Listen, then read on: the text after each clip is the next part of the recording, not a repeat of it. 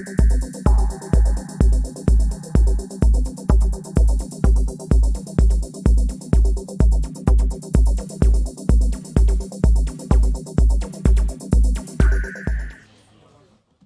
we're back! We were talking about favorites, Peter. Yeah. Do you have one? I do have a favorite to win. I'm putting all of my virtual money, which is 0, on Tobias Lind to win the event. He has been a very consistent player. Every event I've been to, that he's been to, gone top 8. He crushed me in the Norwegian Pro Quest, which was kind of sad, but hey, that's how it goes. So I'm pinning him down as one of the favorites to win. Yeah. He's also the lead XP leader in Sweden at the moment, which is indicator that he's pretty good. Of course. Who's your favorite, Stian? I think you guys are forgetting about the girl on fire. Erika Forslöf. She had an amazing event during the Pro Tour Lille, where she ended up in a draft pod with some of the most competent player in all of Flesh and Blood, I would say. Matt Rogers, I think it was Tyler Horspool. Yeah. And we also saw Oskar Kruse in the same pod, Norwegian champion, ex-champion. But Erika truly impressed me with that draft pod. She beat 2 of the most renowned Flesh and Blood players and also had a really close game with the Flesh and Blood main character, Matt Rogers. So I'm excited to see her play some Constructed. Yeah, it's gonna be awesome. I'm very excited. Do you guys have any more prediction? What heroes are we going to say today? I think we're gonna see a lot of Oldhim. Yeah, I think Sweden is Guardian home. Very Guardian. I've heard rumors that Sweden is very fond of their Guardians. Yeah. I think there's going to be a lot of Guardians.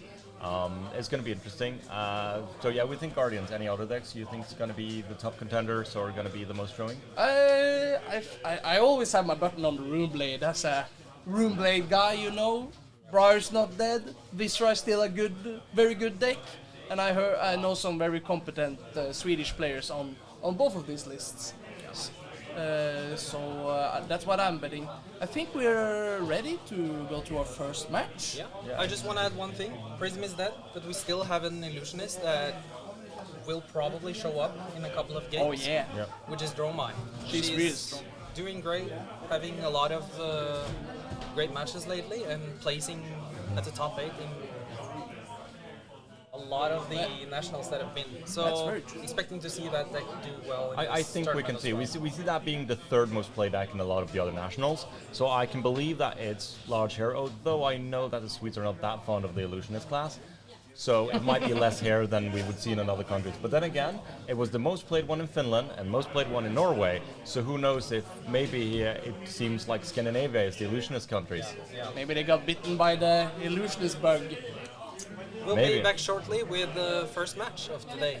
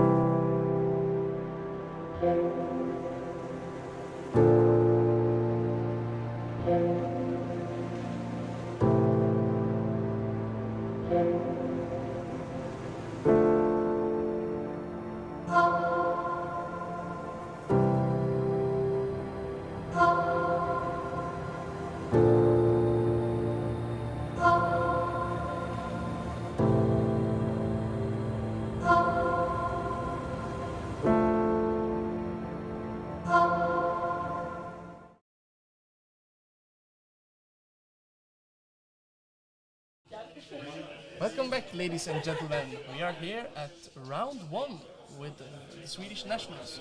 And lucky for you, Stian, it's your favorite to win in the first match. It is my favorite, and she's also on the draft hero, this time in a classic constructed deck, which is Fi. Yeah. And I'm really excited to see her play that, because I know that she's been doing a lot of interesting tech.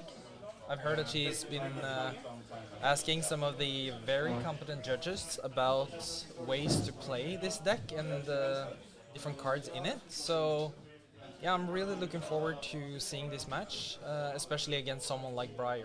Yeah, it's going to be quite a race. Both are not blocking decks.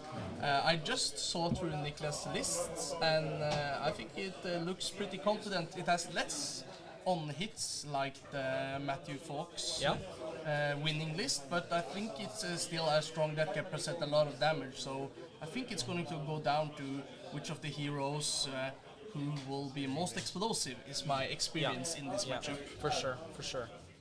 But I think ironically Fi has the advantage if the game goes longer, because of getting the Phoenix Flame every turn is it's a bad card, but it's an extra card every turn, and the more turns Fi get to use that, the stronger it will be, I think.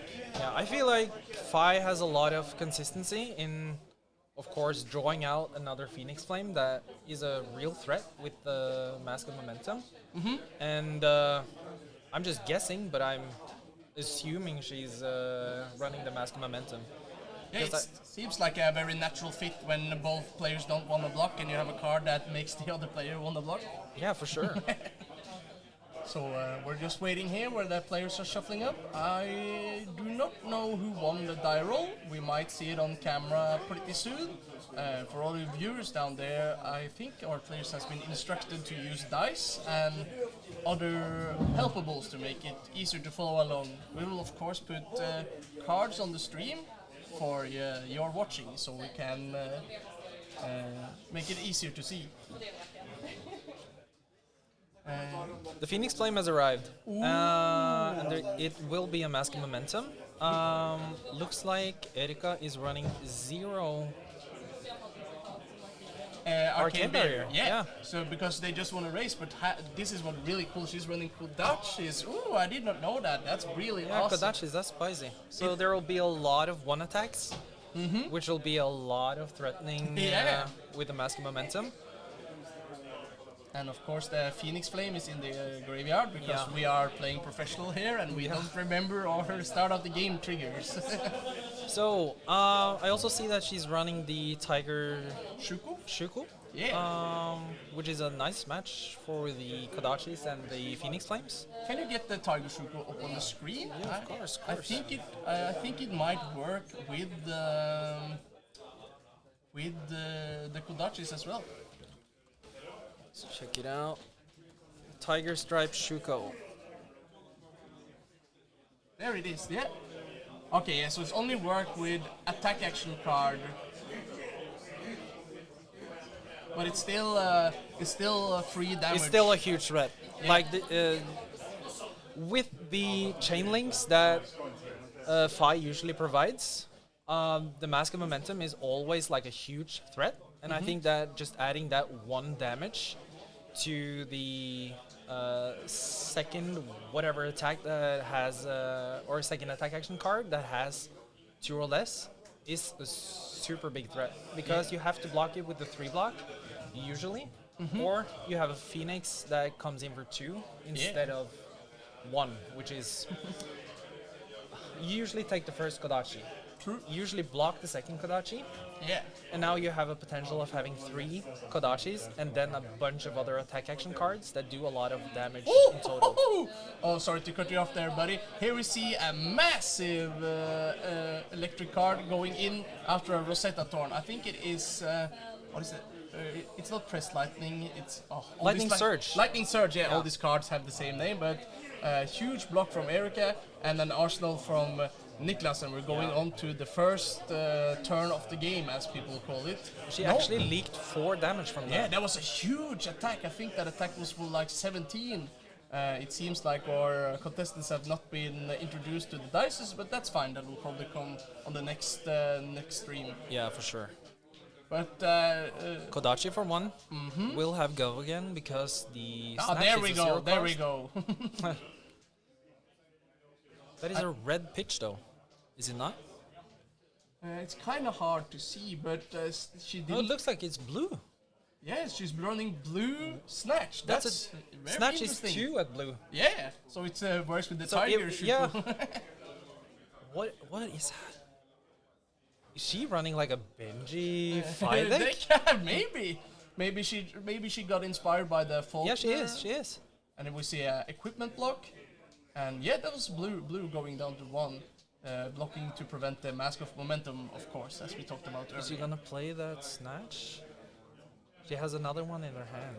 Ooh, but when do you play it? It doesn't have go again. And fire, of course, not working with non-draconic Yeah, it would be changes. early to go. It's an enlightened strike. Sorry about that. Nice one. Probably gonna give it go again. Yes, I would assume as much as the... No, she actually went with the draw a card. She has another enlightened strike in her hand and another card. Do you think it is early Yeah. to pop the... Yeah, I was just thinking, like, going 5 for a draw card. She might be doing some sort of second turn mulligan here, but I would definitely assume that the Snapdragon Scalers aren't going out just yet. It would Or be maybe she early. want to start having want to start pressuring early. Yeah, because if she goes Snapdragon Scaler, what is her follow-up? She has another E-strike in hand, so she can go E-strike for 7. That's a total of 14 damage on Yeah. the turn. Yeah. And it would threaten a mask. So it's not that bad, actually. Unless she has another blue, then she can get a Phoenix.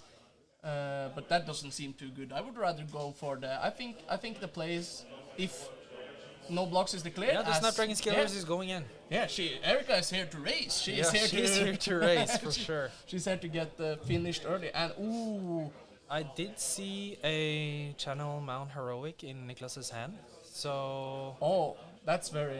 Oh, sorry. Go ahead. so I'm thinking he's gonna be willing to take this damage in order to get a huge 2 turns coming up. But we're starting to reach that 10 number. There's no way to get go again here though. Yeah. But I assume she's Erika has probably decided that she want to get this card into Arsenal. Yeah, but that's really interesting because I thought since 2... Oh, yeah, it doesn't trigger the mask because No. it has to be 3 in a row. Yeah. Silly me. Sorry, everybody at home. Not a ninja player. But yeah, that makes totally sense. She went for the draw because the 2 damage is not worth the potential damage she can Yeah. get on the next turn. And you want to have a card in Arsenal on these race matchups. Like, those are what defines if you win or if you don't win. Ooh. Keeping a card in Arsenal is huge because 5-card hands are, especially for Briar, like really important because that's when you really start to blow off. Ooh. That's true. We also saw Niklas did not have a blue earth card in his hand, and he drew one from activating the helmet, the Yeah, Crown of Providence. huge. That's huge. So we're gonna see a huge turn from the Briar player Niklas here. I'm assuming he's gonna start off with Sonata. Yeah, I think you're going. Do you? No, he's actually going to Yeah, Mount Heroic, but I would start it with Sonata to see what the cards were. Yeah. But he Scar for Scar. I Yeah, think. Oh, Niklas is building up for the next Yeah. turn. but he has go again, so when that Sonata comes in now, he will create the Lightning Surge token to get his next attack action, which looks like it's a Snatch. Yeah, it's a snatch. So that'll be a 7 draw card with go again after Yeah. Sonata. That makes a lot of sense. Yeah. Or he could. We don't miss our triggers here at Swedish National. Oh, he pops the chest to get 2 more resources, so he can Sonata for 1. Yeah. Ooh, looking at the 4 cards on the He's top not taking any chances. He wants the odds to go up, creating that lightning surge token. Okay, non-attack, attack, not a good one, attack, a good Ah, one. there it is. That's a double, isn't it? That's a Tome of Harvest and then No, Autumn's it's Touch. only- Yeah, it's yeah. only So it's one he can card. only have one. So I think he's gonna take the Swarming Gloom Veil. Yeah, he has spawned 2. No, 3 auras.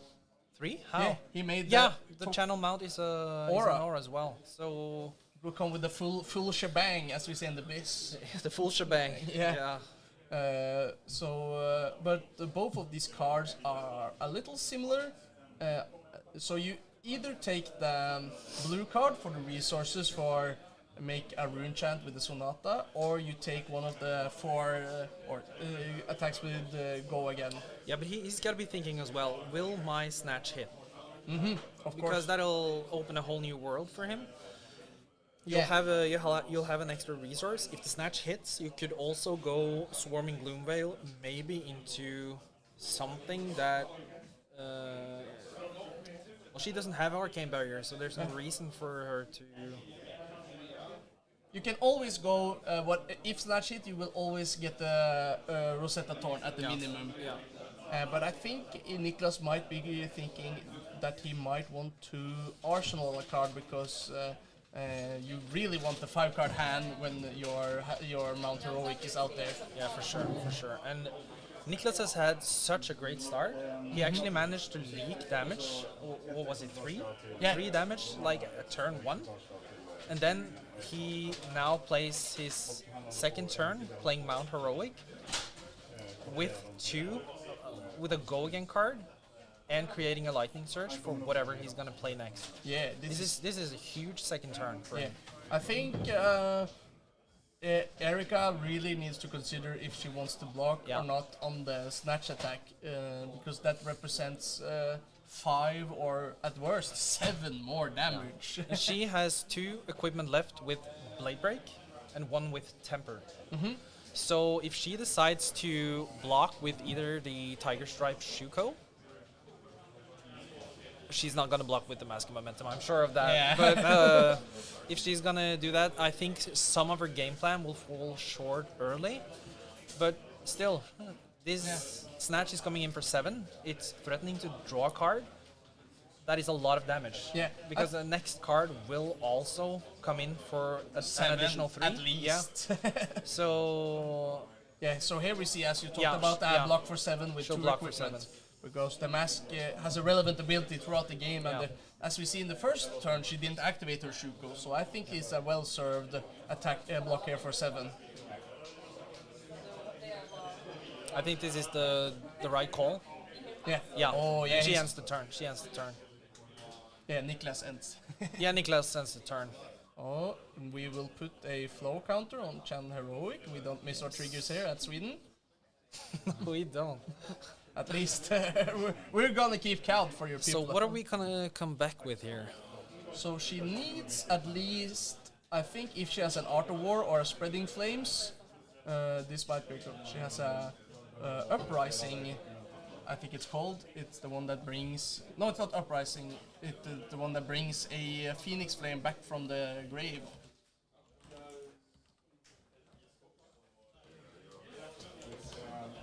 Let's see here.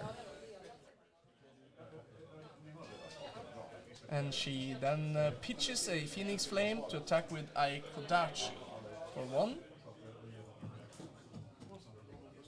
Niklas is reading the card, thinking, will it work with the Kodachi? Ah, there it is, Rise from the Ashes. Rise from the Ashes.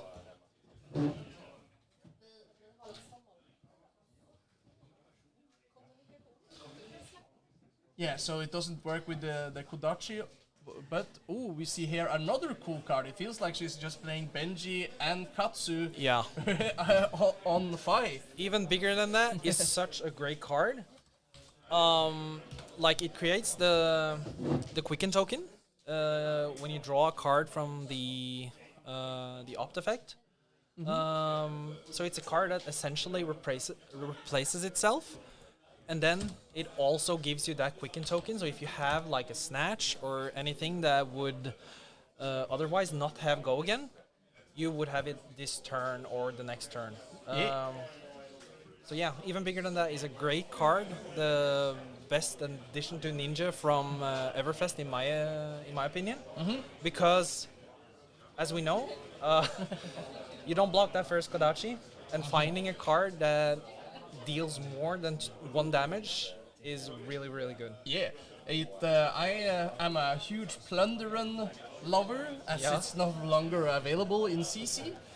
So this is the next big thing we got, but as a more like balanced version of Plunderon, it only works with cards with classes like Ninja. Yeah. And here we see a attack for 4, while Erika pitches a attack reaction that for playing an Engulfing Flame for 7. Is that the Engulfing Flame Wave? Yeah, It's hard to see with the dices there. yeah, We'll make a good guess. yeah. But it actually should come for 8, shouldn't it, Stian? Yeah, I think so, because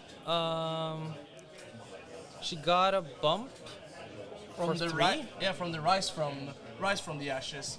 So maybe these are considered, or it might be that this is a 4 attack for 4 and not the Engulfing Flame. No, it's not the Engulfing Flame because she pitches. It's a 1 for 4. I think it is the rise against. Yeah.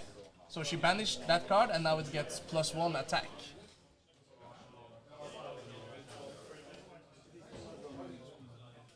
So it's coming in for 5, and here we see Niklas blocking it to prevent the mask, of course, showing another attack from the top.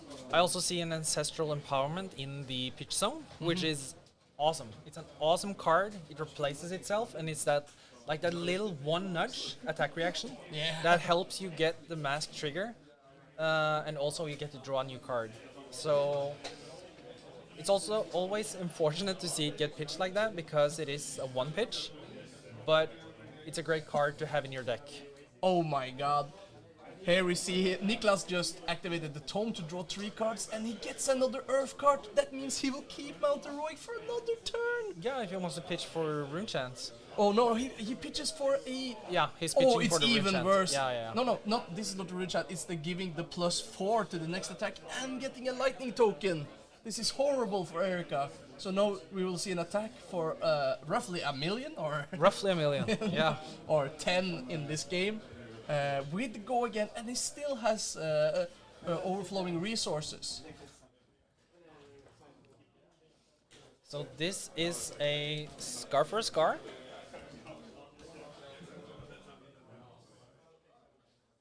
Which will have Go Again. And it's coming in for 10! Because it got +3 from Channel Mount Heroic and +3 from the Surge Earth Here's the beautiful, promo version. yeah, from Team Covenant, I think. I think it was from... Yeah, I think Team Covenant gotten it from LSS to give out for some tournaments back in the day. A beautiful card. Not the one being played. An even stronger version. Yeah. A 10 Scar for a Scar. It's huge. And she takes all of it. She takes all of it, and here we see a Rosetta for 4. So, with the 3 cards, Niklas presented 14 Yeah, she damage. has to be confident at this point. Going down to 14 while your opponent is at 23 it's a huge number. That Mount Heroic will also stay for another turn. So this is scary. Yeah, 3 consecutive Mount Heroic turns are huge, especially when it's out from the get-go on the second turn. And now it will be once again. Yeah, so if I were Niklas here, I'm looking to say to Erika, you have to show me lethal this turn. I'm not going to block any cards. I know I have 14 or more damage in my hand. Yeah. I need to see lethal. And she starts with a Rising Anger for 4. Is it Rising Anger? Yeah. I don't think Erika plays the 2-cost ninja card in her... Rising Resentment? No, okay, so just go Anger. Anger. We're so angry here at the casting table. Getting all the Ranger cards. There it is. Mounting Anger. Sorry for that, but here it is. So, Mounting Anger, if it hits, you may banish an attack action card from your hand with cost less than the number of Draconic Chain Links you control. If you do, it gains +1, and you may play this turn. So It will hit. and it banishes a Blazing Hedgehog. It's one of the few cards it can banish because you can only banish a 0 cost. Yeah. Because it is less than. Yeah. And here we see another on hit coming in from 5. I suspect there is a lot of. I suspect there is a lot of 0 costs presented in this deck because of that anger card. Yeah, and that interaction and Fi often is a very redliner, so they want to keep the resource curve as low as possible. Yeah. So here's the big decision point for Niklas. Is he going to block this block for 3? It's a very clean number, only 1 card, but do you think Erika will have 3 more attacks after this turn? This is a turn where the Phoenix will attack. Did he miss the Earthlore Surge token trigger? Yes, he did. So we do miss triggers here in We Sweden. do miss triggers here in Sweden. But it's okay, it's the first round, they're both nervous, it's... we all make mistakes in the heat of passion. He's gonna take the 3, and now we have a mask trigger threatening at 5 damage. So this is the scary... Oh, Niklas takes it, he was like, I missed my trigger, that's fine. And here we see another ninja card, you know this one, Stian. Yeah, this is the Soulbit Strike, which I think does not have Go Again. Yeah, it gets on hit go again, but Erika did not. So he just took the damage and activated the mask trigger. Yeah. But here is the strange part. Why didn't Erika get the Phoenix Flame? Lightning Surge gonna come in for 7 Go Again, since it's played from Arsenal. And I see at least 2 more go again attacks There from is a Niklas' Ravenous hand. Rabble, and there is a Swarming Gloomveil in Niklas's hand. And that, my dear Stian, is 21 damage for 3 cards. Yeah. So I think we're gonna see a equipment block from Erika this turn. Yeah, for sure. Both with the mask That and... mask might disappear this turn, actually. So here is the tricky question. Which card do you block? Do you block the first one? Do you block the second one? Do you block the third one? They all, you're most likely expecting that all attacks are coming for 7, so is it better to wait? Because the first block is optional. I'm waiting for lethal at this point. Okay, so you're taking the first one going down to 7? I think these are 2 very competent players, so what they're gonna do as soon as this starts to get lethal is their best guess, not mine. Like, they'll know better what to do. She's starting off at the first attack, will only take 4 from this Lightning Surge. Yeah, now he remembers. Yeah, we don't miss triggers anymore in Sweden. we miss one, and then we're back in, Yeah. baby. This block makes a lot of sense to me, because you want more information. Yeah. And 10, he's most likely not presenting lethal for Creating the next a rune attack. chant. This is scary though, because now the Swarming Gloomveil is coming in for 6. 7, 6? It's coming for 6, he only... No, it's coming in for 7 because Yeah, he created the 2. Earthlord Surge. So this is a 7 Go Again. Yeah, but the scary part... Luckily for Erika, no, because she doesn't have Arcane Arcane Barrier. Barrier, no, Yeah. this is the scary part. So the Swarming Gloomveil effect doesn't matter at all. No, yeah, and you need a third one. But the scary part is now, Yeah. if she cannot take 7 damage, No. because then she will go to 2, and then Rosetta Thorn kills her. And For she sure. can't stop that, unless she plays... She'll start blocking here. Yeah, 100%. She'll take the rune chant, going to 8. I'm. No, she took the rune chat from 10 to 9. Oh yeah, so that's already gone. Yeah, Niklas just has not removed it from the board. She's still. Niklas still has a Ravenous Rebel, as we know. Yes, and a attack with Rosetta Thorn, so he's threatening 14 There more damage. is a snatch in Erika's hand, which blocks for 2. There is also an Art of War. Yeah. Do you think she's considering Art of War? Yeah, she might be playing Art of War this turn, because she will be able to banish a card to draw extra cards. The downside of doing that is that remaining pitch will not benefit you in the Arcane Barrier sense. So you're essentially paying to gain 1 more armor and to replace your cards. Yeah. So she I think she's forced to Art of War here. Yeah. She will probably pitch the best card in her hand, and then she will banish the snatch, looking for more 3 blocks and giving all of her attacks +1 attack and defense. So with 2 cards, you can block the entire attack. I think Erika needs to block this out while still keeping at least 1 card in hand. But there's no way she's presenting lethal if she has less than 2 cards. Yeah. She's gonna banish the snatch to draw 2 cards. It's gonna be +1/+1. Oh no, we see another Art of War. And she pitched red, didn't she? Yeah, that's unfortunate. horrible. But I think Erika only had red cards in her hand except of the Art of War. No, she had the blue. Oh, that's unfortunate. But she only runs. There's only 2 more Art of Wars in her deck, and she didn't want to pitch a 3 block. Ravenous Rabble will come in for a minimum of... Oh, it's a blue card, so it's coming in for 4. That's so fortunate. Yeah, but it for still Erika. has the boost. No. So Yeah, it's it'll 7. go down to 2 to 5. So 5 with the Mount Heroic. Yeah, it goes up 3 and down 3, Yeah. so it's still 5. Yeah.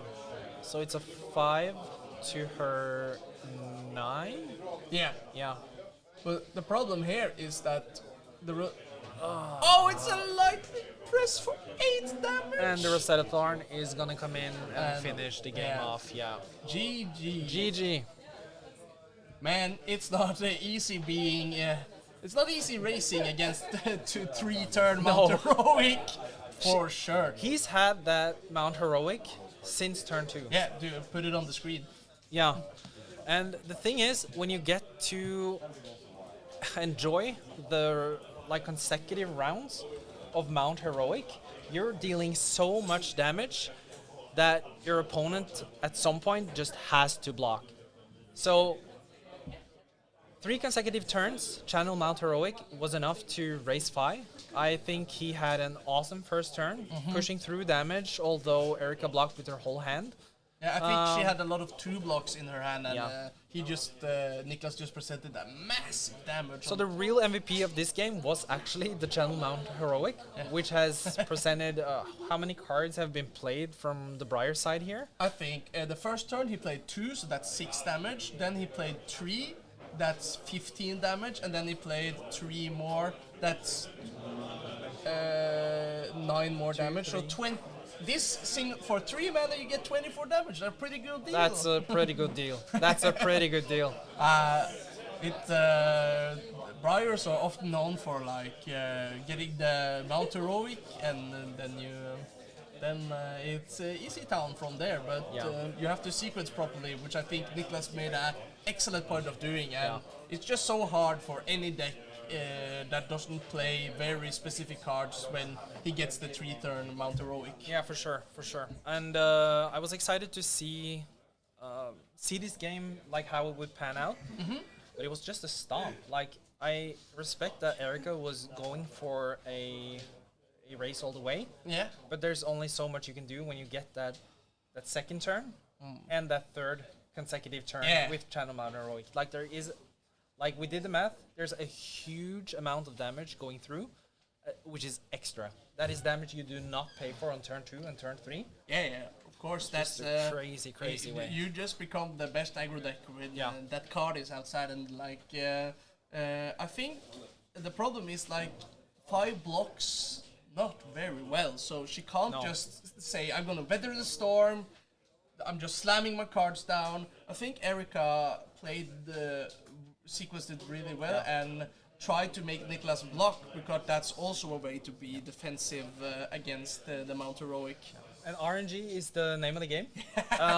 Would she have gotten those Art of War on the last turn? Things might have actually looked different. But yeah, if Erika, if we swapped some of the hands and the last hand was the hand before, then she might have presented lethal against Niklas, which meant he would have to block. And but when you're not going through your deck, you have to pray that the right cards are at the top of it.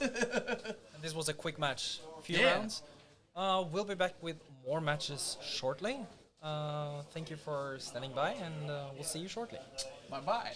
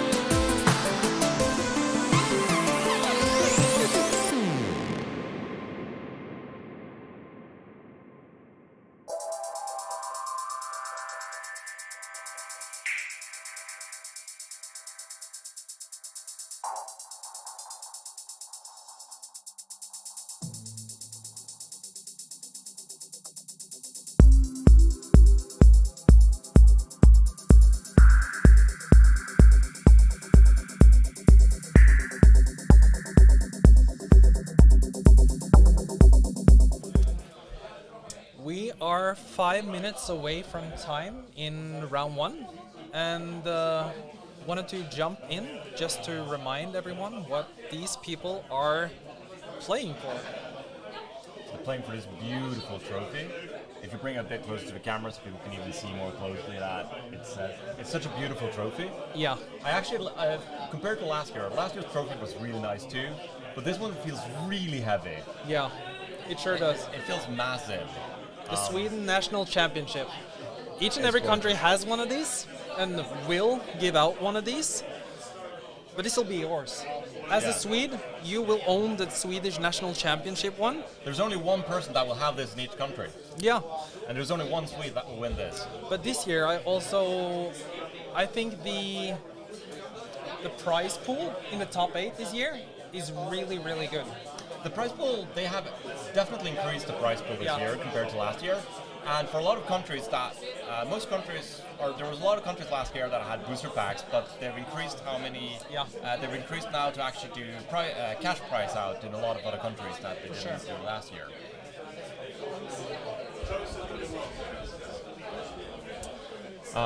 Getting yelled at by the organizer here for not having our mic closer to our mouths. My mic was apparently not close enough, so I'm sorry about that. Anyway, the prize pool and what LSS does to support players traveling abroad to compete at even higher levels, Yeah. I think is a great way to support your community in actually wanting to play more competitively. Discover the world is one of their... I love the motto that Yeah. they're doing for the Pro Tour and their competitive play all across the world. It is that you can travel the world, play Flesh and Blood and travel the world. It is amazing. Yeah. I love this by card games. I've traveled a lot for playing in my time when I played Magic. And now even with Flesh and Blood, I've traveled to Madrid, I've traveled to Lille. I really want to go to Worlds, but I can't. Like I just can't afford it. But the prize pool this year for the National helps you a lot to actually manage to pay for the travel to go to and compete in the Worlds. Because both the finalists, the first place and finalists, will be getting a PTI that they can use for the Worlds. What do you actually think about the PTI system? The PTI system, I think it's great. I also like the fact that you're able to trade or sell it because it is a way to make the game more professional. I think the gold cold foil are the biggest, like the best way to support the players because it is such a symbolic way that if you're winning a nationals or second placing a nationals this year, you're getting a collector's item that you yourself would be very proud to keep in your collection, or you have something that you can sell to financially support your trip to America if you wanted to go to Worlds. So I think the PDIs are great, but I think the gold cold foils are an amazing way to support the players that are doing well and placing high in these tournament matches. What I really like also about the PDI is just the fact that it allows you that if you win a PDI, if you get the PTI from a Battle-Hardened, from a national championship like this or a calling, you don't have to use it immediately. So let's say that you win this nationals or you become the finalist. But for some reason you cannot go to the Worlds, then you can save it and you can use it on first Pro Tour next year. But even so, let's say that for some reason life happened and you cannot compete in this you can't travel for a competitive tournament the whole next year. You don't have to use it. You can use it in 2024 if that's what you needed. And I love this fact that you can just keep competing even if you can win more of these. You can still participate in events. Winning tournaments does not prohibit you from participating in these events. You can just stack up the PDI. Yeah, you can trade them, you can sell them, you can give them to a friend. Let's say people play, me and you play. You suddenly get 2 PTIs and you want to drag me with you to Pro Tour, and I haven't been able to play. You can drag me with you too. Yeah. You just don't have to sell it, but it's easier to travel with your friends. I really love that LSS is trying their best to actually help you to travel with your friends. Yeah. That's also why I love the fact like the Pro Tour, the World Championship, all of these events are connected to callings, so that you can travel with your friends even if they're not qualified for these kind of events. For sure. And I think that's a great point as well, like going to Madrid, going to Krakow, going to Lille, with your friends is an amazing experience because you get to experience the game you know and love on a higher level. But at the same time, you also get to meet a bunch of new people. Like, I made a lot of friends at the Krakow calling, at the Madrid calling, and had a great experience in discovering this game, which was an uprising premiere in Madrid. Like, everyone had no idea, except for the spoilers that have been released, what they were meeting going up there. And then you have this team-based Blitz event, which, you know, Blitz is my favorite. Yeah. So definitely. I had an awesome time playing Blitz in Madrid with Norwegian teammates, and also sitting around with Spanish people, German people, people from Austria, you name it. Like, this is a game that really connects people, that creates new friendships, and it's so much fun seeing the people that I met in Krakow, again in Madrid, again in Lille, and then maybe again at the Worlds. I love hearing your experience from this because I played Magic. I've been to a lot of larger tournaments in Magic. I've traveled around to the calling equivalent to Magic called Grand Prix. So I've already had this feeling and I love it. It's so fun doing this all over again now that COVID is done.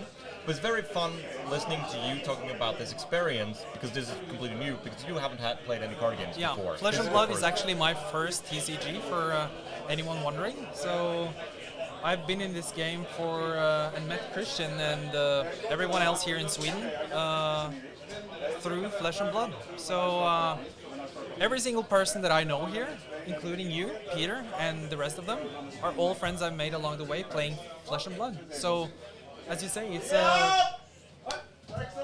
we will be back shortly with round 2.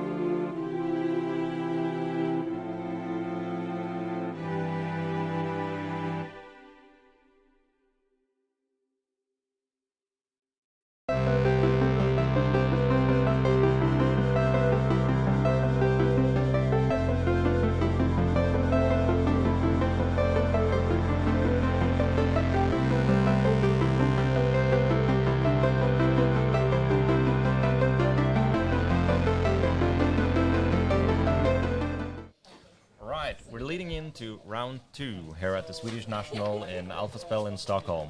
We have a very amazing match for you guys. It's a very good treat. It is the single Azalea player here in Stockholm facing off, piloted by Martin Andreasson versus Adam Noble on Dromai. Oh, this is a spicy one. We know that there's a lot of Rangers enjoyers out in the world, and every time we get to see Azalea, it's a treat. Currently, the players are just deciding who's going first, so we'll get there shortly. But as an experienced illusionist player, Christian, who do you think is favored in this matchup?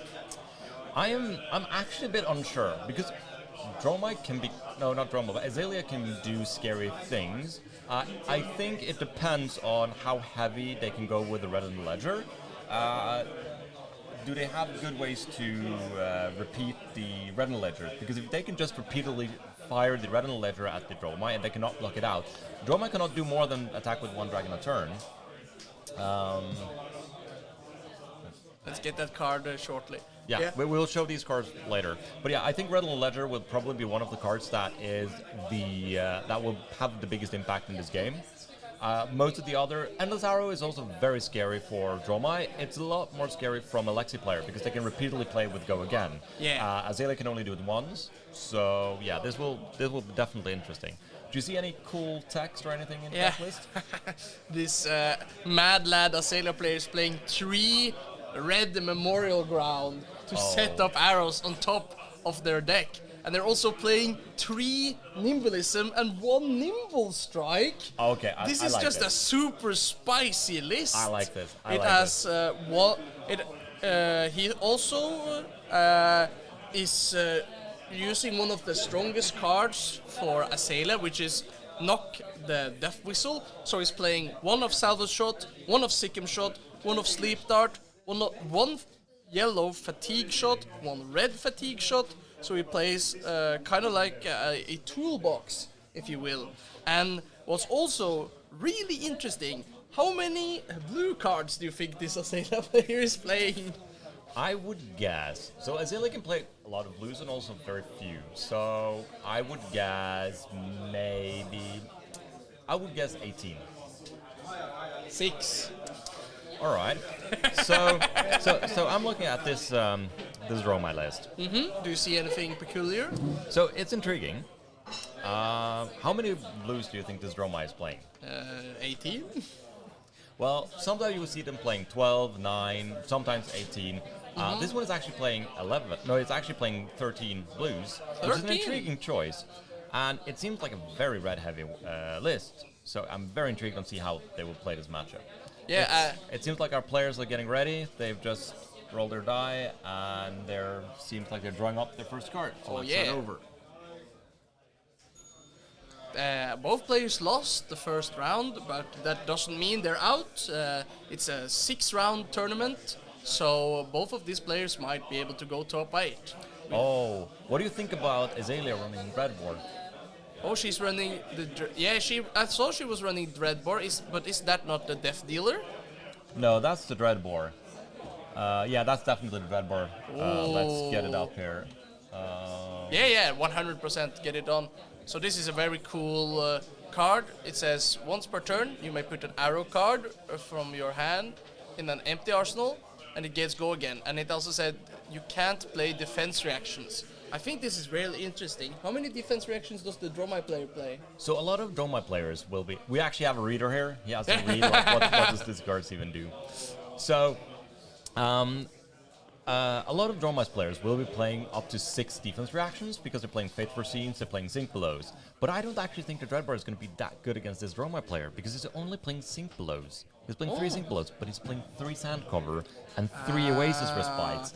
And they're not defense reactions, so Dreadboards won't be able to do anything against these cards. So this will be really... this will be a treat. So you think that the Azalea player should have gone with the Death Dealer as it replaces, or do you think the +1 might be valuable enough? It seems like a go tallest. I think I would still rather play Dreadboard into the match because if the Dromai player is maybe playing the 6 defense reactions, you are killing the 6 defense reactions gets worse. So we see a Ravenous Rabble played here, revealing coming in for 4 because we burned them all. blocked by take aim. It seems like is that a red or a blue take aim? It's a red take aim. He's not playing blue take aim. Yeah. And you see the advantage with a take aim. No, not take aim. I'm just lying. It's take cover. Yeah, it's take something, okay? It's take something. It's really hard casting Flash Abroad when a lot of the cards are like swing big swing, strong swing, swing small. They have a lot of similar names in this game. Yeah, but now you see, even with a take cover, he was allowed to set up with a card in Arsenal that allows him to flip with Azalea. It also allows him to use the headpiece to try and go deeper into. Yeah, to get the dominate of the Azalea passive. It seems like Azalea had a really good turn one here to defend against Adams, the Dromai's initial pressure by having a lot of defense reactions and also allowing them an Arsenal card, even ending up being the second player. I see also here that that's the second take game.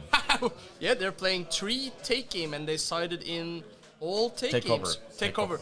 But they're also playing 3 take games, actually. I'm not surprised. It makes a lot of sense. But what do you think, is defense reactions good against Dromai? I would say these kind of defense reactions are good against Dromai, but not because I wouldn't say that the Oh my god! The Dromai player has 2 defense reactions in hand! It has Sink Below and Fate Foreseen!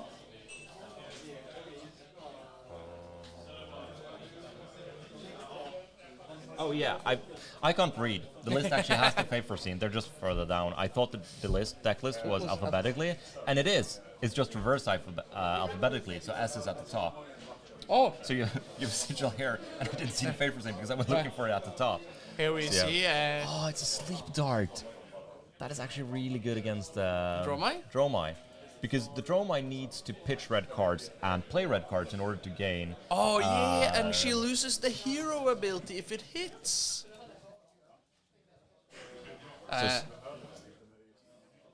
And you see that the Ravenous Rabble with Go Again, killing the Azalea is also a very good thing to do for the dragons. The Dromai's strength is that they can build a board with these dragons that they have to kill. They have to attack down to actually get rid of. And the Azalea is a very good one. It costs 0 resources to play. It will give Go Again to all your dragons because it's red, and it's also red pitch. Here we also see a fun interaction. We see Nimblism, so this is going to become a big Sleep Dart. And I do believe, since it's face up, that it has Dominate. I'm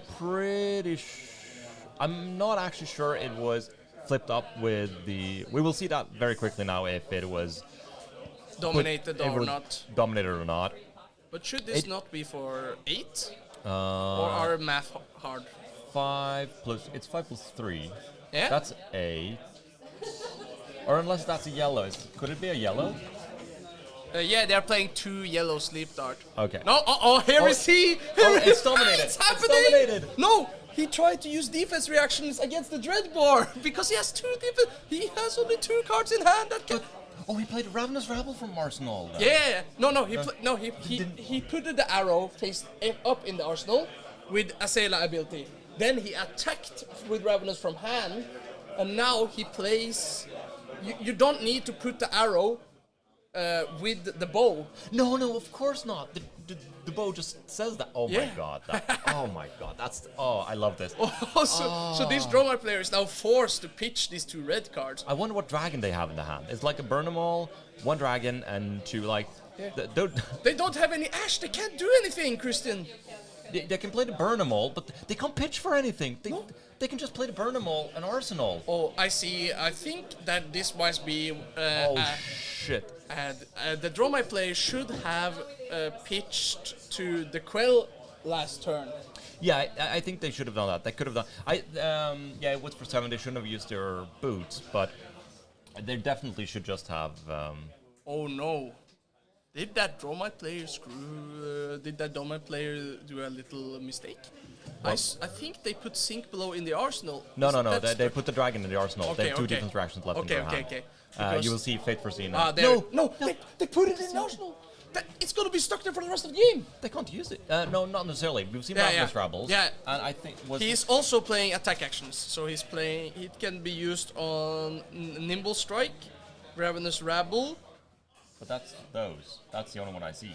Yeah. So it's that defense reaction sure found a home because it ain't moving. That's a read a glide path. If my card knowledge is correct. That's correct. It's a new one from Everfest, isn't it? Yeah. I don't think we have seen a lot of this card. No. Is it the red? Does he only play red? Yeah, only reds. This is a read the glide. It's a very good card for Azalea.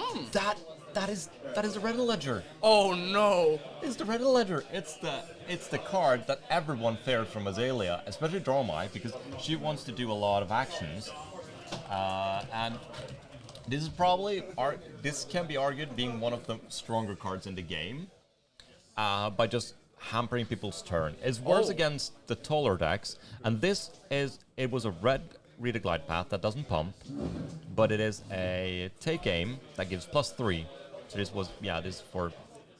So here we see a quick Oasis Respite, a new card from Uprising, which has been very popular as a very good reaction. No, it's an instant that removes 4 damage from a source and also gives you a little life. So the Dromai player should be at 34, I think, if they remember the life trigger.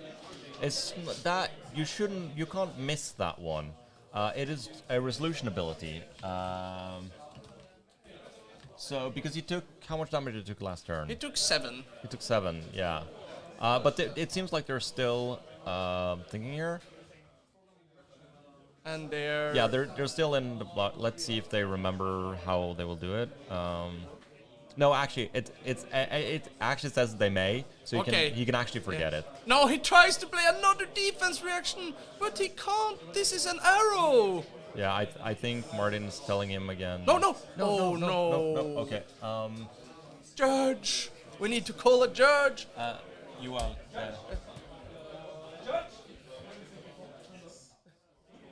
We have to stop the players. Just a minute,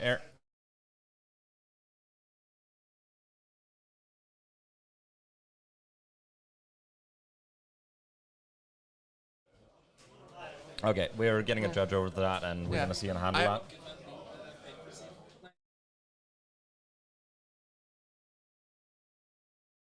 As a well-disputed judge, how will they salute? Because we caught it on camera. So, what is the procedure that we need to do now? So there's not a lot I can do.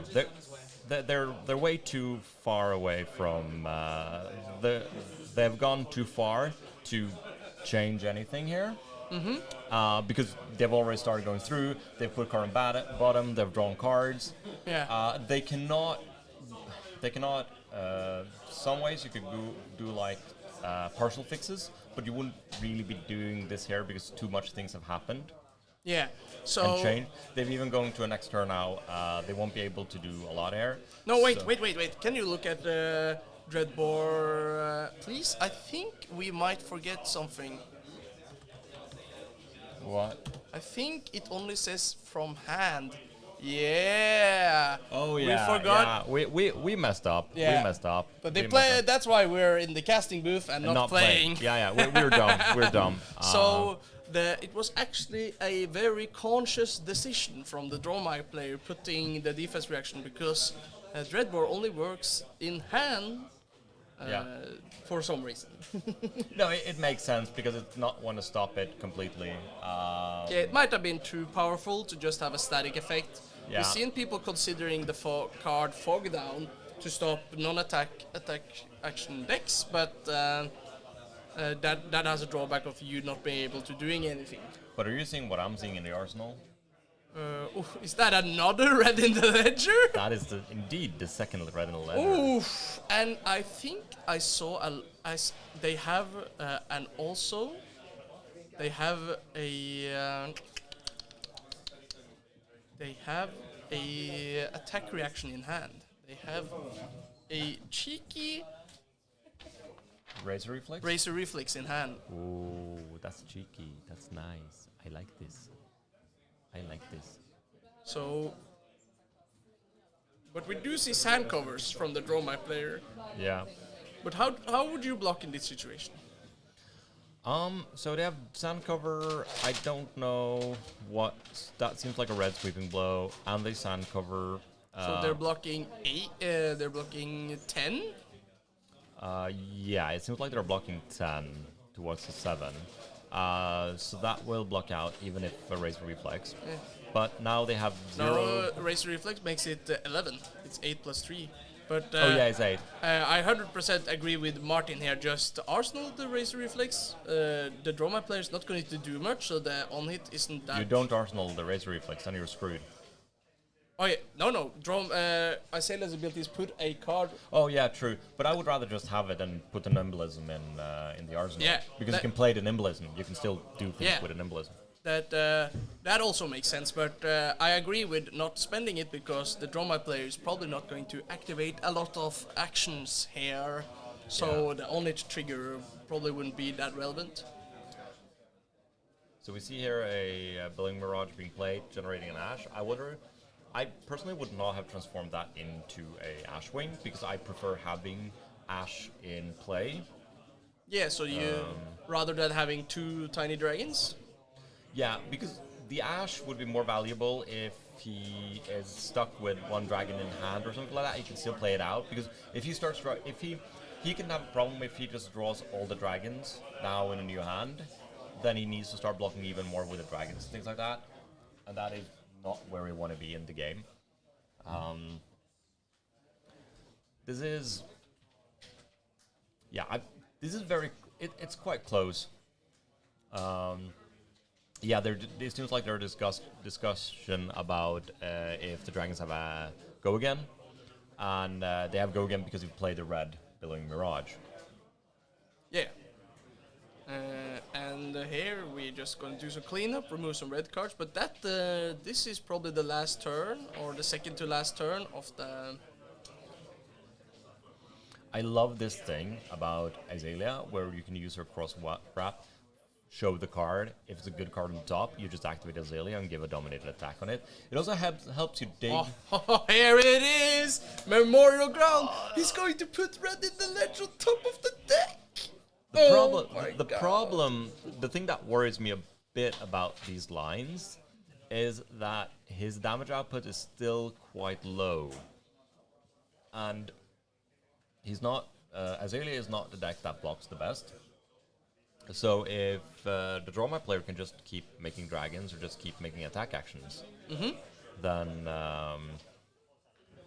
I'm a bit interested. Okay, so he's gonna put the Endless Arrow down and then swap the Endless Arrow. Yeah, because he wants to pump from... And now we're also floating the 1 resource for the Red Razor Reflex. Yeah. But he has a tunic, so that's how how the math works out. That's how the math works out. So I see 2 Billing Mirages, 1 Doombreaker Senpai, and a Sweeping Blow. I think that's a blue Sweeping Blow. He plays 3 blue, and he plays... Let's see... Yeah, he plays 6 sweeping. That is like the normal... it's the normal amount. Configuration. Yeah. It's like 0 yellow Dromai, and usually the Dromais play 0 yellow. Sometimes they do play Remembrance for the games that goes far. Oh, that's interesting. He only blocks for 3. So he takes 5. Martin gets to save his Razor Reflex for another day. Yeah. And now you put it in the arsenal because it's still on the card in hand. There's no reason to keep the card in hand. But isn't Dromai going to take a lot of damage this turn? Well, she took 5. Yeah, but now I'm counting at least 3 more damage, so that attack practically was for 8. Yeah, the attack was for 8. She blocked for 3, so she takes 5. But now she activates the card. She's gonna take one. They're gonna take 1. Yeah. And they're gonna make another dragon. That's another damage they're gonna take. No, but that's not a damage they can deal because they don't have any more actions. They can't do more than 1 action. Oh yeah. Oh, I'm sorry. Right. The red letters are hit. Yeah. Okay. Yeah. So they're only going to attack for 3 this turn. So practically in the business, that's what we call a time walk. Yeah. Do we have any good words for that in Flesh and Blood? Funny heuristics off top of your head? No, because we don't have any cards that kind of do this, and we don't have any cards that stops your opponent turn like we do in Magic, where the term time walk comes from. And also, like, time walking in this game doesn't feel correct a lot of the time because you're not truly time walking your opponent because they still manage to do something. And in a deck like Dromai, the time walk isn't really a time walk. They still made another Ashwin. Yeah, that's fair. So we're gonna start. Oh, you just got ledgered. Is when you block with every card and then you pass the opponent. I would almost say like ASL or Arclight Sentinel or something like that. That makes more sense. You don't get Sentinel. I can like the term Sentinel. Oh, do you recognize the card I just displayed? It's Knock the Death Whistle. It's a great card. Okay. It was not that. It's knock with the N and not K, you Norwegian. Because you don't knock, you knock it on your arrow. Yes, you do. Screw you. Let's see. All right, here we have the card. It is also a very good card. Azalea and Rhinar you have Bravo, but Azalea and Rhinar is currently the ones with the best like tutor effect, like cards that fetch a card from your deck. Because you knock the Death Whistle in Azalea, and you have Stand Sketch Plan in Rhinar that allows you to search for any card. These cards are amazing, but they have a downside, and if you're trying to do some form of pitch stacking, you cannot, you will ruin your pitch stacking, but that's not really that relevant. Yeah. That's a Seek and Destroy. Ooh. The pressure from this Azalea deck is actually pretty good. Yeah, they're only attacking for one, which is chronologically known as not a very efficient way of dealing damage, but they're presenting consistent on-hits. That is the second or third way. That's the second Oasis, right? Yeah. So he used one sand cover and two Oasis. He used one Oasis and two sand covers left. Wait, is he throwing away his boots? Yeah, I think he's doing that. Yeah, so he pitched a blue Billing Mirage. Yeah, that's a blue Billing Mirage because that's how he pays for both the shoes and the Oasis Respite. Yeah, and that makes it go to 8. So And then he also gains a life because he was less life than his opponent. Yeah, it was 27, right? What do you think? Okay, do you think the deep blue he's playing? Do you think that is because he does not own a tunic, or that's a conscious choice? No, you're gonna have to guess. Okay, I'm gonna have to guess. I want to say we're playing nationals, so I'm assuming that that all the players own, or at least have maybe get to borrow the card. So I'm saying that they're playing this card as a choice for rather than playing the tunic, because they think the match is not going to go long and they want the 3 resources now than 3 resources later. So I actually don't think Deep Blue is necessarily a bad card in the deck. I do think it's better if you're playing for Blades and Sinclair compared to CC. This player does not have any tunic in his deck list at all, so I think it might be that the person didn't get to borrow one or didn't own one. Yeah. That is completely possible, but I still think that this is a card that can be used. One of my favorite dragons was just drawn in the Dromai hand. Did you see it? Yeah, I saw the big boy, the legally distinct dragon. So this is the Tumultai. It was one of the most discussed dragon when it was released or when it was spoiled. Since when it attacks, you reveal the top 2 cards of your library, and for each red card that you reveal this way, you put a -1 counter. Put a -1 counter on an equipment your opponent controls, and then you destroy it if it has 0. So equipment can never have less than 0. So if you have 0 in defense and you put a -1 counter on it, it will still just be 0. It will not be -1. Mm-hmm. And it's one of the few ways that you can repeatedly destroy equipments in the game, and there's very few cards that at all interacts with equipment. Some people were lamenting this, that they were lamenting it that this was too strong, it's not fun, you can't interact with the card because you attack for 5 and this just happens. And it happens before it blocks. But it costs 5 resources in a deck that is primarily red. Yeah. And you do have to have some form of you do have to have Ash out before you play the dragon. And you have to draw it, and you have to draw enough blues, and you have to have Ash. Yeah. You have to have the Ash. You also have to have the double red on the top. The double red on the top is probably the least problematic thing of managing this card. So yeah, most of the time this card can eat a equipment, but then if you block it, because all the dragons have this mechanic called Phantasm.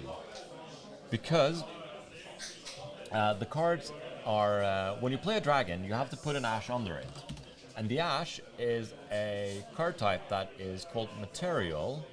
Can I not find the token? Let me see if we can get up the Ash token so we can see. But this is a Material which you have to put underneath all the dragons that you play. You can see it on the bottom there with a die with a number 2 on. So when this is under an object, that will say when it's under the dragon, they get the Phantasm mechanic. That says that if you block it with an attack that is large enough, then the dragon will just be destroyed. Mm-hmm. What do you think about this turn with Seek and Destroy? Martin is having a very strong turn with Seek and Destroy into one of the few... Tumultai is used to block. Oh. This is huge for Martin. Now he gets to keep the Skull Bones or the Tunic the entire game. Yeah. Since there is no yellow remembrance, there's no remembrance in the deck. There's no way, as I can see in this deck list, that would allow him to rebuy the Tumultai. So Martin I will say Martin is fairly in the lead here. He had a huge turn with one of the few arrows that have go again and reload. Finally we saw a turn where there were 2 attacks, and now the Dromai player is just presenting one of the... it's a team player dragon, but against a very less 6-popper decks, and Adam is not playing the book, the funny draw card. You're thinking of Tomo Fjundel, that some of people was popularized by Jamie Faulkner in the UK Nationals. Yeah, he does not seem to be playing that. He seems to be playing like a more straight redliner deck that just want to care about Draconics, not going anything too fancy. Like this is a very strong turn, playing double Chromai. No, it's not double Chromai? There's 2 Chromais there. No, okay. So you just invoke the Chromai and put the other Chromai on top? Yeah, I'm a little confused here. I'm not completely sure if that is actually 2 Chromais or if there is a Chromai that is just underneath. It seems like only 1 Chromai. Yeah, because I think he blocked with 2 or 3 cards last turn. No, yeah, it's correct that it's only because he was at 26. He took 6 damage, and so he attacks with 1 Chromai and 3 Ash Wings. Yeah, now he fixed it. Yeah, it was just a weird way to represent the tokens. I feel it's not the cleanest way, but as long as the players are comfortable with it. I actually can see it since it seems like he's playing the dragons from his deck box, like they're in as tokens. Then I'm actually fine that they put the invocation underneath, because otherwise you can end up with trouble where you have the invocation in your graveyard, where it should not be at this time. Because the invocation is still at the table, and that can create problem from cards like Burn Them All in the game. So that means that it is incorrect. It is on the correct field or correct part of the game. Yeah, so you heard it here, kids. Keep your graveyards clean. Don't want to catch you putting invocations there when they're not supposed to be there. Here we see another guide. Glide flight path. Yes. I think. Read the glide path. Read the glide path. God damn it. If this was a quiz about card names, I would fail this so badly. Me too, man. I just know what I do. So we see here that here is the typical Azalea problem, as I would like to call it. Martin would love to attack with 2. He has an attack with Go Again, but since he's not in the Elemental Master race, the bow he can only put 1 card in the arsenal, which is how you fire arrows. But his hand has the best arrow in his deck. The red Memorial Ground. But the problem here is that to get the arrow, he has to play red Memorial Ground and then crack his bracers to put a card from his hand in his arsenal and then activate Azalea. So there's a lot of hoops you have to go through just to get 8 damage. Does he only play red Memorial, or does he also play the yellows? Because I know some people play both red and yellow. This man that is playing 6 Memorial Ground, both red and yellow. I've seen people do that, because both, like the red one, allows you to put something that costs an attack action that costs 2 or less on the top of your library. While the yellow one says 1 or less, and the blue one says 0. Since you you basically don't play arrows that cost 2. Currently, it's only battering bolts that cost 2 resources. Then Memorial Ground, playing the reds and the yellows are basically free in quotation marks, since they don't block. But since this is what your deck want to do, I forgot the glide path has reload on it, so... that just fixed all the problems. Yeah, so that just fixed all the problems, so now we're back with the... It's actually disgusting thinking about the fact that the combination between Azalea's hero ability giving Dominate and the Dreadbore, making it so that most of his blocks will be for 3 unless he draws Sand Covers and Oasis Respites or uses equipment. So you see he's going to take 4 damage from this attack. And only can do 1 action next turn. You just got Sentineled. No, he's gonna... even with the action points from Dromai, that is not gonna help him. Yeah, sorry. Because the red in the ledger says that you can only do it, so it doesn't matter. You could have 1,000,000 action points and you can only activate 1 card. Or 1 action, as it's called. Yeah. You're starting to see the problem Azalea will have in this, that Azalea has in this matchup, in that you can see that in the form that now you see Azalea is sitting with 4 dragons in play. No, I mean Dromai is sitting with 4 dragons in play, and Azalea is sitting with 4 dragons in play, and Azalea has to find a way to kill these dragons, because if Azalea does not. She can't really kill them either, because she's not going to be able to attack enough. Yeah. And if Dromai just starts getting more and more dragons, and in the end, then Azalea, unless Azalea can manage to kill Dromai... kill the player. Kill the player before the dragons takes over, then it will be harder. Now, it is very close. Like, this is still anyone's game.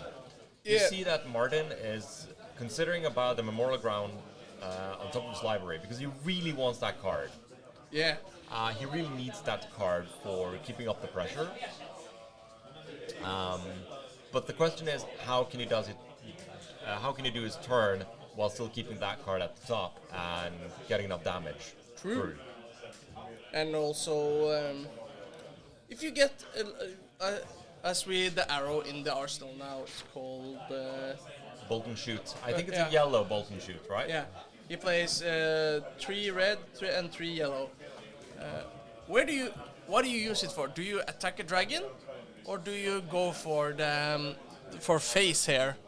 It depends. I think I saw an endless arrow in his hand. Oh, that's another knock the death whistle. Woohoo! So which arrow is he getting this time? So that means that he's shuffling away his Memorial Ground. Yeah. That was on the top.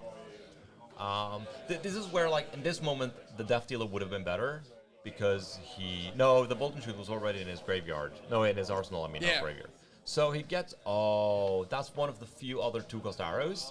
That is Sikkim Shot, I'm pretty sure. Yeah, he plays 1 of Sikkim Shot.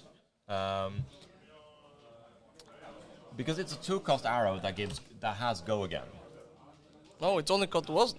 Oh, it actually does only cost 1. Yeah, so this is one of the way. So he can actually go now and play Bolt and Shoot, kill a dragon, and potentially go Sikkim Shot to kill a dragon. Or he just decides that, screw this, I need to try and deal more damage to you, and I just try to raise the damage that you represent. Yeah, because if the Dromai player, they need at least 1 card to do anything. Yeah, they need to see the best. Later in the game, what makes Dromai so scary is the fact that they can just keep a red card that has Go Again, a 0-cost red card, like a Sigil of Solace, Ravenous Rabble. For Adam, the cards he can be sitting with in the hand is Sigil of Solace, Sink Below, Sand Cover, Sigil and a Revenant's Rabble or one of the zero-cost dragons. And if we've seen both burn them all. He was only playing 2, so that is not out anymore. Yeah, he's killing the Dromai. Yeah, makes sense. It's a strong dragon, allows for. So the Dromai will allow him to attack for 4 with 0 cards in hand, because he can attack with the Dromai, gain an action point, and attack with an Ashwing afterwards. Yeah. And if he plays more dragon, let's say he gets out a Yendurai or any of the other more attacking dragons, he can represent 6 damage from 0 cards. There's no other heroes that can represent 6 damage with 0 cards in hand. But here's my confusion. Why did Martin get the Go Again card only to attack a dragon and not attack again this turn? I'm not sure. I don't know why. It feels like if you're just going... Is it maybe you thought this is the worst card in my deck and I need to kill this dragon? Because if that was his choice, he could just... Well, yeah, he could have just used the Bolt and Shoot, because Bolt and Shot still attacks for 3. Yeah, it's 3. The yellow one would attack for 3, so that would still kill the dragon. It wouldn't have pumped, so he could not go again. He could have done more. I'm not sure what his thought was there. It seems kind of weird to not just use the Bolt and Shoot to kill that dragon, draw up the Sigim shot, and use that next turn. Oh, this hurts. Yeah, this is a big turn. Martin probably hoped that it was just going to be some small dragons coming in, but here we see the big one, the Senipai, the Ember Maw. Yeah, and this is a blue Ember Maw since he's not playing any red. But it's a 2 attack for 6. Yeah, and so on much the blue, damage. and it blocks for 3. Yeah, Woo. And you see now it's almost half the life of Martin. And this Martin falls so far behind right now. I really want the Azalea player to win. Yeah, me too. I love Dromai. I love the Illusionist class. Like, you know that. Yeah. I fully foiled, marveled out my Goddamn deck. Yeah. But I want Azalea to win because Azalea is such a cool hero. Yeah, I think like it feels like a very conscious decision to make both the new headpiece and the new bow elemental only, because they might think that Azalea would be too strong if she could work with both of those cards. At the same time, it also makes sense that they're traded because of how the design of the bows are. I don't feel like, because if you compare it with Redliner, Dreadbore, and Death Dealers, all of those generic bows works in a very different way compared to like Voltaire. Because if they're traded, you can make them stronger. Yeah. The non-traded bows should be more generic, but also less powerful because every ranger can use them. Yeah. While if you put a trait, you put a restriction on it, but you can also make it more powerful. That makes sense. Fewer heroes can use them. Yeah. Oh, here we go. Here we go again. Red in the ledger, number 5. So, I'm unsure if let me read Remorseless again, because okay, yeah. I thought for a second Remorseless said whenever they activate an action, it will deal damage. So I would rather them just play the Remorsel and them taking damage. But at the same time, Dromai has a bit too many life right now for the damage to be relevant. The Remorseless damage to be So you good. rather want that tempo back. Yeah, because this deals a lot of tempo back. But the problem now is, I think like Martin basically needs to try and deal 20 damage in the next 3 turns. Yeah, he needs to cook up a very intelligent plan to just kill Adam. Oh, here's another sand cover. Oh. I think that's the last sand cover. So it seems like it's only sand. No. There's some discussion going on. Okay, yeah. It's the sink below. Oh, yeah, I didn't know. If it'd been Remorseless, Remorseless together with that bow is one of the ways to make sure no defense actions are played. Yeah, it would actually force. Anyway. Yeah, oh, that's a Razor Reflex. That's really nice. So here we have Razor Reflex going up to 11 Yeah. or 10. No, it should be 11. Oh, is he playing yellow Razor Reflexes? could be a yellow, because that would be 10. Yeah. Oh, so it was a yellow one. That would be 10. Yeah, so he got the on-hit, but now he has no arsenal, and he will still be attacked for 3 at least. Yeah, but he can be attacked for three turns. That's why I see he have like 3 turns.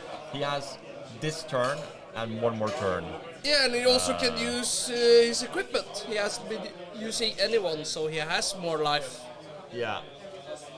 He also actually has arcane barriers through his bullseye brazier. Yeah, and through the headpiece. Yeah, true. So Ranger is one of the few class that are protected against wizards just by using their good equipment for some reason. They're very sneaky equipment. Yeah, everybody forgets that on the onboard arcane barrier. But here we see Martin with another 4 red hand, and they are considering how are they going to block this out. We know that there isn't any more shenanigans, so this is all the damage presenting.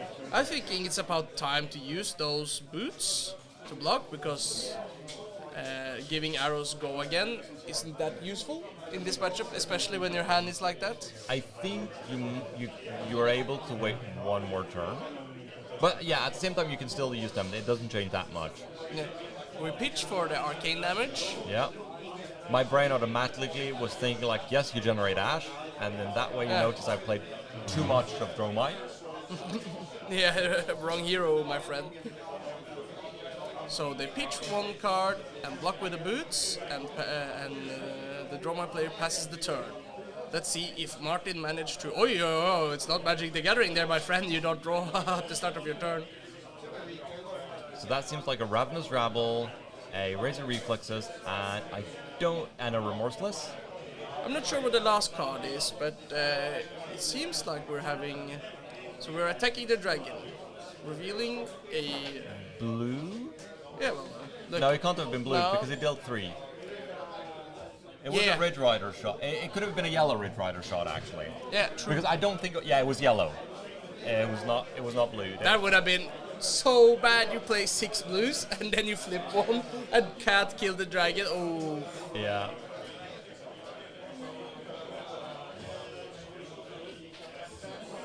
Oh yeah, it was a yellow Razor Reflex there. Yeah, so he actually managed to shoot a Remorseless. Yeah. It doesn't have Dominate, it doesn't have On Hit, but it's coming in for 6. That cannot be defended by by defense reaction. Yeah, so I think the Dromai player will just block for 6 here. Do not let the On Hit... I don't think I would even block. Why should you? You're taking 6, you're going to 12, you're taking some more damage, but you need to do 12 actions to die. You need to deal 7. Well, that's fair. I don't really see any reasons to block there, as you have 5 card. Now you have 5 card hands. You're sitting with 3 Ash Wings. Your opponent has 7. That will be very hard, even if you don't kill them. Did you mean 2 more Ash Wings? Even if you can't kill them this turn, you're going to rip their hand apart, so that they will not be able to threaten you next turn. So you will manage to kill them during the next 2 to 3 turns anyway. So here we see a Rake the Embers, and it seems like... It seems like a blue Rake? No, it's not playing blue, so it has to be red. It's red, but they only wanted to make 1 dragon and 1 ash. 1 ash. Rake the Embers is also one of the huge power cards in Dromai. It seems very innocuous, but just making a bunch of Ash Wings can just be enough. Yeah, and here we see a big one. Get that bad boy on screen. That is bad news. It is probably my favorite dragon. It's probably also one of the strongest dragons in the game currently. Yeah. It is so good. Now, all that Martin can do is hope that that's a blue. That's not a blue, it's a red. That's a dragon. That is a dragon. And I think this just might be game over for him. Yeah. There is a defense reaction, but yeah. So he can block with yeah, because now he has only 3 cards left, and it's going to be 5 attacks. Yep.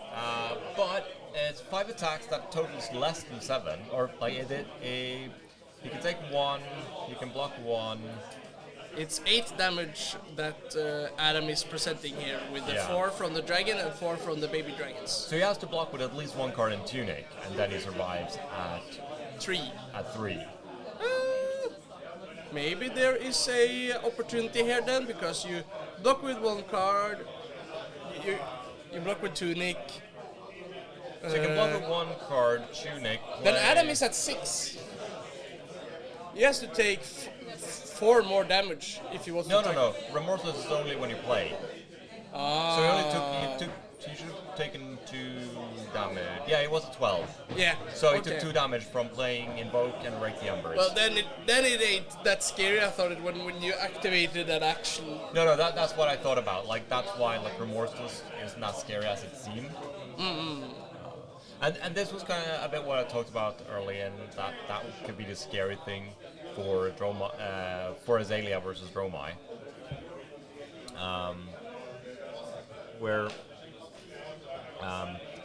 Where the dragons represent so much damage that it's on Azalea to manage to actually kill Dromai before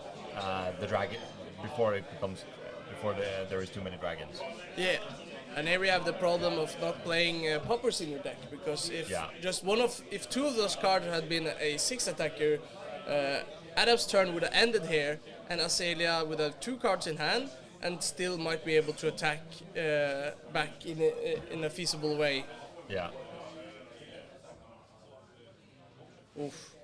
So he took 5. He should be at 1 less. And the problem with that big boy, it's sticking around. Yeah, that is also like if Martin doesn't kill the Dominia, then the same thing's going to happen next turn. He's only going to have 3 cards, and the more card he keeps, he's just going to Endless Arrow. Because I actually really like this. The Endless Arrow gets back to the hand and goes back to the arsenal. Yeah. We were just told that there is 4 minutes, 10 minutes. 9 minutes left. Yeah, there's 9 minutes left of the round. Yeah, but I think this is gonna end quite quickly. This is the last turn of the game. Yeah, I don't see how. It is. The problem is that Martin or the Azalea player has to block so much now. Yeah, and here goes another dragon. The question is, if that's only a 3 damage dragon, that is still fine. Yeah, as long as it's not like the 5, because there's no 0 of the dragons now that will deal more than 4. But yeah, this is not the best. So yeah, no. Yeah, but the proof is in the pudding. We have 6 attacks that needs to be blocked, or just 5. He can take 1, and you have 4 cards in hand. The math is not working out here. So the thing is that as long as he can survive, he can still poke down dragons with the Endless Arrow in this. Yep. And here goes the Tunic. And this. The thing is that he doesn't need cards in his hand to kill the dragons with Endless Arrow, because Endless Arrow costs 0. So there is actually a theoretic chance here that he can keep alive by killing dragons 1-on-1. I don't think it, because Adam will be sitting with 4 cards in hand every turn. Yeah, right? But with 1 card in hand, he can kill 2 dragons. Because he plays the Endless Arrow. No, it doesn't have go again. No, that is the problem, right? I'm just so used to playing against Lexi players, and every card has go again then. Yeah. So he has a bolt and shoot. So what he can do here is he can play the Endless Arrow, kill a dragon, arsenal the bolt and shoot instead. Because that is go again. And if he can manage to survive some way with another card in hand next turn, he can actually kill up to 2 dragons next turn. Well, let's go on a little journey. What if we go back to the start of the game? You are Martin. You see this Dromai. Is there a possibility that you can fatigue them? So my thought too was that maybe not go aggressive with Red Ledger, but let the Dromai player play out the dragons, and you just start killing the dragons instead. Yeah, because if you don't attack them, they're gonna draw these defense reactions, and then they're gonna get these awkward hands where they don't have any pressure. Yeah, I think that can be a way that you can do this. Because you have, as you said, you have infinite attacks. You can Endless Arrow till the sun goes down and keep killing every dragon. It's slow. It's very slow. It's a very grindy, but I think that is actually a way that they can win the game. Of course, what the disadvantage you have in this turn is that you have to deal with the one Uvia in the deck of Dromai. Because the Uvia can represent so many more dragons that you can't kill all of them. It can be infinite back. Yeah, but that's just killing the Uvia and then you're fine. Yeah, so Okay. when Uvia comes, you have to play. Did you see the one card he actually has in hand? That would have been so good earlier in the game, early in the match. Yeah. No, well, oh, and It is Fake Death. Right, I think it's Fake Death. I don't. Is that the name of the card? It is something death. It is Feign Death. yeah. It's a really cool card. Sadly, you have to take damage before you can play it. But it's quite good if they poke you with like Asphalt or burn them. So if they attack with, let's say, like a Tumultai and then burn them all out, right? Then you can play this card and they don't die. Yeah, it's a interesting defense reaction because it's hypothetically it can block infinite damage Yeah. from one source. Good against Kano, but I don't feel like when there's just so much Kodachis and so much pressure, what are you going to do? Against this deck, I don't like. I think the Azalea should have tried and go for a bit more of pitch stacky style, because you don't have. Because I think what all Dromai needed to do in this game, and I actually think like the Dromai tried to push too much damage this game. I think Dromai could just sit back and just survive the Red Ledgers. Because so if. Let's say you have zero experience against Azalea, so you don't know what they were actually doing. So that's why you might want to pressure them. But if you start seeing the memorial grounds, you will know that they might have up to nine copies of their Red Ledgers. Yeah. Right? That's 9 copies of that card. 9. So if you can weather the 9 Red Ledgers and probably like 6 Sleep Darts, there's not really any more arrows you actually care about in their deck anymore. But the Red Ledgers aren't that scary if the Azalea tries to fatigue you, because then it's just damage and you're like, okay, I'll play a dragon, you go. If you assume that the Azalea player is going to go for Red Ledger and attack you this way, like when you saw how the Azalea player was pushing on the Dromai player, I think the Dromai player should have just said, okay, I'm just going to sit on my back foot and I'm just going to block as much as I can, preserve as much damage as I can, play some dragons here, play some dragons there, and then use that as my pressure. And I also think like the Azalea player should also have done like the opposite there. But they might not be that knowledgeable about the matchup. Yeah. As we didn't know how the weapon worked. Whoopsie! No, no, that's... Yeah.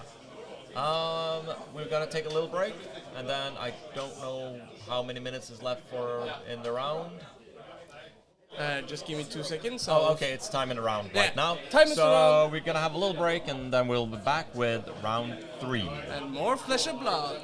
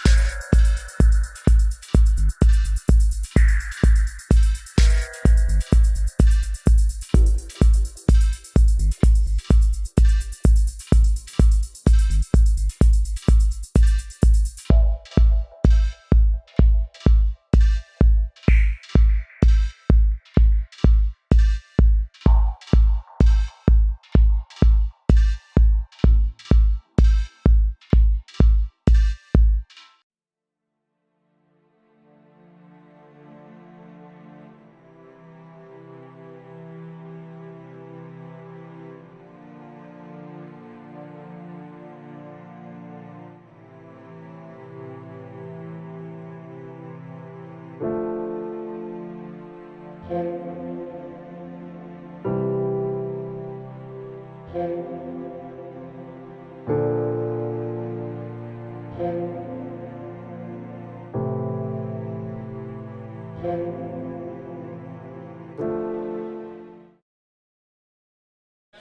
are going into the third round of the Swedish National Championship. It will be you and I this turn, Yes. Christian. Let's just fix Just it. putting up the last few bits on the stream here.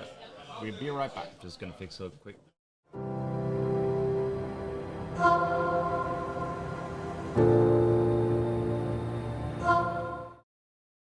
All right, everything is correct now. It seems. What a fun game you guys were casting. Yeah.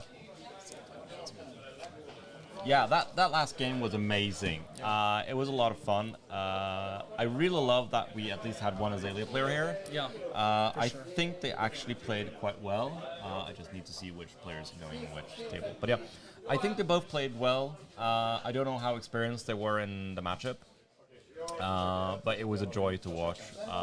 Sadly, it went as you would expect with Dromai winning, as it's very hard for the Rangers to deal with all the dragons that you... And Feign Death is such an awful card to get at 1 life. Yeah. Because the effect doesn't activate unless you have been dealt damage. It's Yeah. great to combine with Oasis Respite, because you can take that 1 damage, but Feign Death at 1 life is not feigning death, to be honest. Yeah. Yeah, It's just an instant that doesn't block. Pretty yeah, much. I love the effect. It's very flavorful and cool in that way, but sadly it can't. You guys were also talking about how that card, Feign Death, could potentially block 1,000,000 damage. Like, we were doing some fun math yesterday. Yeah. How much damage could a Kano actually do? Yeah, And the last card, the Blazing Ether, could just be blocked with 1 resource. yeah. It's the thing that I like about Feign Death. It's that its ceiling is non-existent. It doesn't have a ceiling. As long as you've taken some bit of amount of damage, it can prevent. It is the single card that can prevent the most damage in the game. Yeah. Because, so, for example, if someone goes either Wildfire, you take the damage from the Wildfire, you take more, you're 1, and they try to Blazing Ether you for the last, like, 70 damage or something, and you just play Feign Death, and you're like, oh, I'm going to prevent all of 70 damage, I'm going to survive at 1, and I'm going to hit you back. Still a difficult spot to be in. It's a Just very the Kano, difficult, but it's a very difficult spot Yeah. to be in, and it's also the fact that unless you have a tunic resource, it's going to cost you 2 cards to do this. yeah. So your crackback turn is not going to be amazing. We see our plays getting ready to start, so we're just shuffling up And we're finally seeing Guardian, which is... Yeah. So here's a fun fact. During round 1, when you and Peter were going around, we're sitting here and commentating the first game. Yeah. I went around and I looked a bit at what is going to be played here. We were not wrong in saying that Guardian is the most played hero here, but it's not a single Guardian, because we only have 3 Oldhims and Yeah. 3 Bravos. Do you know what is the most represented hero at the field here? I was actually having a run myself, and Rhinar. Yeah, Rhinar. there is 5 Rhinar players here in the 30-player tournament, Trying to become the Brute King here in Sweden. trying to challenge the Malaysian Brute Queen. Will we ever see a better finish to a national championship? I do not know, but there is a chance we will see an endless swing finish. Yeah. What do you think is the second most represented hero? Not class, but hero. Gonna guess Dromai. No. Dromai is the third most represented hero, split with Oldhim. Split with actually Oldhim, Bravo, Dash, and 5. All of them being at 3. Briar has 4 players bringing her. Then we have 2 Icelander, 2 Kano players, 1 Azalea that we saw in the last game, Yeah. and 1 Levia player. Yeah. The only hero that we do not have represented here is, or there's 2. We don't have Katsu and we don't have Bolton. That is the only 2 heroes we are not seeing represented here. No, actually, Or Young Prism. or Dorinthia. Yeah, that rumor, I still don't believe it before I actually see it. There is a rumor going around that there is a Iris Prism Prism deck in the New Zealand Nationals that has gone 3-0 in day one. 4-2 is the last I heard from one of the hosts of the Pitch Perfect podcast. Tweeted that there was actually 4-2 right now. So I want to see these matches. I need to see these matches. I need to see this. I'm gonna give it the benefit of the doubt. 4-2 as a young Prism. With Iris of Reality, you do not have the Go Again Herald abilities, and the other thing is that I want to know what they've played against, and also I need that deck list. Yeah. Like I need to know what is that deck list because I want to play this shit. Someone wants to get rid of that Prism so badly that they went into their nationals with the young one just to finish the job. Funny question here though. If you win a nationals with a young hero, would that count as living legend points towards that young hero? Because I actually think that the living legend scoreboards are not based on formats, but actually based on events. Let's see. No, actually, it's just purely. So they've changed it now. Earlier, it was like Blitz and CC, but now it is that the adult heroes has a certain amount and the young heroes has a certain amount. Yeah. So my guess would be if a young hero wins a national championship in CC, then that hero would get their living legend points to the young hero. Yeah. So if the Prism suddenly won, because the wording on the website is a calling gives you this many points. Yeah, but I was also checking living legend, and it literally says just adult scoreboard and young scoreboard. Yeah. So there are two different ones. So I would say if random like Prism won a nationals, she doesn't have that many blitz, does she? No, she only has like 51. So but it would be hilarious if she won like one of the largest one where she could get like 100 The players points. are starting their match, so let's get to it. We're gonna see Bravo and Briar. Martin Andreasson on Briar, and Adam Noble. No, sorry, this is the previous names, I think. Why has it not updated? Okay, sorry about that. Let's just take a little jump back and jump over here. Yeah, now we have the correct name. We have Jacob Trossing on the Bravo, and we have Martin Berstrin on the Briar. This is gonna be a fun match to watch. Only AB1 on Bravo here. I'm not that surprised. I'm not fond of having, like, especially against Briar. Maybe against, like, Viserai, I could have AB2. But even against Viserai, I wouldn't want AB2. The thing is that your attacks for Briar and both Viserai are so much harder that it's better for you to just have the blocks. You're going to prevent more damage that way. I agree more that Oldhim plays it, because Oldhim plays a bit more defensive style. And as you see now with how Jacob is playing, he's setting up more for the aggressive playing. I saw Pulverize in his hand, which is probably one of the scariest cards from the Bravo decks. That card, it is devastating for especially one-offs, like having a -4 counter on their first attack. If you were to challenge an Oldhim, that Oakenold would only come in for 5. Yeah, but also against Briar, this is amazing because unless they have like a Mount Heroic out, this just negates the attack. Yeah, their first attack is irrelevant as soon as that Pulverize hits. So Determined Organizing is yelling at me because I apparently wrote one of the names wrong. So we're just going to do a quick jump over and purposely. Yeah, of course I did. So welcome to the stream, Jacob Trossing. Yes. So, who do you think is a favorite in this matchup? I think Briar is super strong at the moment. What I do know about these Swedish Guardian players is that they usually play it like they don't play very to the face heavy. They play a lot of heavy blocks. The Imposing Visage, I think the card is called. The one which makes you look at the top 3 cards and gain lives. Oh, that's Blessing of Deliverance. Blessing of Deliverance, it is. Yeah. Imposing Visage is the one that allows you to search your library for an aura with cost equal to X. It's 3X. So I've seen that a couple of these, especially Bravo players, play a lot of life-gaining decks and heavy blocks. This is intriguing. This is very early in the game. The arsenal is already gone. So took away the arsenal with the crown, and there is a pummel on the CNC to take the arsenal that was there. Yeah. But this is quite an early use of the equipment. What do you think about what? Why do you think? I don't think you want to end on the back foot here, because a lot of these guardian attacks, especially Spinal Crush, are so crucial that you block out. So you need to start off when it's just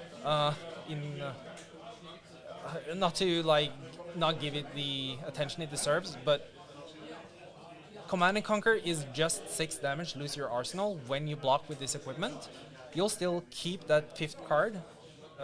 Not when the pummel arrives, of course, but you want to start being aggro as soon as possible, because as soon as you let the Bravo player come out with Spinal Crushes, you have ruined your next turn, even if you block or if you take it. So the problem I would have with that analogy is that if they go Spinal Crush, they will a lot of the time have it with Dominate.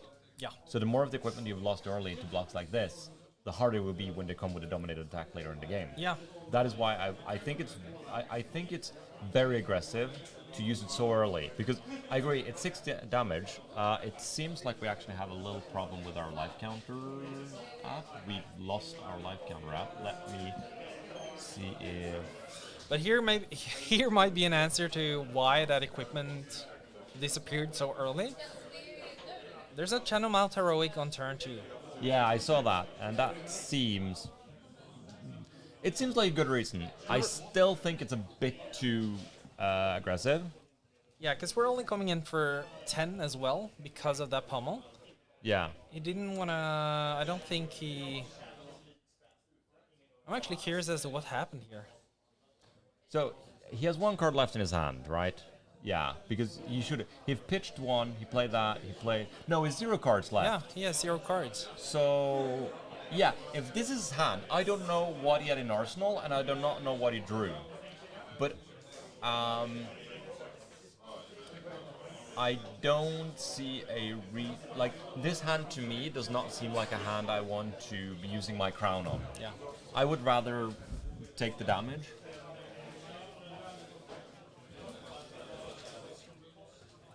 I would rather just try and take the damage. This is a weird start. Yeah. Gonna come in with Chokeslam. Yeah, that's a chokeslam with a Terrasunder. That's huge, because the chokeslam will prevent the bonus from the Channel Mount Heroic. Yeah, it sure will. Oh my god. So yeah, it's the chokeslam here with Dominate makes it a lot harder for the Briar player to block out the attack, because this would be coming for 9 because of Terrasunder. Yeah. So it's a 9 dominated, rip a card from your hand, and also prevent your Channel Mount Heroic from doing anything. It's just a crazy card, and also it is 9 dominate and discard 2. So if you don't block this one out, then the Terrasunder is gonna tear your hand apart. Yeah, it's but the thing is that there is no way for him to actually block it out now, because it's 9, right? Yep. So if he could have actually blocked it out. If he had kept his crown, if he kept the crown out, he would blocked it out. He's just trying to avoid the crush effect, but I don't see why you would need to do that, because I would be more scared of losing 2 cards than having my Channel Mount Heroic be like unimportant. Yeah, but the problem here is that you're going to lose the cards anyway now, Yeah. right? Because you can't block it out, because you don't have your headpiece. Yeah. So you cannot block it out. So now, and the other problem is that he's only have 1 card left. He's only going to arsenal this. So all he's doing now is conserving life. Yeah. And that is my problem, that both his blocks this game has just been about conserving life. Yeah. And I don't think that is how you're going to win the matchup. Now again, I'm not any Briar expert, and I'm not a Bravo expert, so I might be completely wrong in what I'm saying here. But yeah, I totally agree with you. This chokeslam actually took me off guard, caught me off guard, because I didn't think about this card as super relevant into the matchup. Of course I did, but like it came in such a good time Yeah. That last turn was, as you said, it was about conserving life totals. That is a sad Sonata Arcanics. Yeah. He flipped out a Lightning Press, a Force of Nature, and a Bramble Spark. It's that is not what you want to see. Martin is not in a good place right now. As soon as we get the life totals up as well, we'll see just how devastating these first few turns have been for him. Yeah. But it is not looking good at the moment. Jacob has been securely in the lead in the whole game here. He has been completely in control. And drawing the Stamp of Authority there, you see a Stamp of Authority in his hand, and also the Imposing Visage in his hand. So the Stamp of Authority will stop the on-hits from Briar, the on-hits being both the embodiment of Earth and being the, if he draws a Force of Nature turn or anything like that, it will stop that. But also Stamp of Authority will allow him to draw a card if he fulfills the condition, which is 3 cost in his pitch zone. What's he stab? There is also a Mangle, or Stamp Authority, yeah, which will give... what are we doing here? Thunderquake? Oh, he's playing a Thunderquake. The Thunderquake is also really good. The Arsenal Thunderquake. He pitching Imposing Visage and Stamp of Authority to play the Thunderquake, leaving his Pummel in hand. No, it's a Sink Below.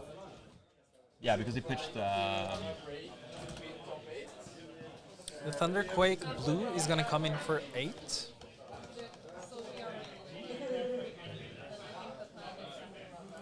And he's gonna take it. I don't think he wants to preserve any more of his life total right now. I think he wanna go start being more aggressive, start chipping off. I think the problem is that he's already put himself too far behind, and there's very hard for him to get back in the game. I think Jacob has because he have attacked Martin has attacked once this game, and that was quite a huge attack. But Jacob has attacked 3 times with very disruptive attacks. He sinks into another Sink Below. Do you see the showtime? This is just okay. I love this game. I love to see an old hero like Bravo still having it. Yeah, having relevancy, being dominant in the first few rounds here. It also looks like he has a sorry, what's it called? The Monarch card that wants you to present 13 damage to get it's again. Rouse the Ancient. Rouse the Ancients. But he does not have any cards to reveal for it, right? Reveal for it. So, but he does have a Sink Blow. I am guessing he will sink for it. But any guess is as good as mine now. Yeah. Oh, we're just doing the Rosetta Thorn with 1 rune chat? Why did that? Oh yeah, because he played that because now it's sort of activated a Rosetta Thorn because of the Scar for a Scar. Yeah. Right. But the Revel doesn't activate itself. Because No. The Revel there was just a zero cost non-attack. Oof, this is looking really rough for Martin. Yeah. Okay, yeah, you can see the life total. They got a phone up now because we have some technical difficulty with life counters. So, and yeah, you can see there is, it's only a 9 health difference, which isn't too bad, actually. It's actually a lot less worse than I thought it was originally. But the problem is that Jacob is such in the lead here, because there's only 5 damage represented. So if he takes it, it goes to 25, and he can maybe present the Rouse. He has a Choke Slam that doesn't do much at this point, because there is no... the Choke Slam is very good if Martin draws up a Force of Nature. So it seems like he prevented 2 arcane.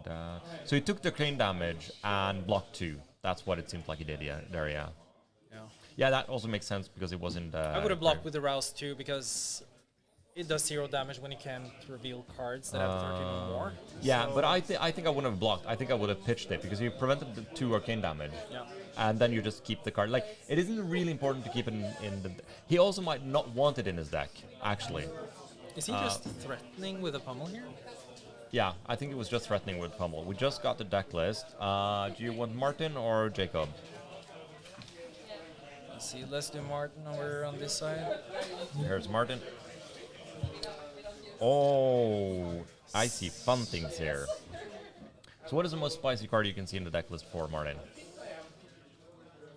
I love Coke Motion. I think that is such a fun card because you never know what you're gonna get from it, but it's a celebration of whatever turn it's played on because everyone wins on you losing life to it. But they can also choose 0. They don't have to give a ability. They don't have to give you anything for it. Yeah, for sure. But one of my favorite Roomblade cards is Swarming Gloomveil because I think its interaction is just a lot of fun.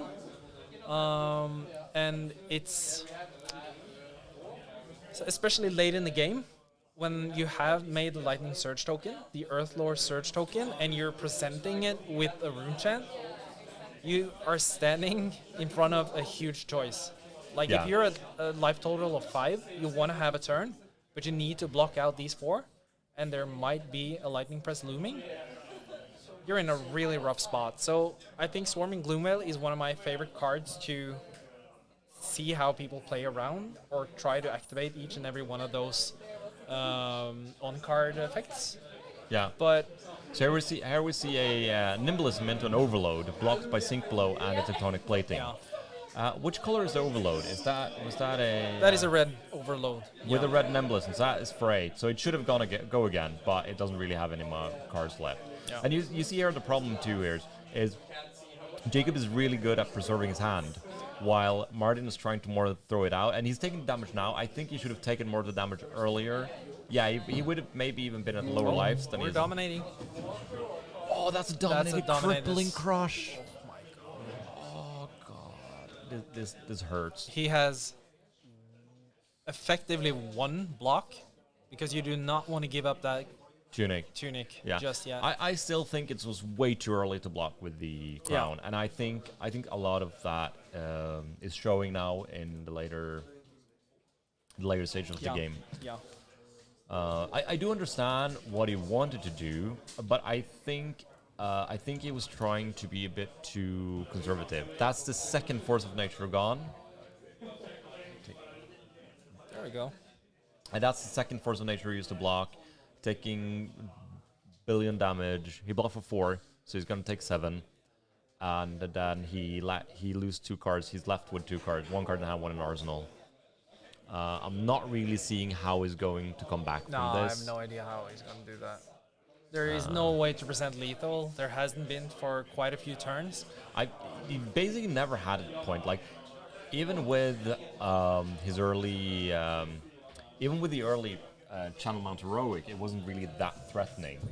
Of course, the chokeslam was perfectly timed. Yeah. It was so good to have the chokeslam. With the Tear Asunder. Do you see the hand? That's a Tear Asunder, another Crippling Crush, Showtime, and a chokeslam. It seems to be a bit red heavy to play out because does he play blue chokeslams? He does play blue chokeslams. I don't know if that's a blue chokeslam. If that's a blue chokeslam, this is another dominated Crippling Crush. This snatch will not gain go again. There's no way to give it go again. I think at this point you just take the damage. I was thinking maybe there was a Razor Reflex in here, Yeah. but it doesn't look like it. No. And since the boots are gone, the boots also disappeared very early, Yeah. right? Yeah. So I like that Jacob now is taking his time, he's thinking through, because it seems like it's 3 blues in his hand, right? Yeah. Even the if last is the Crippling Crush. But even if it's a red chokeslam, he's sadly 1 resource short from dominating with Bravo. But he can still just go with a Crippling Crush. And just Crippling Crushing your opponent at this point is so good. It's devastating. He don't really need to dominate, but if he just it's plays... 7 for Crippling Crush, so he will, with 3 blues, he will also be able to afford the No, that's why I said, effect. but Yeah. if the chokeslam is a red one, because I don't know if it's a red or a blue chokeslam, because he's playing 3 blue chokeslams. He's going for the Terra Thunder and the Hammer. So Oh, I like this too, because Yeah. this is an attack for 7 that is dominated, Yeah. and also represent ripping 2 cards. I always there forget. is no way he's blocking this. Martin does not have any defense reactions other than the Sink Blow. Yeah. So this is an attack for 7 dominated. He can block for 3. Yeah. No, he can block for 4 if he gives. No, actually, he can block for 4 if he blocks with his. If he have another Force of Nature or the Challenge Mount Heroic that he has in hand. Because Could he have has the sync blow in the arsenal though. Martin. Yeah. Oh, that helps. That helps a lot. Because his non-attacks are blocking for 4 right now because of the embodiment of Earth, right? But so this is Terra Sunder now. It comes for 7, so it's probably gonna. He managed to block it out if you sync below plus a 3 block, and currently that is only. He can only use a Channel Mount Heroic to block for 4 because there is it seems like a Lightning Surge and Lightning Press in his hand or he can use the Captain's Call, that blocks for 3. Yeah. So Captain's Call, block for 3 and sync below. That keeps 3 cards in his hand. It takes 0 damage. What? It can't be a sync below in his arsenal. He's gonna take 7. No, Go to 2. it's not a sync below. There's no reason. No, there's no way. There's no way that's that's a sync below, right? You're not saving that one. No. I don't know. Yeah. So now because of the Crippling Crush that goes into ours. Yeah. So he has Lightning Press and Lightning Surge. So he's gonna play the Lightning Surge and Lightning Press it probably. I don't see anything else he's gonna do. Depending on what is in the arsenal, I have no clue what's there.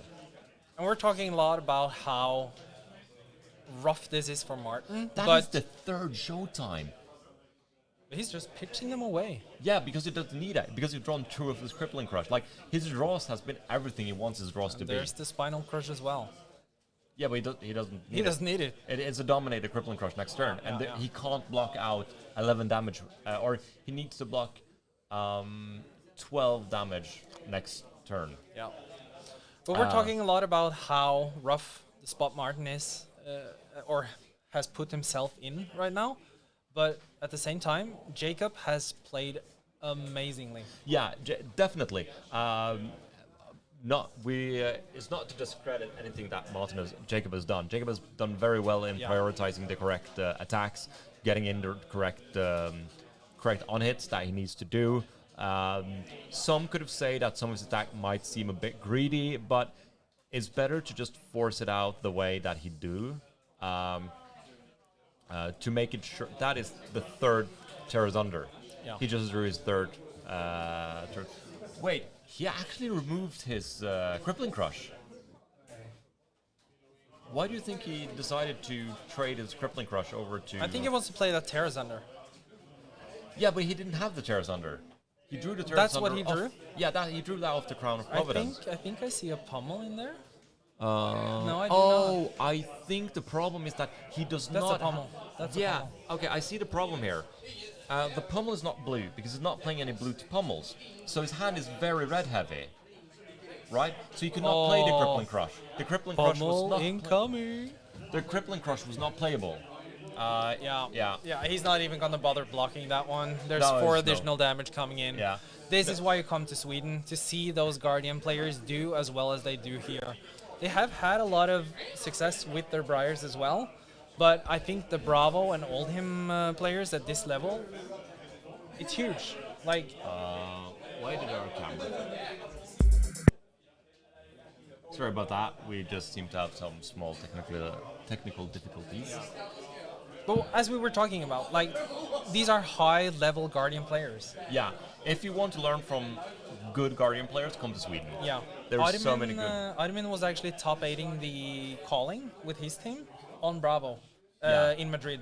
Yeah. So And then you have Tobias Lind's insane run in ProQuest Season 2, where he played during 3 ProQuests. He during three ProQuests, he managed to go X and 3.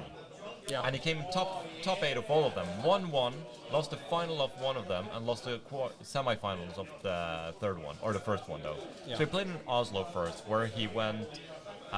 He lost once, went into top 8 and lost to Albert in the semifinals.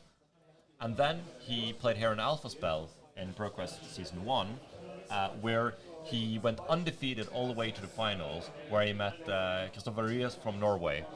That was an Oldhim versus Lexi, which he also won, going undefeated through the whole goddamn tournament. Yeah. And then he played Alpha in Alara games, the ProQuest in Alara games, where he lost one game before the top 8. Yeah. And then he came to the top 8, came to the final, lost to Mikael from Norway on Prism against where Tobias was playing Starvo. That is an insane run. Yeah, and No, I remember that XM4, game you were talking about. XM4 it was, because he lost 2. He just sneaked in at 8th in the Lara games. Yeah, but I remember the game that you were talking about with Brias and Tobias. Because that was actually one of the games where I realized that Tobias has this deck under his thumb. Like, he just played that matchup so correctly, so fiercely, and like without hesitation. Because a lot of people at that point were discussing, is the right thing to do to play Oldhim, because we will probably go to time if you're not playing fast enough. And Tobias was just pummeling through that deck. Like when he was blocking, he knew what he was gonna do as soon as the opponent presented their attacking card. Yeah, but yeah, this game, it was very good. Like, we're talking about how Martin put himself in the position that he did. Yeah. And this is what I love about Flesh and Blood, because such a small mistake can mean so much for your matchup. Yeah. And like, we're sitting here and calling it a mistake. He had a plan, and it seemed like he had a plan for why he did it, and that makes it still a correct and a pretty good play. Because a lot of people talk like, oh, that was just a wrong play, that was just a wrong play. And in my opinion, it is, as long as you had a game plan and you have thought behind why you did what you did, it is maybe not the optimal play, but it's still the correct play, because you had a plan on why you did it. If you're just throwing out the cards, it can never be the correct play. It could be an optimal play, but it's not necessarily the correct play if you do not have a plan for why you did the play. Yeah, for sure. And also, what you do on your turn is very often in terms of what am I supposed to do the next turn, but unless you can opt for, you have no idea what your next hand is. No. So that is why you can see why he tried to maybe pressure. He might have felt that he had to pressure the Bravo player and try and get ahead in the race. Yeah. But he never got the chance. No. There were Terra Sunders, there were choke slams, there were crippling crushes dominated. This was a match for the ages. And an interesting thing there. Do you think that the Bravo player would still play the pummel even if he hadn't blocked it out? No. Yeah, I think that pummel is a game-ending play, no matter how you do it, because for a Briar player to lose a card to even 1 damage is devastating. Like, you choose not to block, but you're still only going to get 3. That is devastating. They need 4 cards. They would prefer 5, but I think the pummel is just so crucial to get out there and to hit with, because Briar is half the woman she is with 1 less card. Yeah. At the same time, I would evaluate the crown as more valuable later in the game than I would the card I would lose from my hand from the pummel. I think I would just have taken it, lose my arsenal, don't care that much. But again, I'm not a professional, I'm not a very good Briar player. I'm not sitting here and playing Briar and at least being 2-1. I'm not the one playing Bravo, so what do I know? I might be completely off, but that's my thoughts, at least from my experience, that it seems equipment, especially like Crown, compared to if that was an Arcanite Skullcap, I would have snap blocked with it. What this looked like was a very well constructed deck, timed really well. Yeah. So it's like this is how disgusting it can also look when your Bravo decks just runs. Yeah, just runs Bravo stuff. Yeah. We're gonna take a quick break. We'll be back with round 4 shortly. Thank you for bearing with us.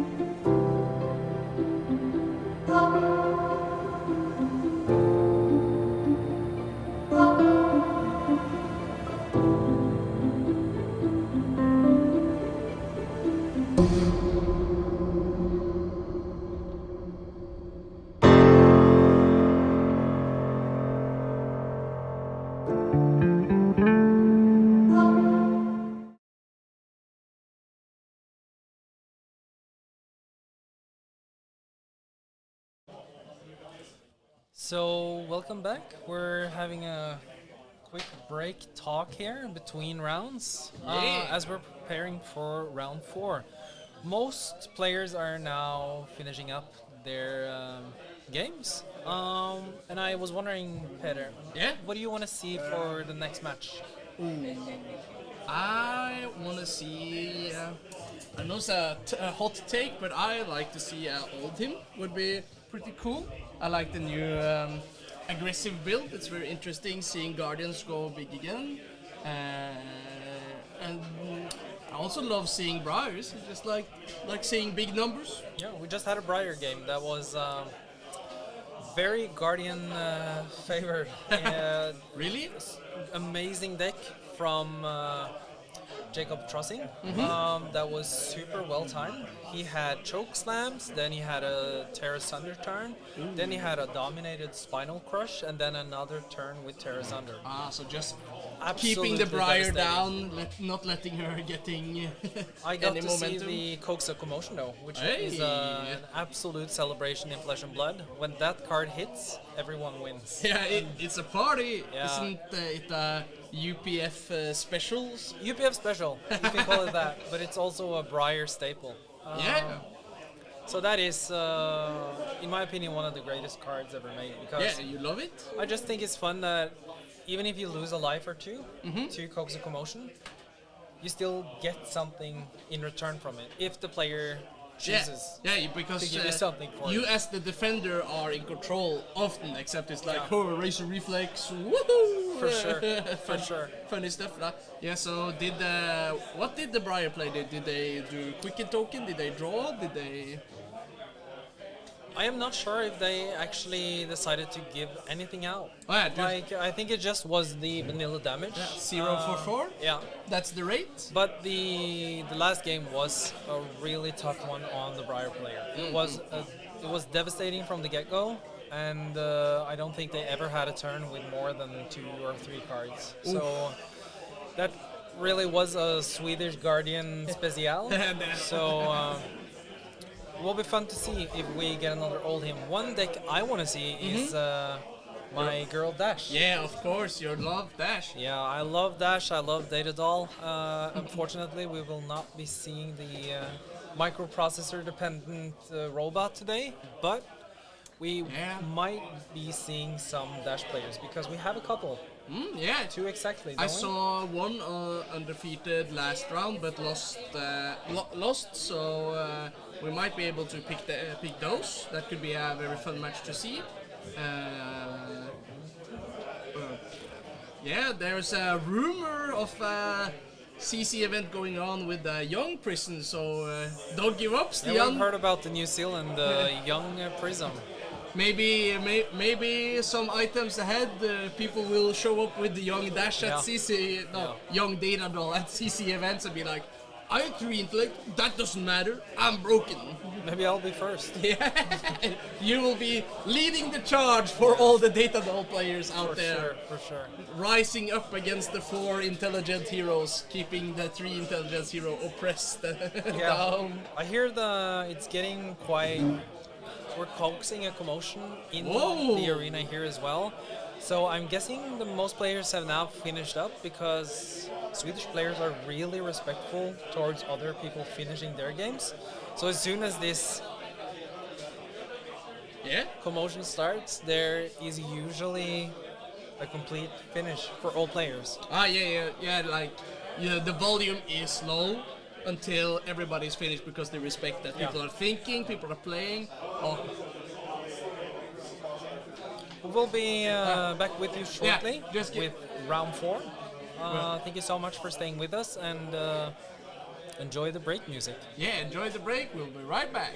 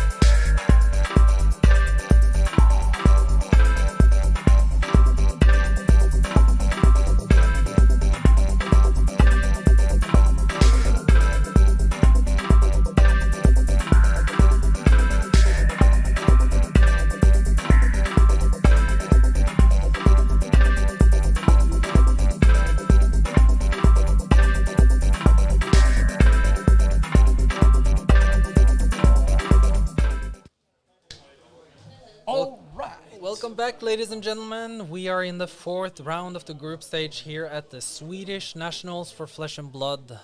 And we are seeing Christofer Lindholm on the Phi Rising Rebellion and André Pankhurst on the Briar.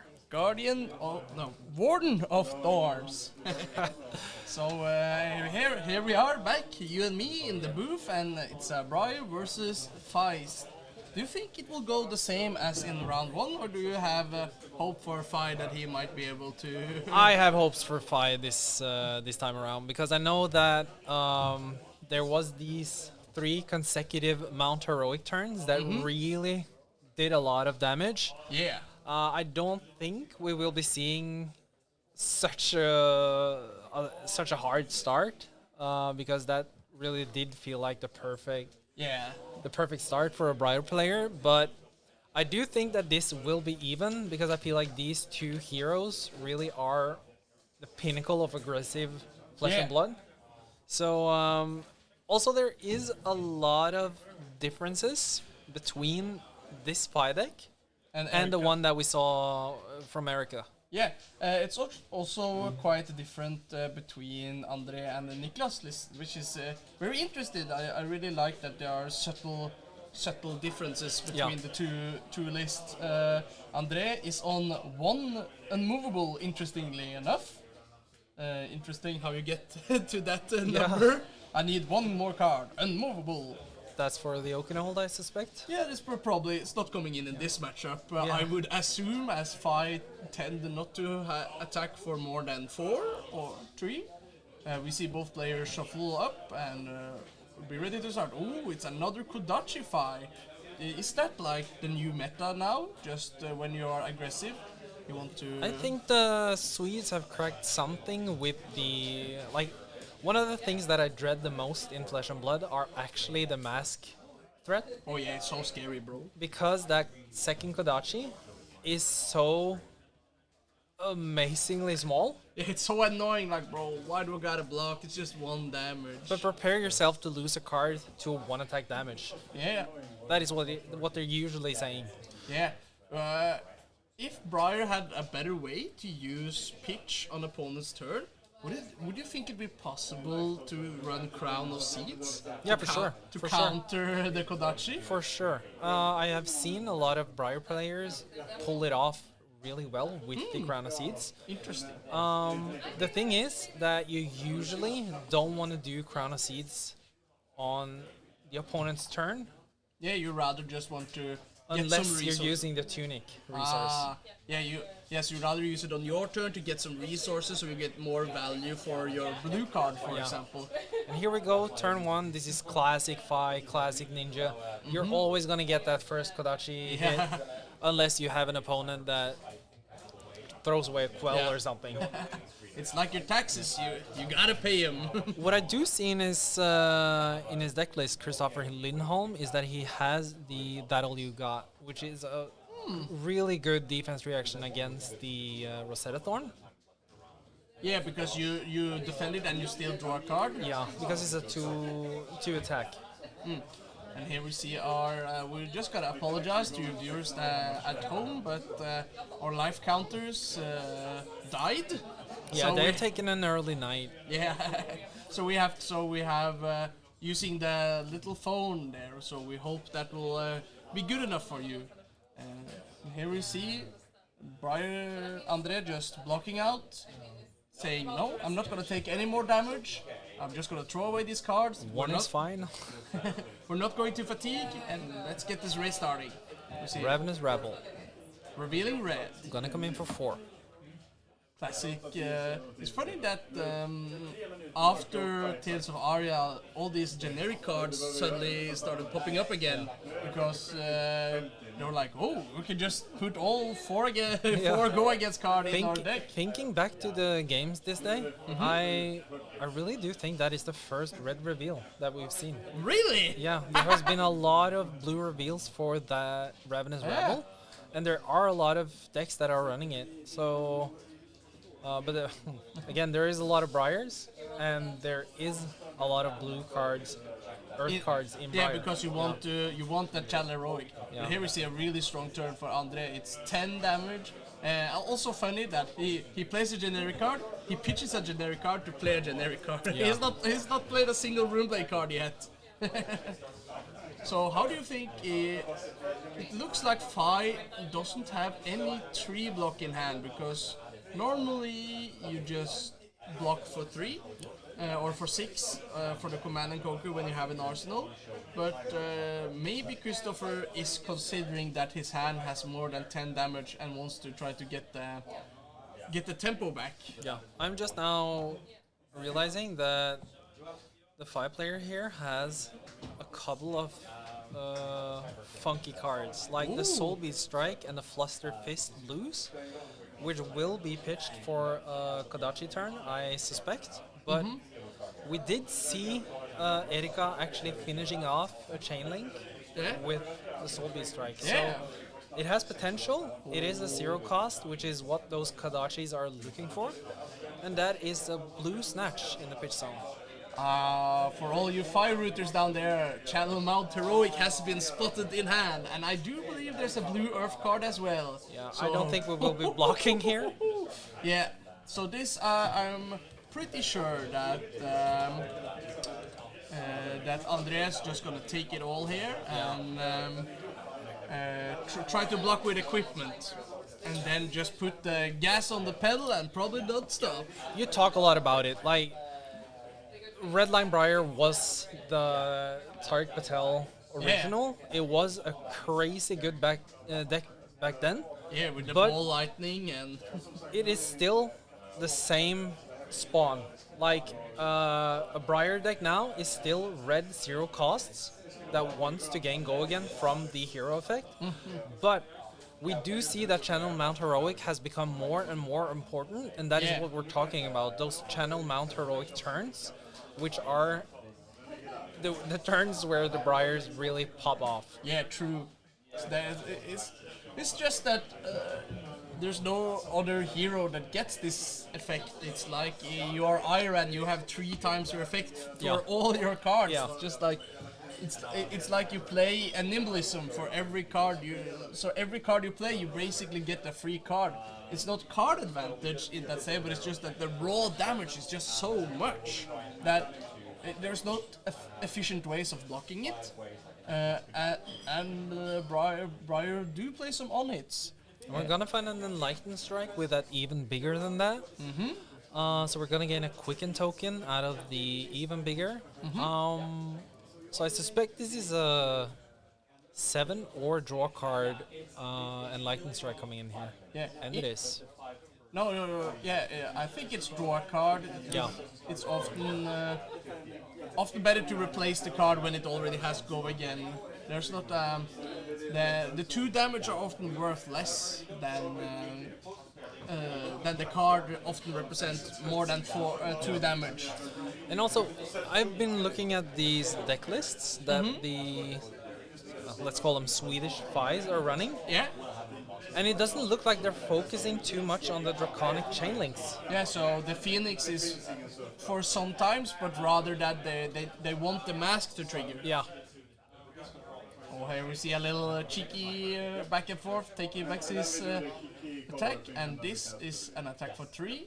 I think maybe André has extra cards in his hand that he can't play. Yeah, we have currently 10 damage being presented. And that's a lava burst, is it not? Yeah, it will not trigger the Shuko, but will just trigger itself because we are at the rupture point, which is the draconic mechanic.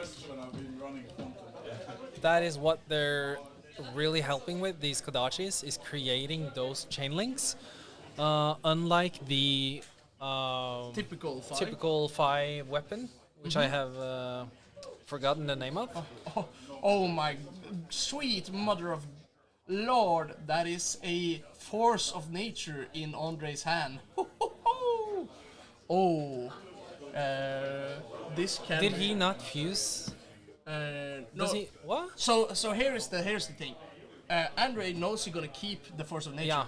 So he didn't block with equipment. He just took the damage. Now he's adding the force of nature, and now he just wants to draw as many go-again attacks that possibly can. Yeah. It's possible Fi might die next turn just because of how poor the deck blocks. Well, let's hope this doesn't end like it did for Erika with drawing 2 of those Art of Wars. Oh yeah, Fi need.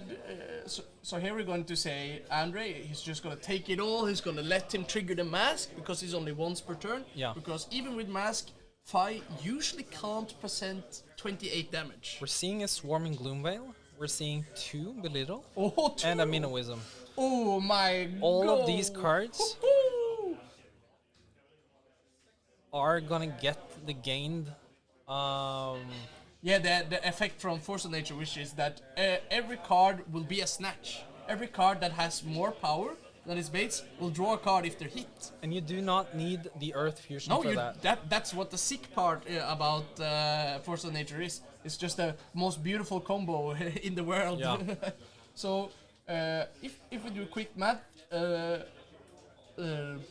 André will force at least 18 damage, and if any of it hits, that leaks, and that could be 7 more damage that could just keep the ball going and going. Snatch with a Quicken token. I don't think we will be letting that hit. We're gonna think about it for a second at least. There is a decision to blocking with 2 of the equipment that blocks for 2. Yeah. Because it prevents it. But I think André is looking to keep the Crown of Providence because. But this is a turn that could potentially blow right up. So I don't think he's too hesitant to use it. No, he's not. He will use the Crown of Providence. Because you really want this next turn to just blow up. Yeah. So he's putting the Minnowism back into the deck, hoping to draw a blue. Oh, it's another Force of Nature! Could he double stack that Yeah, one? then they draw 2 cards for every card they hit. I'm really looking forward to this next turn. So I think the first Force of Nature is just going to be used to pitch because Belittle. Oh no! Wait. Yeah. The Belittle they require a pitch to play. Yeah. I was thinking about maybe André could play Force of Nature and the attack. The Salt the Wound to finish it off. That was a big turn. But it's not gonna be as big as Andre's turn, sadly. So you are going to need to block this next turn, Christofer Lindholm. Oh yeah, he has all of his equipment. He has 6 blocking armor. That's one of the attacks. Yeah.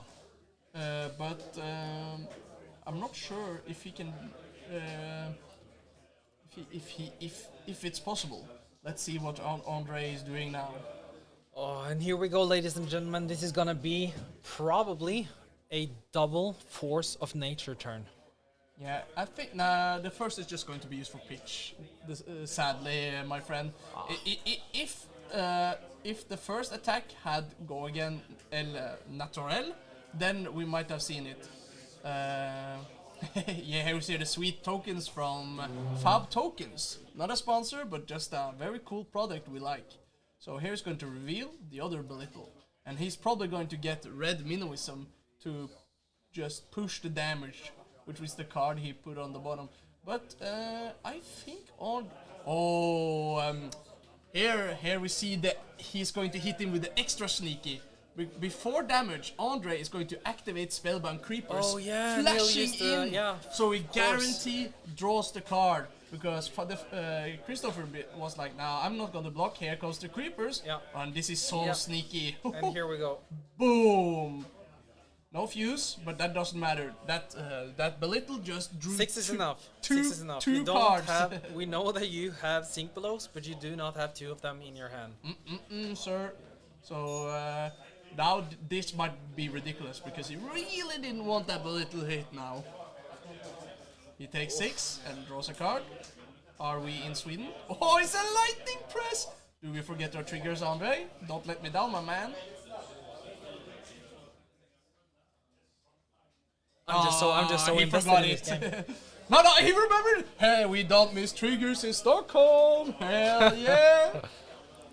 Oh no, he forgot it. So well, he activates the armor, which is a rare armor from Monarch that gives you 2 resources if you played an attack and a non-attack.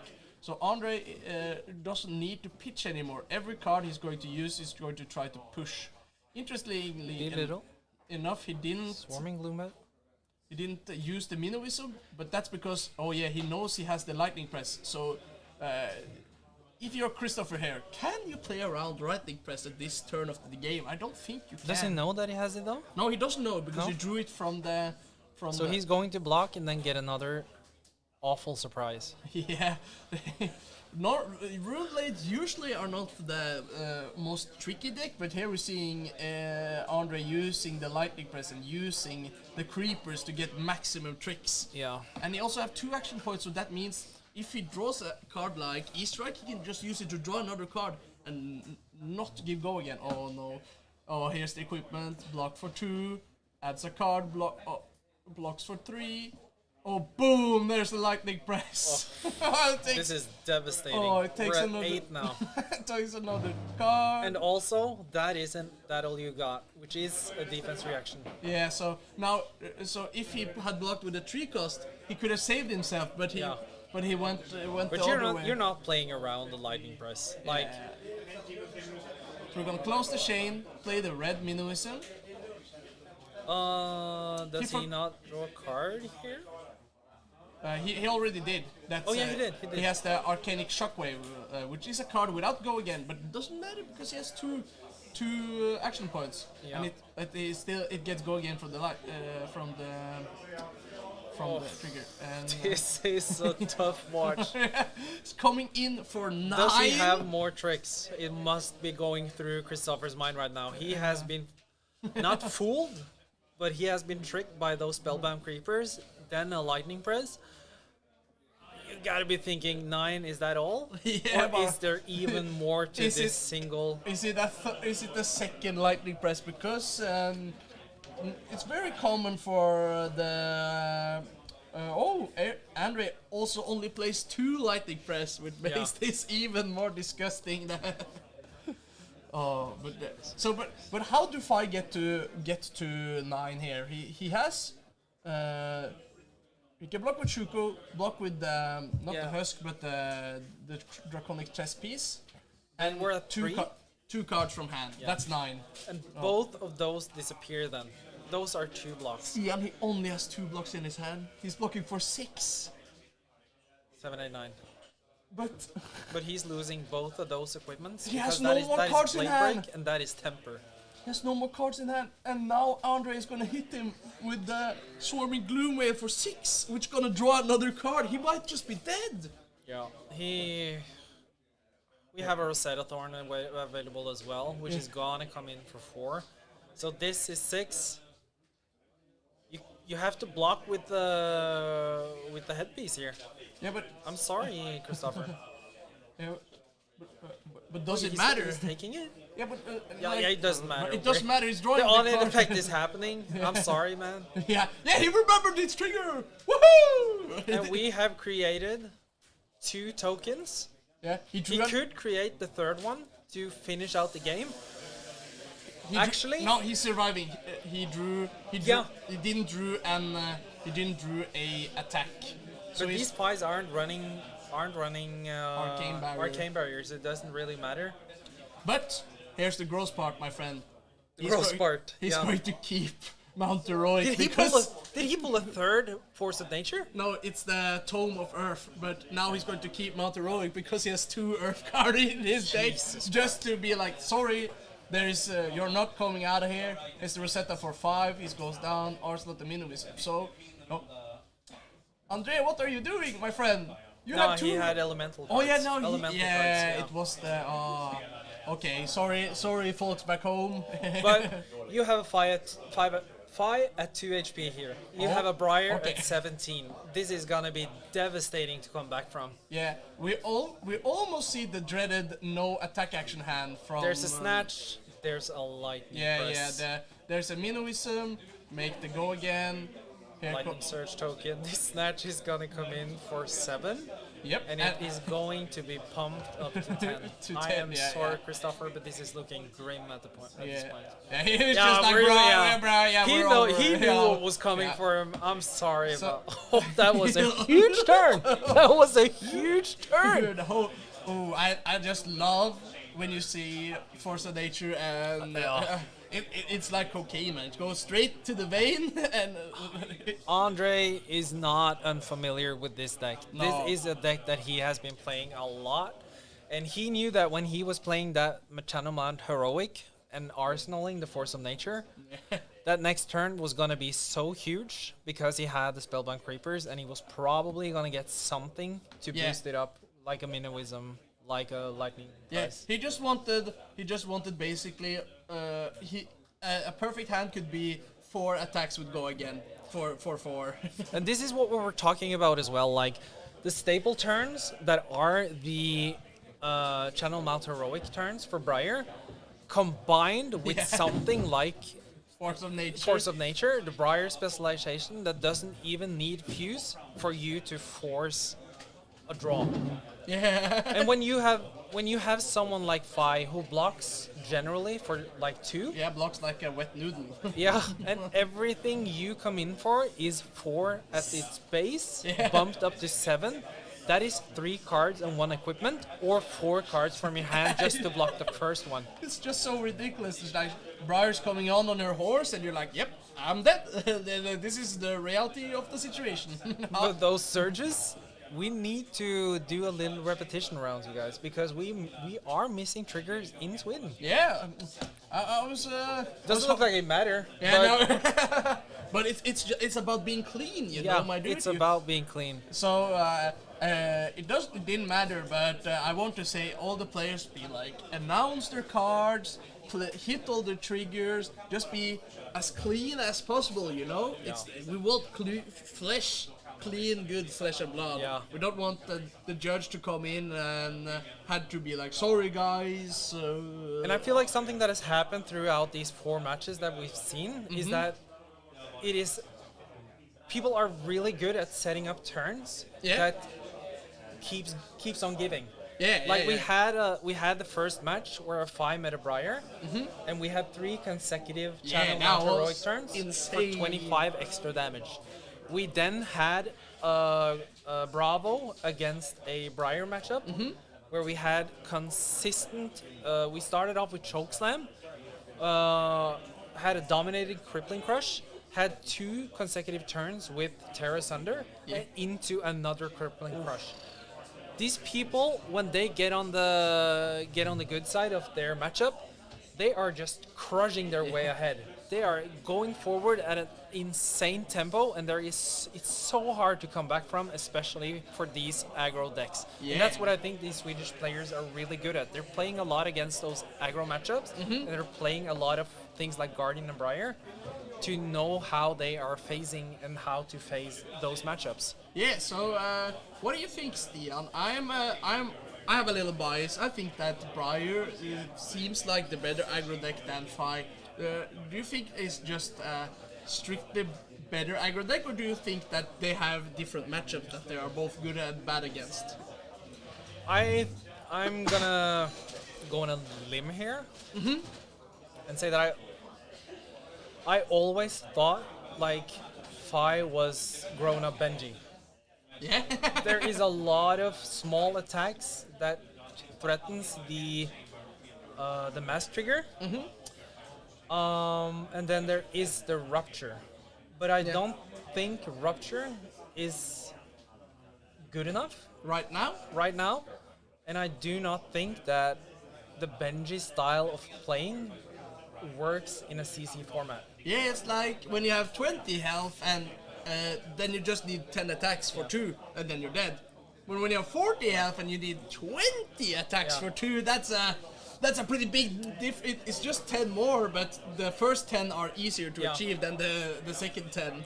And also, I'm no pro player, but it said in the email. I've been mentioned as a pro player, but I am no pro player.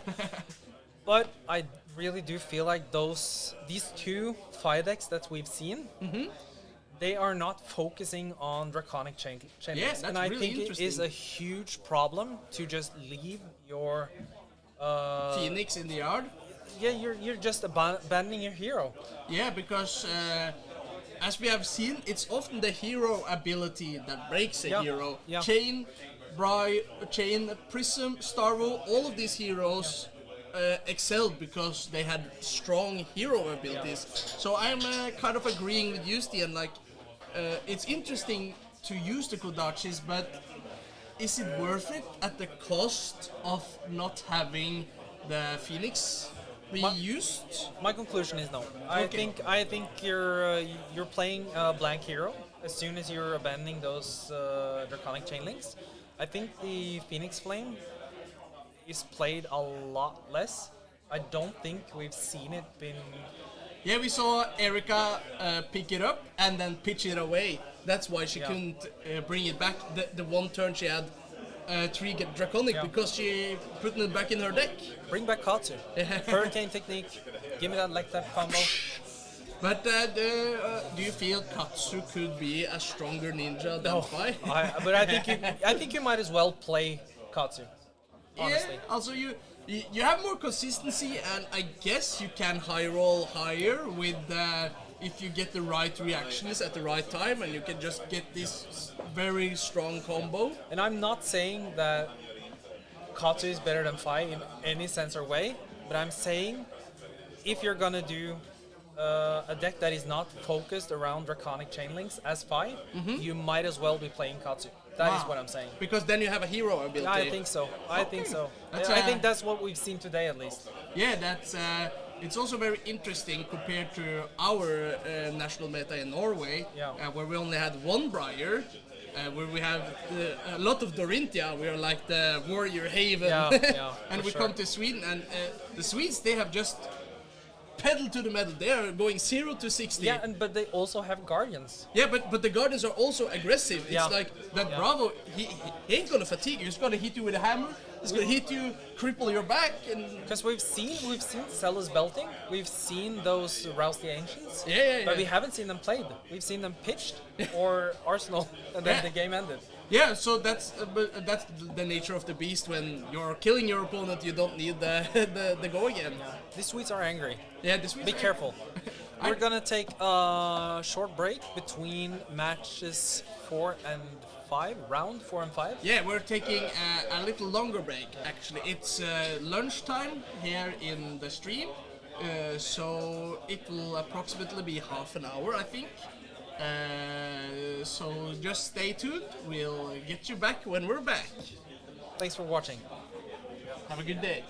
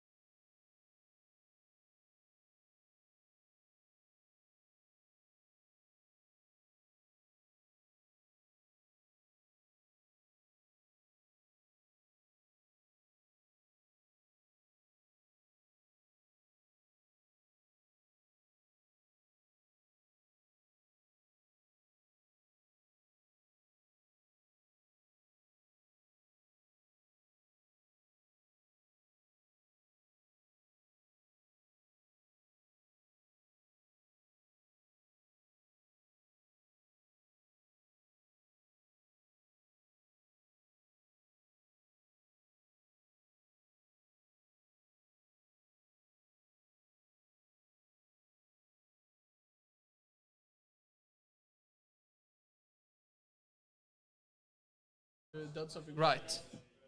Yeah. So we just realized that we have been sitting here and talking through most of this match for like 10 minutes, and we apparently have been muted. So yeah, people probably have done fun listening in silence to this. Yeah, it's really great. What are we doing here, Christian? I don't know what we're doing here. Apparently, not this. We're not commentating. That's not what we're doing. We're just watching this game with you guys. Anyway, we just saw a very good play from Italo with the Old, even though he took the snatch from the Briar player. You now see the follow-up choke slam that we saw from our... And here comes the pummel. But he's starting to get low on the pummels now. We've already used a good amount of the pummels by blocking and playing now. But yeah, we saw Chokeslam do a lot of damage when Bravo played him earlier today. And we see now the Chokeslam coming in. There is no Chalmount Heroic in play, but it will, if you have a Chalmount Heroic this turn, it will severely delay the turn. Yeah, and Briar also, this Briar is playing Bramble Spark, which also gets shut down by this card, and Force of Nature. It doesn't get completely shut down. Yeah, you get the Arcane, but you want the damage. Yeah, you mostly want the extra damage also for the Force of Nature turns, in my experience at least, where you will help you to draw the extra cards of Force of Nature that you can use. Force of Nature is one of the very powerful cards. I've seen Briar players, talk about how Force of Nature is is one of the finisher cards, where most of people think of Briar as a Chalmount Heroic deck, which is primarily what it is. It plays. Ooh. Sorry to interrupt you. Here we see one of our favorites. It's oh my God! Enchanting Melody. No, on the other side. It's. Oh my God, I did not see that they played it, but huge respect. Me and Christian has been discussing this card for a very long time. I hate missing on my Sonata Arcanix, but I need defense. Bada bing, bada boom. So the argument that we used to have with this card was that it is better than a Sink Below or a lot of these defense reactions because it's a non-attack that triggers your non-attack conditions as a Runeblade. Yeah, it costs 2 resources, it's quite a lot, but you also have a lot of 0 cost, so you can pitch a blue to play the Enchanting Melody, attack for 0 would go again, and then use the weapon, which is still a very strong turn. That's 8 damage and also have a 4 prevention shield. It is primarily good against decks like Oldhim, Bravo, and Dorinthia that goes tall.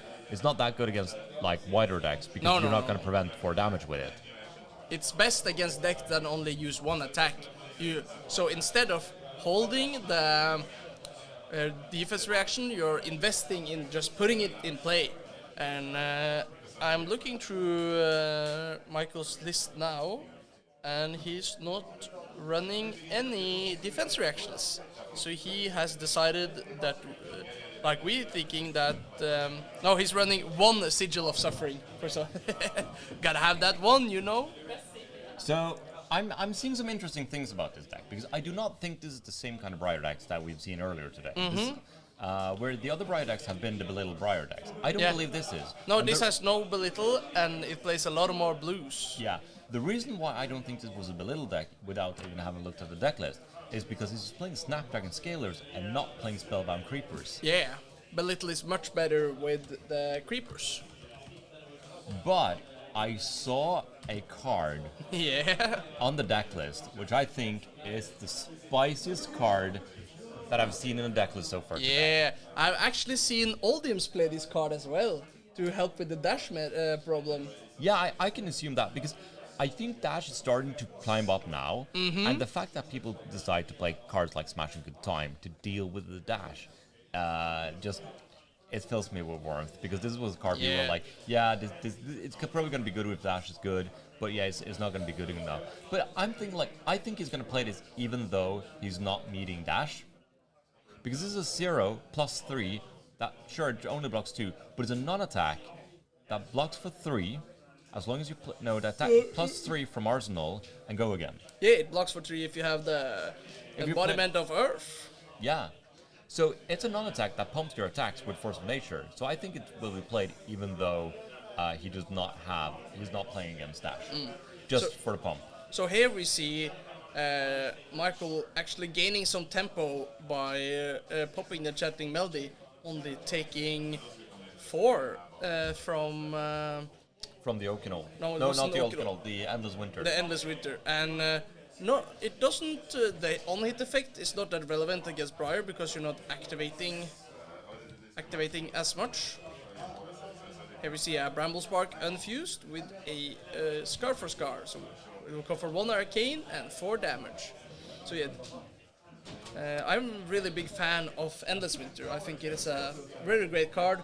But in my bias, it's a lot of warriors in my meta, and this is really good against warriors that wants to attack with their weapon and do attack reactions much harder when they get that frostbite every time they attack with their weapon. Also in Norway, we have a lot of Dromai players and things that uses activate abilities a lot, so the Endless Winter gets a lot better. I think... Well, yeah, because dragons are activated abilities. Every dragons so are a weapon attack, so God that will damn. trigger and give a new frostbite. It was the same against Prism. That's also why people played it a lot. It was a good card against Prism. Yeah, but even though the Prism matchup was a shit matchup. Oldhim, good against Prism. Laugh track. Maybe. I don't know. Hey, I've almost lost against Oldhim. I don't know what that says about me, but yeah, that's more of a pilot problem rather than a player problem. like I'm not saying you're wrong. So, what do you think about this giving up a choke slam for blocking on this attack to save 3 health? It seems like he managed to use both ice and earth reacts. Yes. He at least used his Oldhim ability. Yeah, I think it's only ice because with Crown of Seeds they already blocked for 4. So Yeah. I think it was just an ice react, getting rid of the Arsenal card, keeping the tempo, only taking a little from Rosetta Thorn, and probably we will see a swing with the hammer here and a Arsenal from Italo. You have the wonderful Rosetta Thorn that is constantly up for debate on people hating it, loving it, and saying it's too broken, it's too good. It is, yeah. What is your take on that? I think the Rosetta Thorn is a very powerful item. It's definitely the best Runeblade item for sure. But I don't think it is broken. It needs 3 cards to do anything. It's very good when you're doing things, but when, for example, when you are fighting against other decks that forcing you to block, it's not that good. It's just, it's strong because it costs 1. 1 for 4 is the highest rate we have seen in a weapon so far. For 1, there's no other weapon that hits harder except the banned legendary Duskblade, which has potential infinite damage. Yeah. But we don't talk about that one. No, it's like I see what people come from because a lot it feels like almost broken when it keeps hitting you for 4. But that I feel like a lot of that is just disregarding what it takes to set it up to constantly attack for 4. Yeah. People are like, sorry. You easily can say that, oh, you just play attack actions. Oh, this is a good turn. Yeah, it's very good when no one is blocking. Then it's the best. Yeah, But here we see the beautiful sequence from Mikael, as we told about. He put it a Enchanting Melody play. It's an aura, so Swarming Gloomane gets go again, and he still has 1 left over for Rosetta Thorn, presenting 7 damage and getting an arsenal and gaining 4 life. yeah. It's very nice. So like trading Turius versus 4 go again effect, and also like the thing is that this the Entrancing Melody a lot of times will represent 6 damage instead, because it will prevent 4 damage and it enables your Rosetta Thorn. Enabling Rosetta Thorn is basically 2 damage. Oh, but Italo is not having anything of that. Blocking with the shield of Eisenloth, making a frostbite, so they can't attack with the Rosetta Thorn, and ice reacting, getting rid of the Arsenal card. Also a very nice play by Italo. I think maybe Mikael needs to play more like they're going to ice react more. Yeah, but at the same time, I don't think I don't think he has a lot of chance because a lot of ways to play around that at that point. If you want to play out the entrancing melody or do anything like that, it costs, because that is the downside with the melody. It costs you a lot of resources to play, which is probably why he's playing more blues. Oh, the Spinal Crush, that is... Yeah, but here we see the beautiful work of... that is true. So now he just needs to block with one card, and he only takes 2. He doesn't even need to block with a card. He could just put the grasp of the... he can block with the helmet and the grasp of the Arclight. That blocks for 8. He doesn't even need to that. Like, if he just want to block it out so he don't get the ability, that's all he needs to do. Like, he can just block with 1 equipment. Yeah, he just needs to block for 2, take 3 down to 10, no crush, we get the go again. Yeah. It is, this is the, what was I going to say? Yeah. This is what it helps a lot with, just being able to set it up. I would assume that he's actually playing a bit more blues exactly because he's playing cards like that. He's playing 18 blues. So on the upper echelon of Briar's playing blues. Yeah. There is an argument here, because of the entrancing melody, that you should maybe just attack with the Winter's Veil and arsenal the Spinal. Or yeah. We're going to the casino. And rewarded. That's a good hit too. Luckily, there's a Mount Heroic there, allowing them to draw an additional card. I'm not sure if Mikael has a blue in his hand, because I am a very, very big fan of paying 2. I like to get 2 cards, possibly, especially when you have a deck that is built not to whiff on the Rosetta Thorn. Yeah. No, the Sonata. I think he did not have the extra resources or just didn't want to put it in. What do you think about the fact of picking Scar for Scar there? I think, yeah. It makes the most sense. The other card is arcane damage, but you just value the go again more. Yeah. It also would require you to have a lightning card in hand to do 5 damage. Yeah, and that's not where you really want to be. You would rather just play a 0 for yeah. Giga. I already saw that Mikael had a Snatch in hand, so he already has a card that doesn't have go again. Yeah. He has 2 cards that doesn't have go again in his hand. So he just need more cards with go again so he can get the tempo back. I'm not sure how he's gonna get the tempo back. Christian is down 15 life, so this Oldhim could just take it and take it. It is. He can still do it. It really depends on the Oldhim's next turn. True. Because if Oldhim's next turn is not powerful enough, if he just draws back a Chalmant Heroic, that can be enough to flip the game now. Because, as you're saying, yeah, sure, you can just take the damage and take the damage. Is that a... Am I blind? Because I think I saw a imposing visage there. No, it's the Glacial Footsteps. Yeah, the big boy.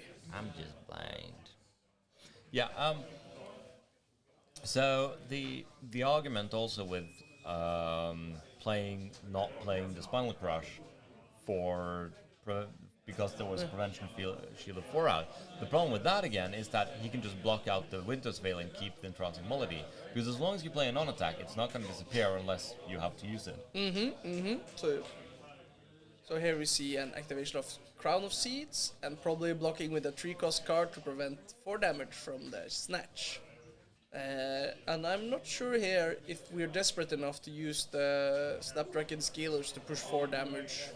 I think we might. I would rather just arsenal the card. He knows there's a Lightning Surge on top, so if the we are snapping. He's actually snapping, yeah. But the scary is now is Oldhim Ice Reacts. Yeah, that is my problem too. I don't see. Oh hell yeah! Yeah, that's a better. I like that a lot better. Wait, what were you thinking about? This was the play. Obviously, you want to put it in Arsenal. I think that after Oldhim pitched the ice card, they were left with no ice card, and Michael correctly read that. Wanted to push him down to... I think they did not update the life total? No. Shouldn't he be at 40? Didn't he take... Because he took 0 damage. He should have taken 4 damage here. Yeah? Right?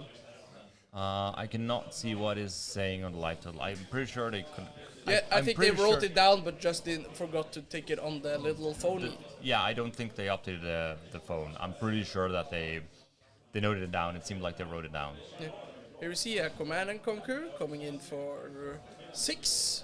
There's a big chunk of Michael's life. Yeah. It's like he can't take two hits like these, where Italo could take 2 and still be alive at 14. Yeah.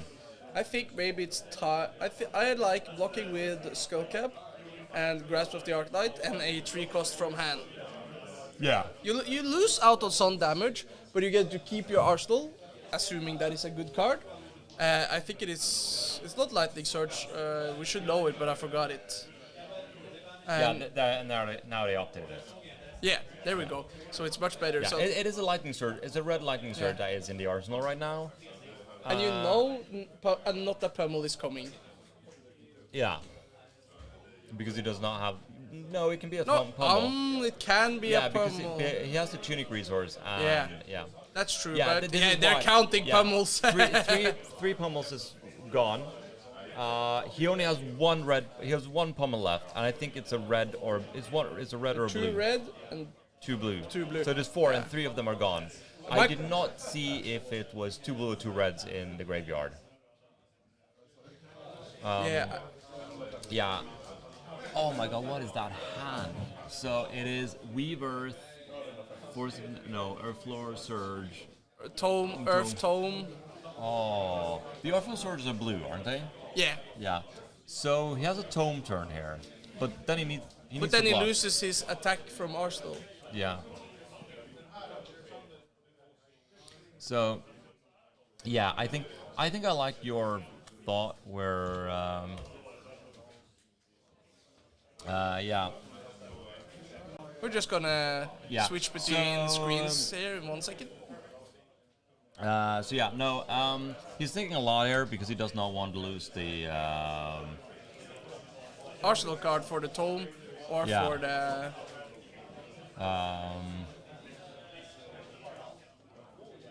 Yeah, he does not. But I like your block of using the gloves and using the skull cap to just block for 3 and use 1 card. Yeah, he's using the tome because that is the one that needs the most resources. Actually, he's deciding to block.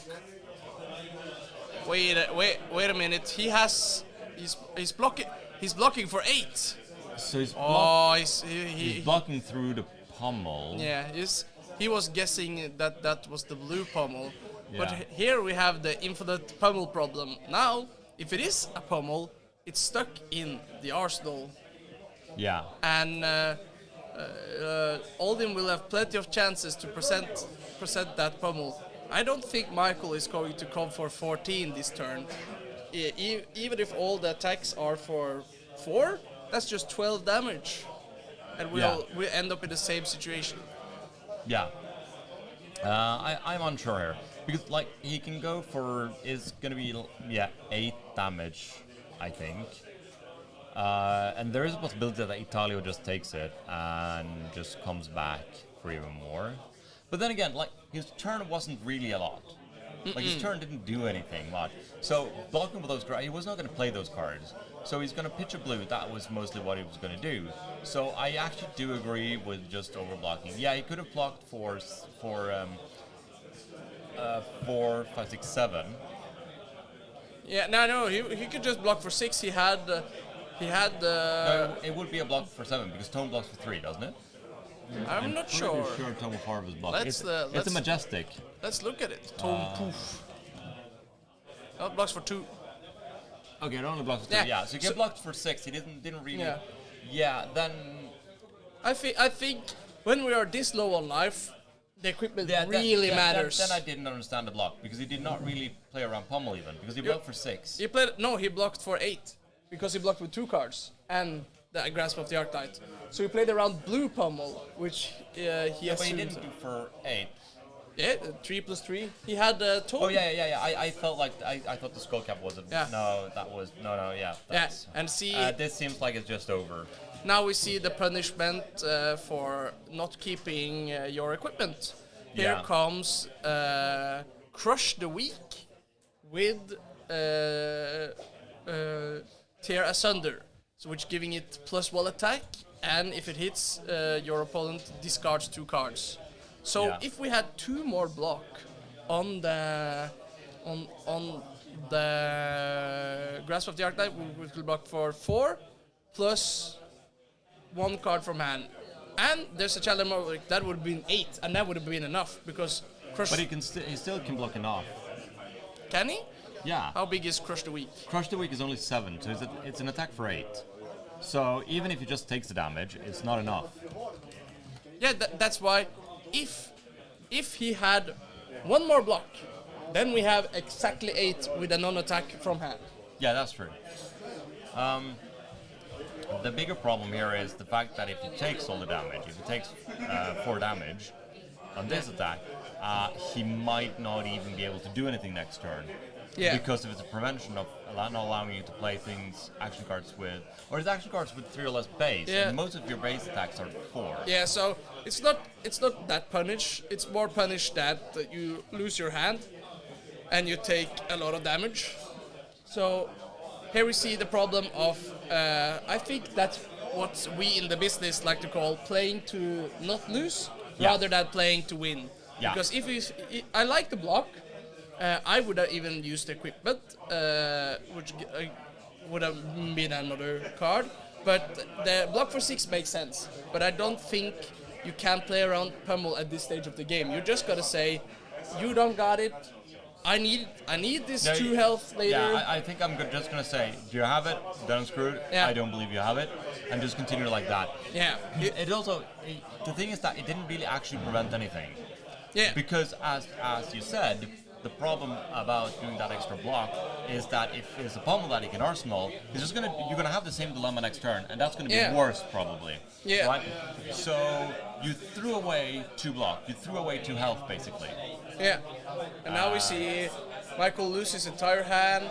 He takes 4, goes down to 6, but he can't hit a little next turn. No, the problem is now is that since he only have 1 card left in hand.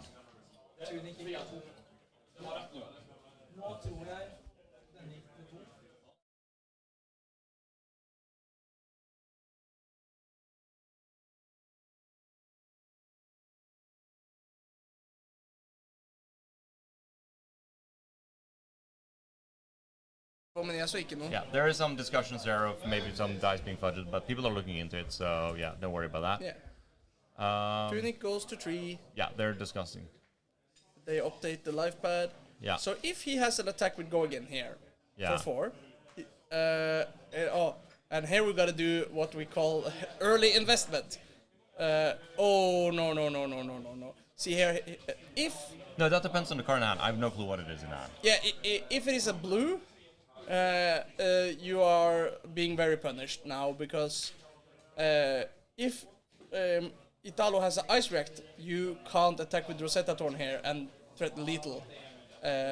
You probably it doesn't probably matter that much because he still has equipment. He has a free activation of a Crowd of Seeds to prevent 1 damage, and he has 3 more block with equipment. So you're probably not gonna take cards from Italo this turn. Only cards that doesn't stop them. You're only gonna take cards that the Italo thinks is not relevant. Yeah, And only extra blocking A cards. big thing here is that there's still a stalagmite out. The stalagmite is still there. Yeah, they have 4 more block. Right? Because they have 2 from... Yeah, they have 4 more block.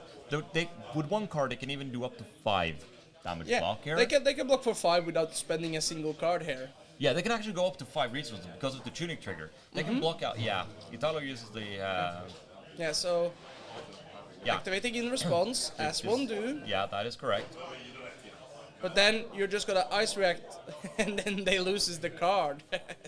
Yeah. And it was a Tome of Harvest. It was a blue, so here we see Yeah, he being punished for not activating the blue before attacking. Yeah. So yeah, he should have just activated it before, attack for use that, attack for the arcane damage +4, and then the weapon for 2. Yep. I don't see, because there's no reason to... He's not going to Arsenal the tone. No, right? That is a rookie mistake. And he does not actually gain anything. He doesn't get any.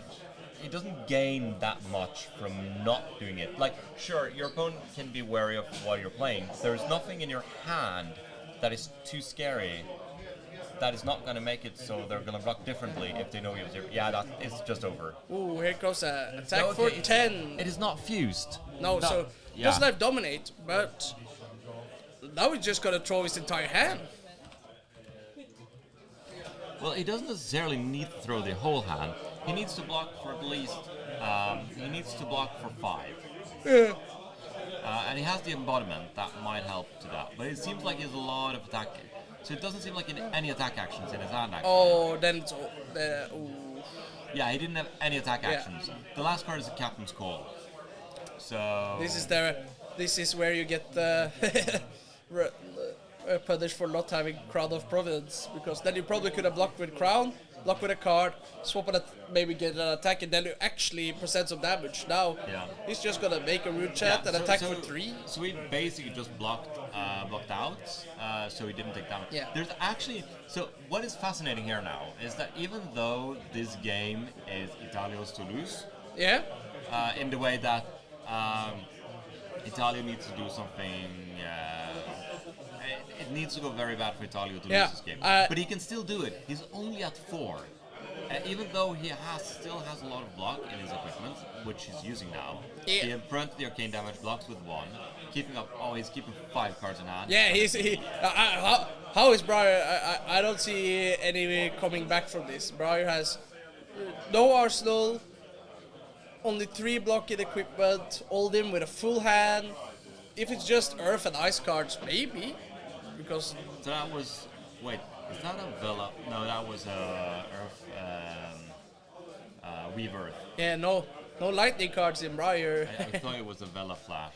And here we see Arouse the Ancients. Oh, this game is over, and boom, and it will be followed up by an Oakenold for 7. This is 14 damage coming through.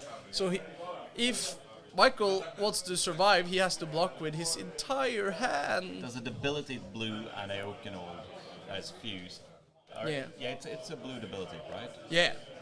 Why am I asking you? I have the deck list. Because you love talking to me. It's a blue disable, yeah. He doesn't play the red disables. So, Rouse is such a power card.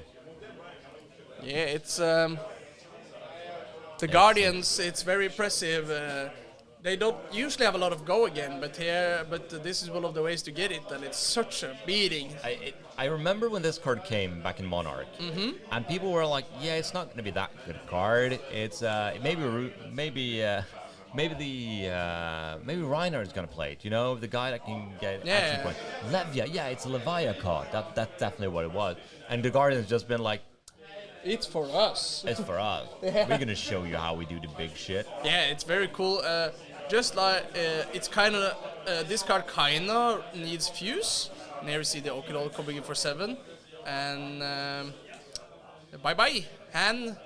Good to see you. You've been Arclight Sentinel. Yeah, the problem here. Yeah, I like that. Do you know what? No, not Arclight. You're just been Sentinel. Yeah, you've been Sentinel. Yeah. So he's going down to 4. You need at least to block with 2 cards. Then you take 1. So you can threaten 3 damage back. Yeah.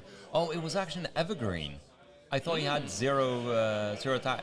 I saw the Autumn Touch, and it's an Evergreen, and it's a Force of Nature, right? It seems like a Force of Nature.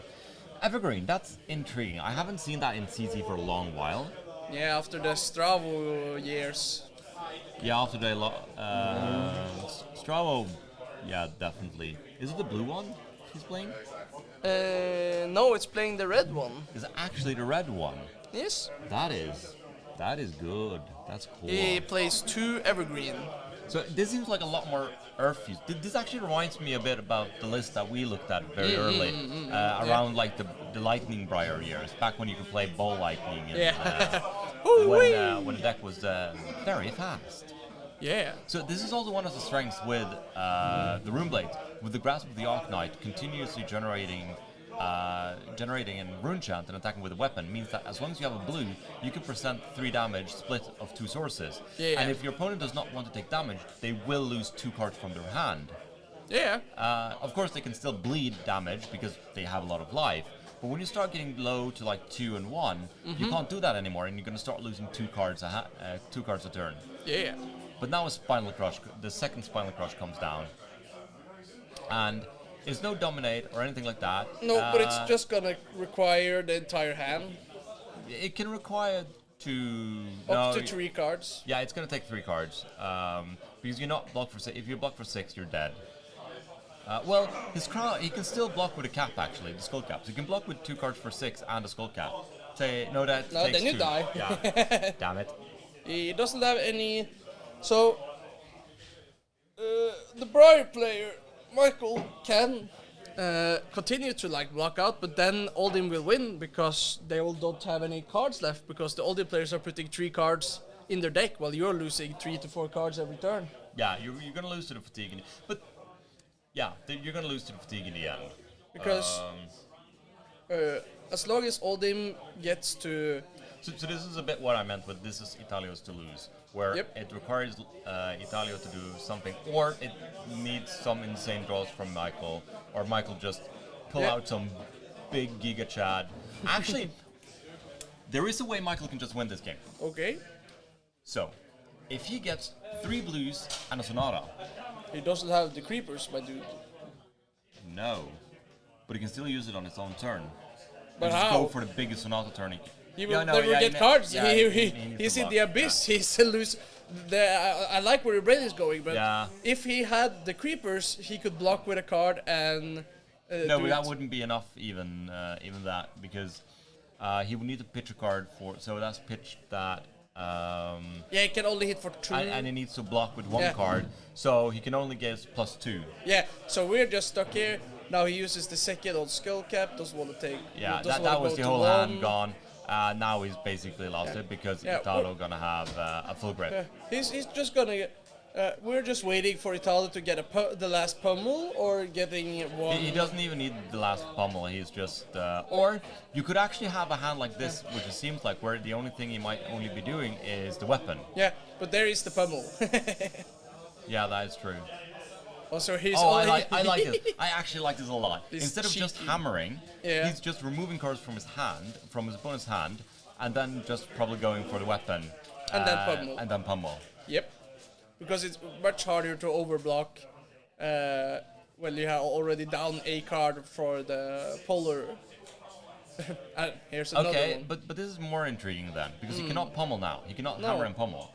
So why are you doing this then? Is it because it's fun? I don't know. What is the last card? Oh, it's see, then he can pummel Then he with... can pummel. with Yes. yeah, block for 6. No, It's not even 6, it's block for 5. Bada bing, bada boom, and we're over. Oh, that was... it's well played by both players. It's Italo just took firm grasp of the match early and never quite let it go. I felt like Italo was in full control of the entire match, and I think Mikael may have made some mistakes along the way, or maybe needed to draw differently. But the only mistake I could see that he missed 1 attack with Rosetta Torn, which he could have had. There was both an attack and an arcane damage in that attack. Yeah, so... But you said Oldhim had quite a good grasp. Would you say that he had a good grasp of the Rune Blade? Oh my lord. Well, folks, sorry for the early silence. It's hard being wacky streamers. I've been waiting so long to push this button. You've been going around the whole day and just been like, when can I use the laugh track? When can I use the laugh track? When can I use the laugh track? And it's finally, we were hoping to actually do it during the lunchtime, but we got too busy eating, food. It's kind of like, we're people. We are humans. Are you sure? We're not sure that we are true humans. I'm not so sure. I'm not debating this question here with you, sir. Why not? If you go to r/I am very smart and talk with the people there. Yeah, no. So now this was our 5th round. There's 2 rounds more. 1 round. No, yeah, one It's more 6 round. Yeah, rounds. no. Yeah. You see, matter how big or small. My brain's just fried. It's so nice. You're gonna get a break soon. Yeah. No, but I just want more games. That is my whole thing. I just want more games. I want to commentate more games. I Well, want to you see have more flesh and blood. 4 more games. That is not enough. Well, we I need need more. More. Yeah, So but yeah, it's. What do you think about the meta diversity, or what do you think? I about, really think it's interesting. What's really, really interesting that Briar is the lone rune blade here in Sweden. There's no Viserai, which also is perceived as a very strong aggressive deck. Which boggles my mind. It got 2nd place in our tournament, and you have seen it top 8 a lot of other tournaments. So it's really interesting thinking, are all the Viserai players in agreement that we just want to play Briar? Or what have happened in Sweden? I knew there was some Viserai players here. Yeah, I've seen actually some of the Viserai players that I know here have changed over to start playing Dromai, which I think is a bit funny. That's a pivot. Yeah, that's kind of good pivot. And it's also, as you say, if you look at the other nationals around in the world, there's a lot of them which have picked Viserai over Briar. Like, Viserai is the most represented Runeblade over the world. So it's interesting to see that there's so many Briar players here. Yeah, and they are crushing it. Not on camera except for one. No, two. We've seen Briar versus Fire 2 times on camera, and both times like vroom. So we've had 4 games with Briar on camera then. Yeah, we love our Briar. So Briar is 2-2 on camera then. Yeah. Lost against Guardians. Yeah. Destroyed Fire. Yeah. Well, but in defense of the what should I say, Briar, they had both of the players drew really explosive, like keeping Mount Heroic for 3 turns or getting Mount Heroic and Force of Will combo. We didn't see didn't see his Channel Mount Heroic this game. We saw 2 Channel Mount Heroics, but both was blocking. And that's not where you want to have your Channel Mount Heroic. Do you think maybe Briar could have played for the longer game, blocking early and taking damage when they had the Channel Mount Heroic? I'm very unsure about that. They could have gone for a longer game, trying to block a bit more, but the problem is that they've so many. The Oldhim decks have so many ways to give dominate and these newer, bigger attacks and go wider with like Lightning Strike and Zealous Belting. Now Italo did not play the Zealous Beltings. He only played like the E-Strikes. But he's playing 2 Glacial Footsteps. He was playing 1 Pulverize, 3 Spinal Crushes. So this one is a bit more pressure oriented because I do not see a lot of defense reactions. I only see Oasis Respites and Staunch responses in this list. So he's trying to be more proactive. Yeah, they want to beat face, and maybe they thought they would show up a lot of Icelander and Dromai, because then you don't want to sit on the back foot. You have to be aggressive to defeat them. That's very true. But yeah, like the meta here is like, what is 5 Rhinar? Yeah, it's 5 Rhinar. Big bonks! Shout out to Big bonks! That is, I love it. I love to see so many Rhinars. But I think like the meta here is quite diverse. Yeah. There's a total of 6 Guardians. There's 3 Oldhims and 3 Bravos. Yeah. But except for the Rhinars and the 4 Briars. Everything else is like 3 offs. And then there is Icelander and Kano, both wizards having 2 players each. Hey, that's really cool. But there's no Lexi here, which also interesting phenomenon. Yeah, that's kind of interesting that there is no Lexi. Like, there is a Ranger, that is Azalea, which we saw. It was a really cool game. Really cool game. But yeah, it's intriguing that it's 0 people on Lexi, 0 people on Viserai, and usually we have some people, 1 or 2 people coming with like a Katsu or a Bolton deck. We have no Bolton today. Yeah, the fact that we have like 4 heroes not represented here at this 30-man. Yeah, that's really impressive. No, that it's actually 5 because there's no Dorinthia here either. Yeah, that's there's true. 5 heroes not represented at this They're tournament. just stuck in Norway, waiting to get their swords out. People start playing Dorinthia. Just start learning Dorinthia, and people will start getting annoyed at you because they don't understand where your damage is coming from. And also, it's very good to learn about how you're going to block playing against Dorinthia, because their damage is just coming out of nowhere, and then you realize starting like, oh, 1 pitch equals just 3 damage. And and then you block, sometimes 4. and then you block depending on that, and then you remember that they have some cards that cost 2 resources. That gives +6 if you block. Yeah, there's a big advice for our pro players here in the comment booth. But yeah, I feel Flesh and Blood is a really game that if you play the decks, you get much more understanding on how they actually work. And since there's this decision trees in every hand are really big, it's really nice knowing the shortcuts so you don't overload your mental capacity throughout the tournament, because we're probably going to see some less focused players in the top 8 because they've been playing for 6 hours already. It seems like we're closing in on the end of the time in this round, so we're gonna have a quick break and then we're gonna be back with the last round where we're gonna see who is gonna be playing probably for the final, probably having a fight to see if one of the players is getting into the top 8. Oh yeah, not. Let's get the brute on cam. See you afterwards.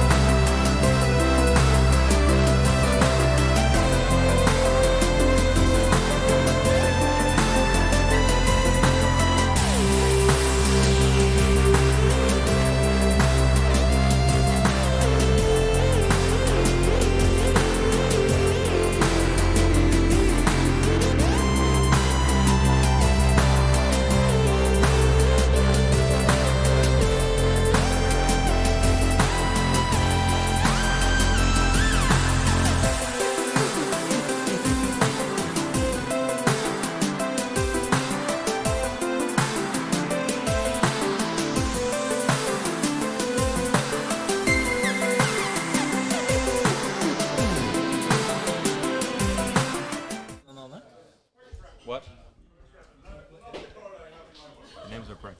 All right, we're back with the last round in Swiss before the top 8 here at the Flesh and Blood National Championship hosted by Alphaspel in Stockholm. This is the round that decides who goes into top 8 and plays for the national championship title. So this is an exciting one, and we also have a Rhinar with us this game. Yeah. Which will be extremely fun to watch because it is against Oldhim. Yeah, which traditionally people say that Rhinar should be favored into the Oldhim matchup. But looking at the Oldhim, it is Italo from the last match. Looking at his deck, I see that I don't think he necessarily is going to be that favored because it does not seem like Italo actually wants to block that much. Yeah. He's not playing that many defense reactions, so the Intimidate is not going to be the such a threat. Like, you want to keep cards in that matchup, I think, because a lot of what the Italo is running is like Chokeslam, Command and Conquer, Crush the Weak, Endless Winter. There are Enlightened Strikes. There are very big aggressive cards here that some of them wants to get the opportunity to have go again, to attack twice. But I think one of the most important cards here are the Chokeslam. Yeah. The Chokeslams are actually going to do a lot of damage in this game. As usually with the Rhinar decks, I'm trying to find a deck list for Rhinar, I'm sorry. That's okay. Because usually Rhinar plays like barraging beatdowns, the Rampage, like they're playing the pumps, but the Chokeslams, that only prevents from attack action cards, right? Yeah. Yeah. But it's an aggressive card that has defensive value in that you're removing cards if they block, but you're removing damage if it hits and deals the amount that Crush needs to have its effect. So it's a really good offensive but defensive card. Yeah. This list, it kind of reminds me of the list that was originally that was played by the Brute Queen in Malaysia. Yeah. As I see, he has done the same as she did, and that was go down to 2 Beasts Within. She was not very fond of going with extra Beasts Within, going all the way up to the 3 Beasts Within, because she had to, because I've also heard it from others, and I really can see that too. They're so easy to just lose so much life. What's also interesting is that he's only playing 2 Alpha Rampages. He's not playing the complete 3 set. So I agree with the Brute Queen. The Beast Within, you already have a lot of randomized actions throughout the whole game of playing Brute. It depends also if you use your chest piece, your boots, which both want to have a dice roll. yeah, So I don't know how much more you want randomized. And we also saw in the final that she was discarded the Beast Within and ended up on 1 life. she was very close to just losing at that point. So 2 is enough. It's like the Beast Within is very good early, but it can also lose you a lot of life, and that is the problems that can have. It seems like our players are getting quite ready, so we're gonna head over to the game. So we see Rhinar on the bottom side. I was gonna say it seemed like he forgot to put his weapon, but I just see he's piled his equipment. Yeah. So our Rhinar today will be piloted by Stefan Karlsson. And we've also met Italo once before in the previous match, where he beat Briar. Yeah, he beat Briar. That was a really good game. That was very good piloted by Italo. Stefan, he also traveled over to Norway to the Road to National season. Yeah. He and the current undefeated player in this tournament, Niklas Bengtsson, that we saw in the first match playing Briar. Those two and your favorite, Erika, traveled to Norway and played there in our Road to Nationals, where Stefan was close to the top 8 there, but sadly couldn't go the whole way. But he also played Rhinar there. He has been a Rhinar aficionado since, as far as I know, he has been a Rhinar main since he started playing the game. Yeah. Starting out with a Spinal Crush. God. Yes. There's so many of these names from the Guardians that just has Crush. And they crush. That is what they are doing. And I think that this will be a very forwards and backwards, big attack kind of game. That was a very quick block with a sand sketch plan, high roller, and I did not see the last card. But it was just like very easy. Stefan just threw them down, just like, nope, get out of here. I don't want these cards. These are shit. But I'm a bit surprised by him actually. Oh, this is huge. We're starting off hot. Yeah. Do we actually have access to the claws, or do we only play club? Yeah, I was actually looking at one of his games during my break, and I am pretty sure that he has also sided in. No, he has not. Why am I looking at that thing? I am the one that had... Yeah, he has access to the mandible claws. Yeah. But I agree with him actually running the club in this matchup and not trying to go for the double attacks. It's a Blood Rush Bellow he played. It is one of... Yeah. It is the strongest brute card at the moment. Blood is written with two O's. This is not my... Now, as you see Blood Rush Bellow here on the screen, the damage is insane. What people usually do is that they play these with the mandible claws to be allowed to play to attack. Give +2 to them, so you can attack for 10 with the mandible claws. But here you're going to see what we talked about, the barraging beatdown with the Blood Rush Bellows, with the Rumping Club. Now, if he can manage one more Intimidate,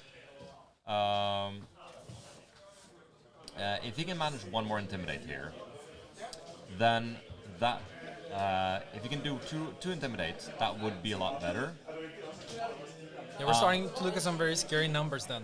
Because Oldhim wants to block.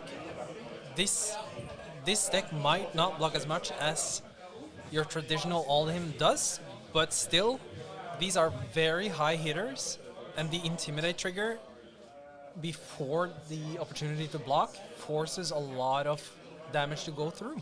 Yeah. So I'm a bit unsure about what if, because it seemed like they rolled for the Intimidate, but while they were rolling, Italo said that he wanted to do the Crown of Providence. He wanted to use his crown. Yeah. And now I think they're gonna resolve the Intimidate because that's exactly what happened.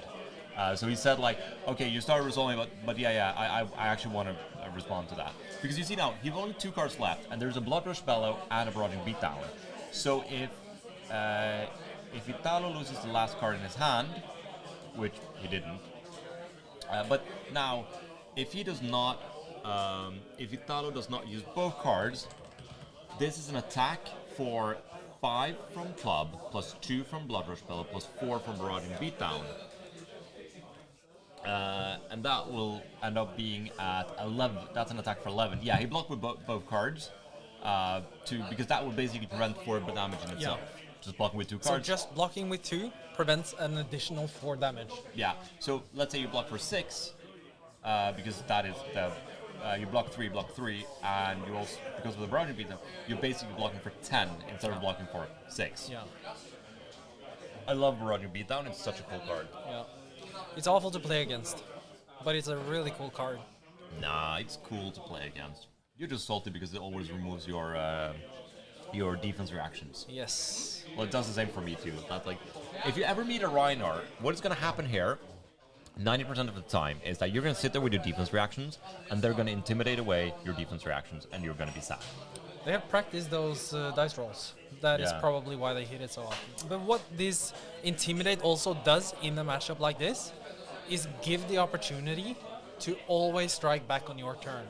Yeah. Because you will always have cards left over when there are cards that have been intimidated away. Yeah. I'm very curious here. I'm very curious about how seeing like how Italo actually plays out this matchup, as it seems like he's going a bit more on the defensive side, trying to block more. Well, now we've only had 2 turns. This is the 3rd turn in the game. Italo's second. No, this is going to be Stefan's 2nd turn, as you can see on the tunics. And it seems like, Stefan is trying to keep 3 cards hands. I did not see what he actually arsenaled from the last turn. I think it's a sync. I think it actually might be a sync below, or a fate foreseen even. If it's like that, it's good. He probably just want to keep that in arsenal until the time where Italo comes with a comes with a bigger dominated attack Yeah. or a more scary attack. For sure. And I also think that what we're seeing here is that there are some pretty big attacks going back and forth already. Still, both players have taken 1 life. Yeah, but we have seen it been blocked with 5 cards in total, so 6 cards in total so far. Yeah. No damage have almost been exchanged, just blocking and things like that. What do you think about the Skull Crushers? The fact that Stefan is playing the Skull Crushers. I think it's interesting. I think it's probably the best choice into the Oldhim matchup, because I think you need to have that opportunity to go a little taller, and with your boots you can also gain that gain those extra action points that give you the opportunity to not only double, maybe triple the effect of Skull Crushers. Yeah. And I think that is super essential in the matchup, which is like as defensive as Oldhim is, and the action points gives you the opportunity to lock equipment into the combat chain. Yeah.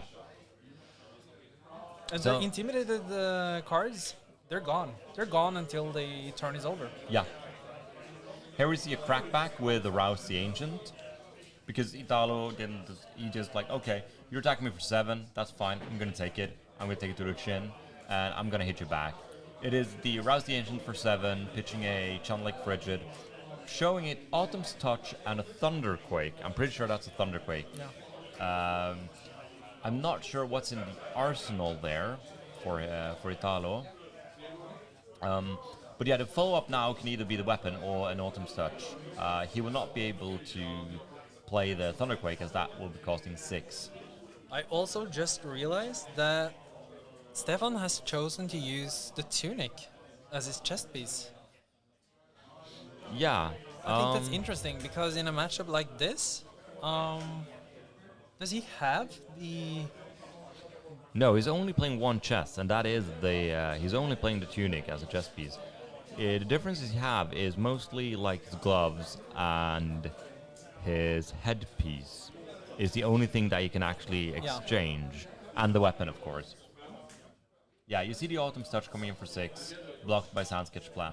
So that means he's pitched one Sand Sketch Plan, that is at his bottom of his library, and he's blocked the other one. What do you think is his thoughts behind just throwing away these powerful cards that let him look through his library? These are some great players. They're at the top of the national championship right now. They play these matchups a ton of times. They have plans for what they're doing later on in this matchup.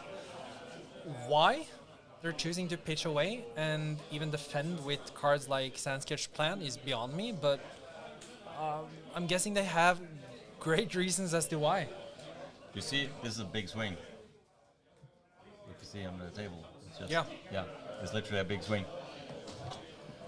The reason why I think they block with cards like Sound Sketch Plan is, what I like about it is that they're saying that even if these cards are strong, they're saying that my life is more important currently than these power cards. Yeah. They would rather just conserve life than play this card, because that is better, and trying to defend out with these cards instead of blocking, or instead of keeping them for later and playing them, is going to give you a bigger advantage in the game overall than trying to save them for later. Yeah. And here we see the swing big. Italo is thinking a lot about how he's going to block through this card, because this is a really scary card. One thing I want to mention as well is that whenever you defend or pitch away the Sand Sketch Plan, you're removing cards that aren't 6 damage or more. Yeah. I think what Stefan wants to do here is he wants to try and prune his deck from the worst sixers, so that in later he can have a higher what's the name for it again? Concentration of the 6 attacks. Yeah. So he's pretty sure that he can go around. So I think you're going to see Italo using his weapon a lot, and I think you're going to see Stefan also using his weapon a lot up and down. even though he's done a lot of his bigger attacks. But that is mostly trying, as we talked about, stacking up the pitch. You see here, this is an interesting thing. You see Italo still has his hypothermia in. What do you think he still has his hypothermia in against Stefan? As there's not that many ways to give things go again. You're not really giving go again. The only thing, I think, the reason why the hypothermia is in would be to stop the mandible claws from gaining go again. Yeah, so he was just guessing. Yeah. While then Stefan one-upped him and said, no, claws are bad because you would give me frostbite and they're expensive enough, so I'm going to club you to death. I'm going to bring you to the club. I'm going to show you a rumping time. Yeah, and Bruce rarely do the double blue, triple blue hands as well, so that one frostbite usually does not come in handy for those mandible claws. No, it is the mandible claws cost them 4 resources to attack with both, and they're mostly good with the bellowing, like the bloodrush bellows, or like using the shoes. But they're making you more aligned on the shoes. And I've seen here that Stefan is only playing 18 blues, so that means that he would rather set this up as combo turns, and people would know that setting up these kind of combo turns against trying to set up these kind of combo turns against an Oldhim player, that is not the best strategy most of the time, because of like as we saw in the last game, we saw Oldhim use his frost react against Briar to a very efficient degree, which is absolutely devastating against Briar, against Dash, against people who champions that wanna play out cards. Yeah. It's absolutely devastating with that hero Is effect. this a double fused Oakenold? No. It's just a poor Oakenold. It's just a 3 for 7. Poor old vanilla 7. Yeah, it's just a 3 for 7. Thank you. Next. Thank you. Please come again. So it's a bit funny to see how we talk about like the Ice React, how we think it's a really good ability. Because I remember again when Tales of Aria came last year. I remember. Like Pummel. Oh yes, Pummel, baby. Oh, pitching a Pummel, pitching a blue Pummel to play a red Pummel. I cannot see what the second card is there that he blocked with. He blocked with the Smash Instinct and an attack action, something that I'm not sure what is. No, he's hitting it well. Yeah. What do you think about the fact that... I would also say that the fact that Italo decided to go with Stalagmite over Stalagmite and still have Hypothermia in... Oh, I love this. The Cadaver... No, he blocked... Oh, he lost it. He discarded it. Yeah. And I would love to see that Cadaverous Contraband hit. That is not a card you will see often. No. I'm actually a bit surprised that it's in the deck, because, as you say, not a lot of people bring this card into competitive play. I love this card. Yeah. I love it so much. I've been trying... I used this in my Dromai deck, actually. I used this over Race Face for a long time, because you know how stupid it is when you attack with this card, and then you put a Tumultai back in your deck. Yeah. That they killed. Look at your opponent, it's glorious. But this is also a tech from the Brute Queen herself. She played this card, she loved it. What do you play it into? Like, which cards are you getting? Bloodrush Bellow. Exclusively? Mostly. Yeah. But you're not sad. But this actually makes a lot more sense now why he's blocking so aggressively with Sand Sketch plans and things like that. Because if you just place Cadaverous Contrabands and get them back, that can just change the whole game plan. Yeah. So the Cadaverous Contraband is mostly for matchups like Oldhim and those kind of matchups, but it's also against matchups that doesn't really want to block. Like, it's a really good card against Phi, because if you go this, they don't want to block it. You're going to get back your Bloodrush Bellows, and then you take a Bloodrush Bellow the next turn. It is a very good card against Briar. Here we see an Endless Winter. Yeah, I love how the tempo has shifted right now. Like, we have gone from blocking and losing 1 life to suddenly being at 25, 26, with them just taking the damage. Like, we're blocking with 1 card, taking 3. Here's an Endless Winter. What are you going to do about it? I'm guessing we're doing 2 or 3 cards on this one. I'm thinking he actually only is going to do 2. Oh, it's fused. Oh, it's fused. Yeah. That makes it harder.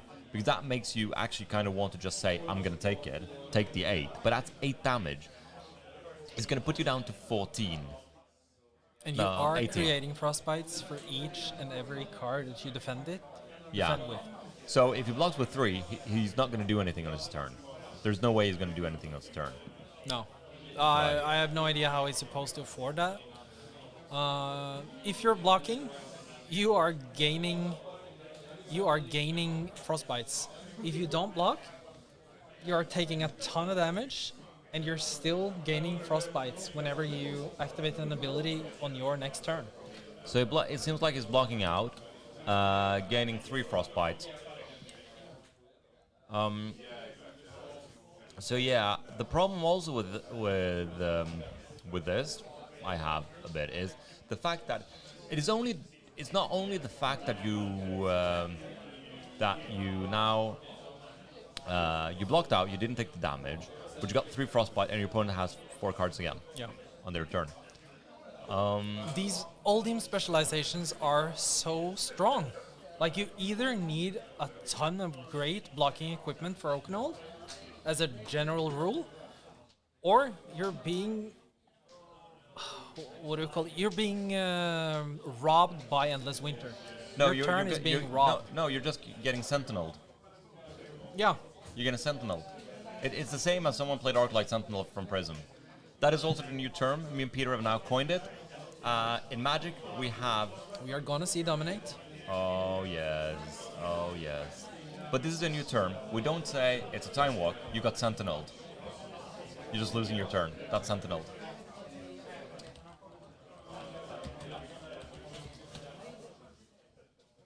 Yeah. This is a huge attack. I love this. I love the Glacial Footsteps. They do so much damage, and it's such a threatening attack. And what I really loved by playing this game through Tales and the time, I started back in Monarch. We both started around Monarch, and I love seeing how cards that when we started to play, or when Tales came, people were like, yeah, Glacial Footstep, like, why are you going to play 6 for this? It's not good. The Guardian attacks are just better, the normal Guardian attacks. And now we're seeing Glacial Footsteps being one of the premier attack actions in Oldhim. We're seeing the ice reactability of Oldhim being used, while people were like, no, it's not good enough. And just seeing the evolution of the players and all of this it's just amazing. I love it. It's so fun being a part of. For sure. And I think what is exciting is that a lot of Oldhim players are now running both red and blue Glacial Footsteps. Yeah. Like, we're seeing the 8s and we're seeing the 10s. And what this... Like, Glacial Footsteps has Dominate. Yeah. Thunderquake doesn't, but it's still a staple, and I think a good equivalent in the Bravo deck. But, well, the difference is also that Thunderquake costs 3. No, it's 6. I'm pretty sure. But it has Heave. It also has Heave. So, you can... Okay, sure, it costs 6, but you can pay the 6 over 2 turns, which is what makes the Heave mechanic so strong. So you need only 1 card left. Yeah, so you can go 2 cards, you can heave that card, so if you have 3 cards hand, you can attack with weapon, heave the Thunderquake, pass the turn, draw up, block with 3 cards, attack for 8, or attack for 10. Yeah, it's a great card. It's a great card. And Glacial Footsteps as well.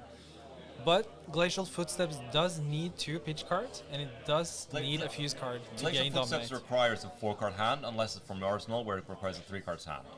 But that's also the cost you pay for what should I say, quote-unquote, Dominate on demand.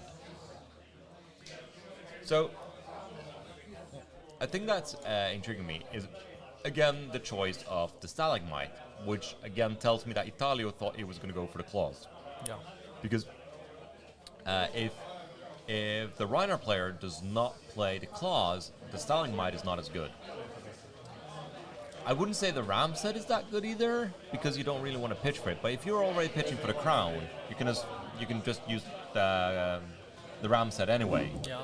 But I see the only thing that he brought in forms of hammers are Stalagmite, Sledge of Amelheim, and the Winter's Veil. Yeah. He did not bring the Anothos, and I believe that the sledge of Animalheim is like bringing a hammer to I think a Sledge. paper fight. I think Sledge is primarily versus Kano and Icelander. Yeah.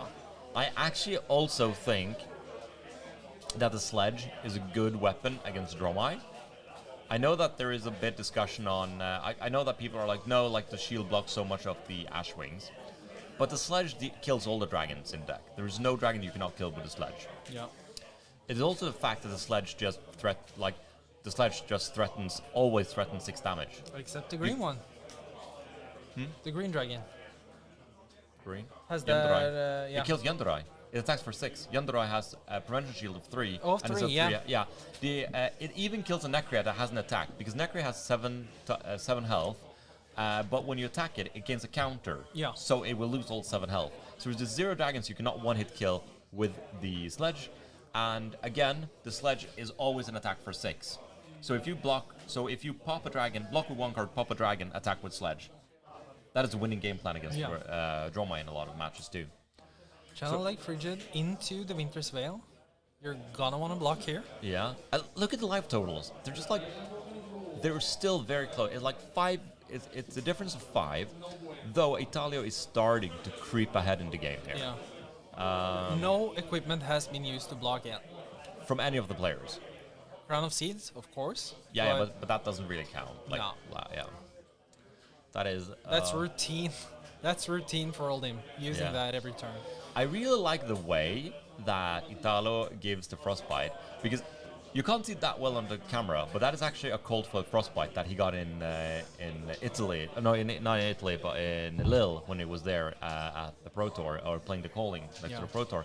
He won that one, and he has it in a hard case, where just put it underneath the Winter's Veil, and when he attack, he shows it, and then if it hits, he just leaves it at our opponent's side and goes back with the hammer. This is a massacre. Both the name of the card and the effect that it can have on the game. I love the fact that Brute is basically just a heavy metal band, just with all the name of the cards, like Swing By. Both Guardians and Brutes are like Swing Big, Crush Something, Massacre, Bellowing, Roar. We're at a heavy metal concert, boys. Yeah. Where you have like the old school guys, and then you have more like the thrash rock. And what is also great about Massacre is the last text. Like, you get an additional Intimidate if Massacre is the card that is discarded. Yeah, to a Brute attack action card. This have happened to you, right? Where you're sitting, closing down, you're playing as Rhinar, you know, like, this is gonna be hard, but this is gonna be fun, you're still gonna be able to block it, and they just go, Barraging Beatdown, Alpha Rampage, discard my Massacre, you don't have a hand, you're dead. Yeah. Yeah. It has happened more than once, and it is not fun. Especially but Blitz, it right? must be amazing to have that feeling during your play as Rhinar or KO. Yeah. Yeah. It's kind of like doing 20 with Kano in Blitz. 12 Massacre? That would have been fun. It's kind of like, you know, playing Kano, doing 19 damage in Blitz, 20 when your opponent's trying to kill you. So we're pitching a Terrasunder just to announce its existence. Yeah. Be very afraid later on if we're gonna be able to circle that deck. I was gonna ask you, how many defense directions are Stefan running? But then I realized that I'm still having his deck list, and you have Italo's deck list. I see a Sink Below in his hand right now. Yeah, so he's playing 3 Sink Belows. He's playing 3 Sink Belows, 3 Fate Foreseens, and he's also playing 2 That All You Got. I think the 2 That All You Got is only for Briar, Fi, and Dash. An interesting point here is that, because you were talking about how aggressive this Oldhim is, and he's only running 4 defense reactions. 2 red staunches, 2 blue staunches, and then he also has the Oasis Respite, of course, because Oasis Respite is amazing. Yeah. Me and Peter talked about this too, because he asked me like how aggressive or what kind of deck did I think that this was, and I definitely classify this as a more aggressive one. It can go a bit slower because it has both. It has the staunches and it also has the Oasis Raspites. But it's gonna block 9. Yeah, because if he blocks out the Swing Big, he will get a Quicken token. Yes. So, like, swing big. Oh, that's a pummel. He got to pummel the swing big. That's huge. Oh, that hurts. Get out of here, dude. It hurts. I know you wanted that quick and token, but here it is, the pummel. You know how disgusting Oldhim is when you have a quicken token, right? Yeah. He just like go, oh, I'm going to attack you with this big attack, and then I'm going to hit you with my hammer. And Oakenold costs 3. For some reason it costs 3. But look at the Crazy. health title still. It's 17-18, even with these exchanges. Yeah. The life titles are they're just climbing down with each other. They're just holding hands and going like, you have you seen, oh, the second Blood Rush Bellow. This will be good. But it's almost like you see these kind of knife duel fights where people tie their hand together and then just try to either punch each other or like stab each other or something like that. This kind of feels like that. You have the Rhinar and Oldhim, they're holding their hands and just like standing and punching themselves, punching each other in the face, and no one is relenting. This is a very steep hill, and these guys are holding hands the way down. Yeah. Just keep on grinding through this. So there's a sink below and barraging beatdown, and that I believe is a barraging bighorn. So he plays 3 yellow barraging beathorn and he plays 3 yellow barraging bighorns, and so one of those is in his hand currently. It's a very good source of go again. So yeah. But you gotta intimidate. You gotta intimidate to remove that. So you see an attack with weapon here, and that is because his hand now is sink below and barraging bighorn. So, and he does not have the resources to play the bighorn. Or he could have played a bighorn, but then he couldn't have done anything more, because if you lose the sink below, that's all he does. You see Italo blocking for 6 to remove the pump from the barraging beatdown, only taking 1 damage. Both players use 2 cards each. 1 damage got bled through. If they continue like this, well, that's really good for Stefan. So, who do you want to win the most? In this matchup? Yeah, Rhinar. of these two. I feel like these Swedes have been having too much of a great time on Oldhim for too long. I think it's time to see some brutes emerge from whatever hole they've been hiding in. And Stefan, I think, is one of the guys to bring him out of that hole. I agree. I'm going to cheat and say I want both. Yeah. Yeah, I'm going to cheat there. Like, I really can't choose between these. If I'm just going to go heroes, definitely want Rhinar. Yeah. It would be really cool if we could get a king of the king of brutes in Sweden. Though I don't believe that the world would call him the king of brutes, because the nationals here is sadly a bit too small for that. Prince, maybe. Yeah, he could be the brute prince. Brute Prince. That would be cool. The brute prince. Yeah, that sounds kind of fitting. But as the players, like, I want both. Like, both of them are amazing players. They're really cool players, very kind people, and they've both been playing and grinding and doing the best they can. I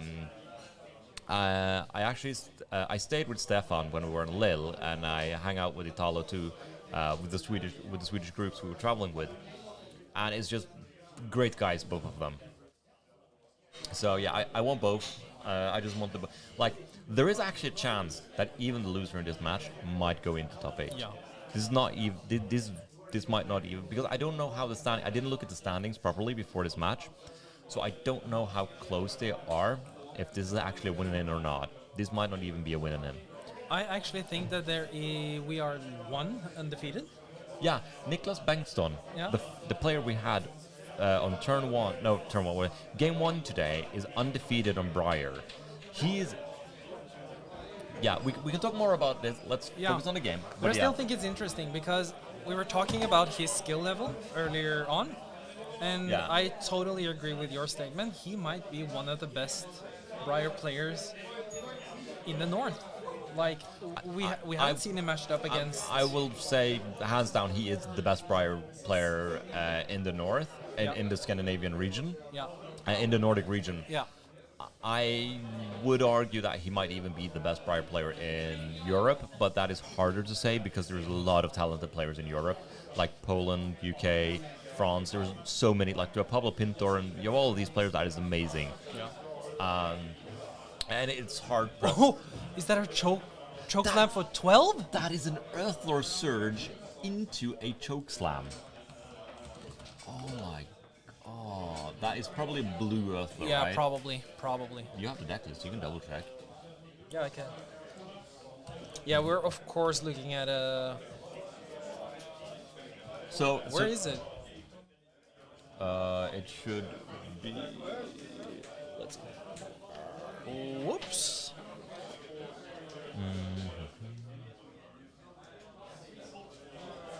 There. It's a yellow. It's a yellow one. It's a yellow Earthlore Surge. What the hell? Yeah, that also we could explains have done the math and gone to 4 plus damage.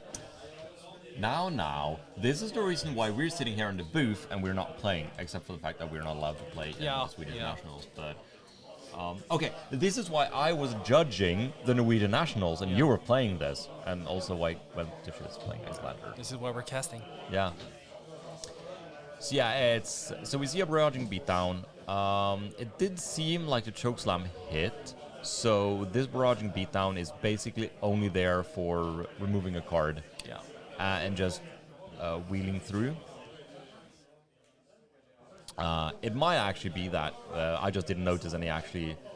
Well, actually, no, I don't think it actually got through because he has a Fate Foreseen in his graveyard, and I don't believe Stefan has any cards in his hand. So if you blocked with Fate Foreseen from Arsenal and blocked with 3 cards, then he could have blocked out 12. That's 13. Yeah. Because if you block for 9 plus 4, that's 13 damage. But again, look at the lives. They're 14, 16, and all equipment is still there. We're gonna need these guys to start using dices. It is, yeah, no, it's... Italo is thinking a lot right now, because...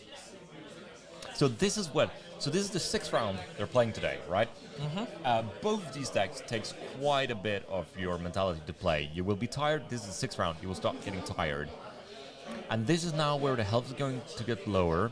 This is where we will see the mistakes start happening. Because now they will start getting distressed. They don't want to lose life. They might be over. Either it's very easy at this point to get overzealous with your attacks and try and be too aggressive. It's also very easy to be the opposite, where you try to be blocking too much. And in that way, not presenting enough and just going through. Though, if that is what they end up doing, Italo is the one that has the advantage right now, because I think on average he's been using less cards than Stefan has. I am just now noticing that Italo's deck list has hardly any ice cards. We have 1 Blizzard, we have 3 Channel Lake Frigids, we have 2 Hypothermia and 2 Icequakes. So that's maybe also why Hypothermia... Oh, sorry, Winter's Bite and Winter's Grasp are also here. But yeah, but that might also be why the Hypothermias are actually always there. Yeah. Since that is his few ice cards. He needs to fuse. Yeah. And he needs those cards. So this is actually more... Like, how many Earth cards does he have play? He played, like, the Autumn's Touches... So he's going yellow Autumn's Touch, which we have already seen. He has the blue Autumn's Touch. And that is... The Pulse of Ice and Loft is, of course, he has present. the yellow Earththrow Surge. Yeah. But other than that, it seems like there is only Autumn's Touch, 3 of those in blue, and 2 Autumn's Touch yellow. That's very intriguing. Oh, we see Earthlore Surge as well. Yeah, the one he yellow. played. Yeah. Did he play any red Earth cards? No, he does not. That's intriguing. That's actually very few cards to fuse in general. It just seems like he's just playing a value guardian deck at this point. I can actually like this kind of style where he's going more just like he's playing good guardian cards and just playing the good extra cards that you can play from his almost out of colors. Seeing my Magic background showing now, classes and things like that. We see a CNC with a... He has the... there is a Beast Within, and I don't remember what the last card is. Ladies and gentlemen, we are blocking with equipment for the first time in this match. Well, it's pretty free equipment to block with. Yes, sir. When you think about that, they have 5 equipments to block with. So he took the damage, only blocked to prevent 1 damage. Why do you think he decided to just block there with just that and lose the Arsenal? I am unsure, but I think I saw a Pulse of Eisenloft in his hand. Yeah. So I'm really scared of there being an Oakenhold here. It does not seem like it. I think the reason why is that he doesn't care about the effect of the Command and Conquer, but he now sees that his life is going quite low. So at this point, he just need to now start using his equipment to bleed less damage, because you want to be at a low life total as possible before you start taking the last couple of damage. Is what I believe, at least. Do you smell that? Oh, it smells like a pummel. Smells like pummel. And Let's see smells if like Stefan. tunic resource. But this is also pummel. I don't think Stefan can play around. Yeah. Because We're going to 10 or 8. the problem here of playing around. Oh, It's red. oh. That is a tenor. I actually like this. So I actually like the fact that he didn't commit anything more. Stefan didn't commit. He just committed his helm. So he's taking 8 here. Yeah, I'm pretty sure I that's saw... going down to 4. But yeah, I really like this play from Stefan, because as I said, as we think was happened wrong, or a thing that wasn't that good last game, was that they tried to play around pummel, and you can't play around pummel at this point because you're just going to lose it later instead. This is going to be interesting. Have a pummel again. Yeah, this is also very good of Stefan. He's just getting rid of the Beast Within, because the Beast Within could technically just kill him. Yeah, we're at 4 already.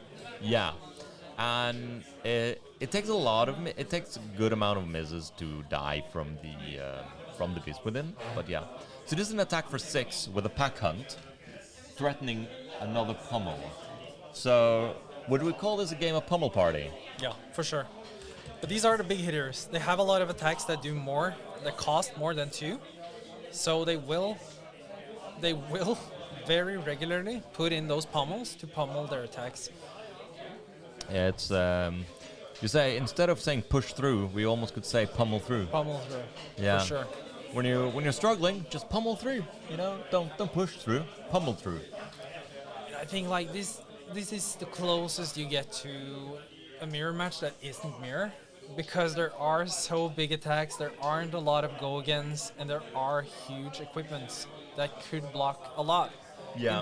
In this case, I was a bit caught off guard by the tunic for Rhinar, because I do think that the chest piece that gives you resources is really good. Yeah, when it hits, of course. Well, like, I like it because it can block for 1 before you destroy it. Yeah. But I think, as we summarized early on, that Sweden is very fond of the Guardians. Yeah. Then your games are going to go quite long. They're not going to be that quick over. No, I mean, yeah, it's going to go long. So, the Here problem goes pummel. Yeah. Here comes the pummel. Is that... Oh, the Pulse of Loft. So we're at 9. That's blocking 9. And He's attacking for 10, so 1 goes through. yeah, wow. Great stuff. Great stuff. No, it did not go through. Does it not? It did not go through. That was a yellow pummel. It's a yellow pummel. It was yellow. He plays yellow pummels. So he's playing. He's not even. Oh, he's not playing red He pummel. only has blues and yellows. Oh, that makes more sense then. Yeah, but no.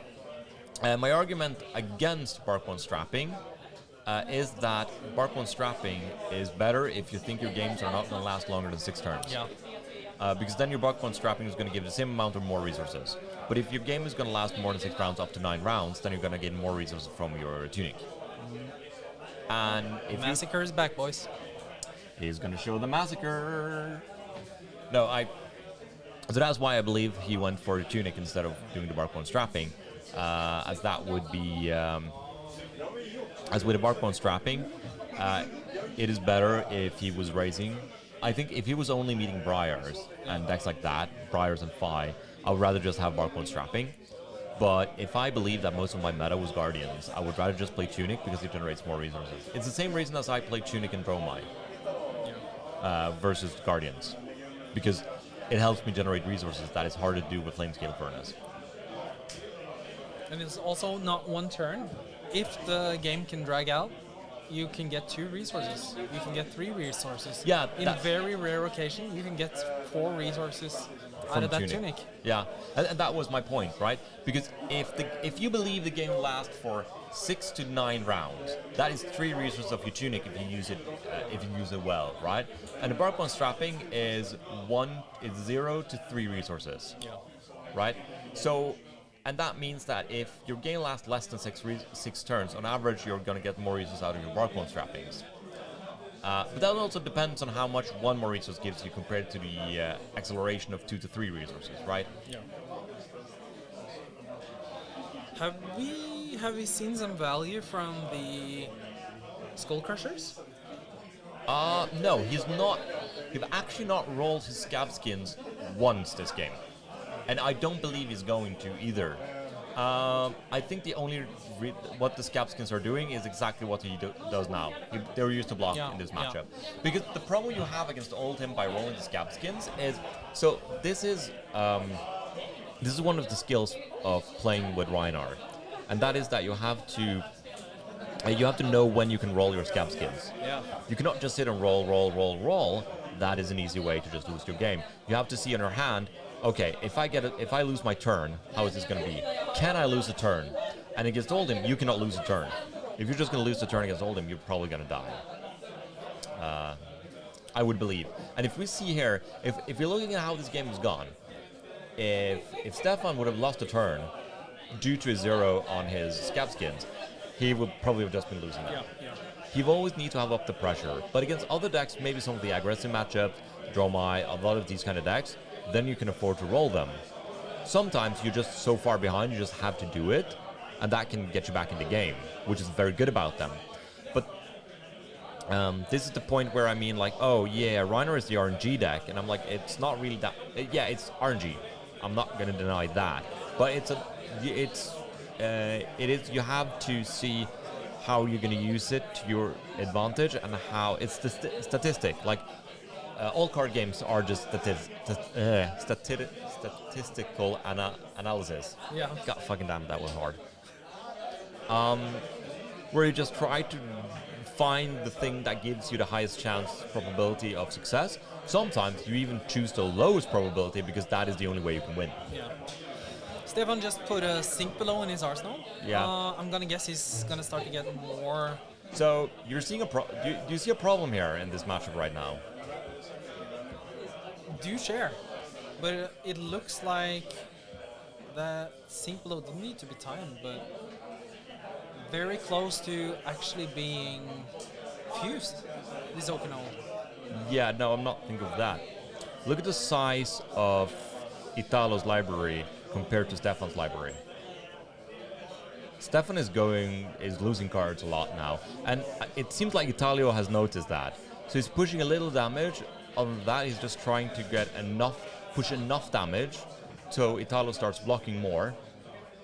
Keep blocking, so you lose the cards.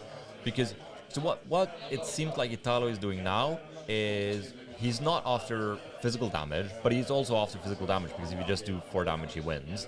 But it's also deck damage in the form of just ripping cards from Stefan's deck, from his hand, from whatever ways he can rip cards.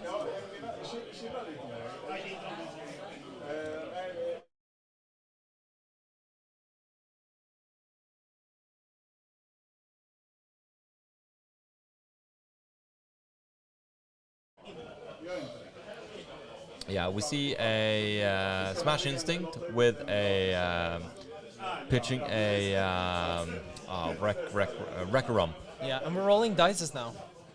Just for because of the Intimidate. Yeah. Always rolling dice. Isn't that the fun of playing Rhinar, right? Yeah, but not with Intimidate. Like, I wanted to see more from like the boots. I wanted to see more funky KO-like stuff, but Rhinar, as we said in the intro, you don't need more randomized play. Like, everything is RNG in Flesh and Blood, and unless you're going through your whole deck, you're just guessing unless you can opt for. Yeah. No, yeah, it's where like the probability comes in, right? it's just a game of probabilities. Every card game is a game of probabilities and how to get those probabilities to line up in your favor. Yeah. Pretty much. And that it is what pulls a lot of people into the card games. We see another equipment block.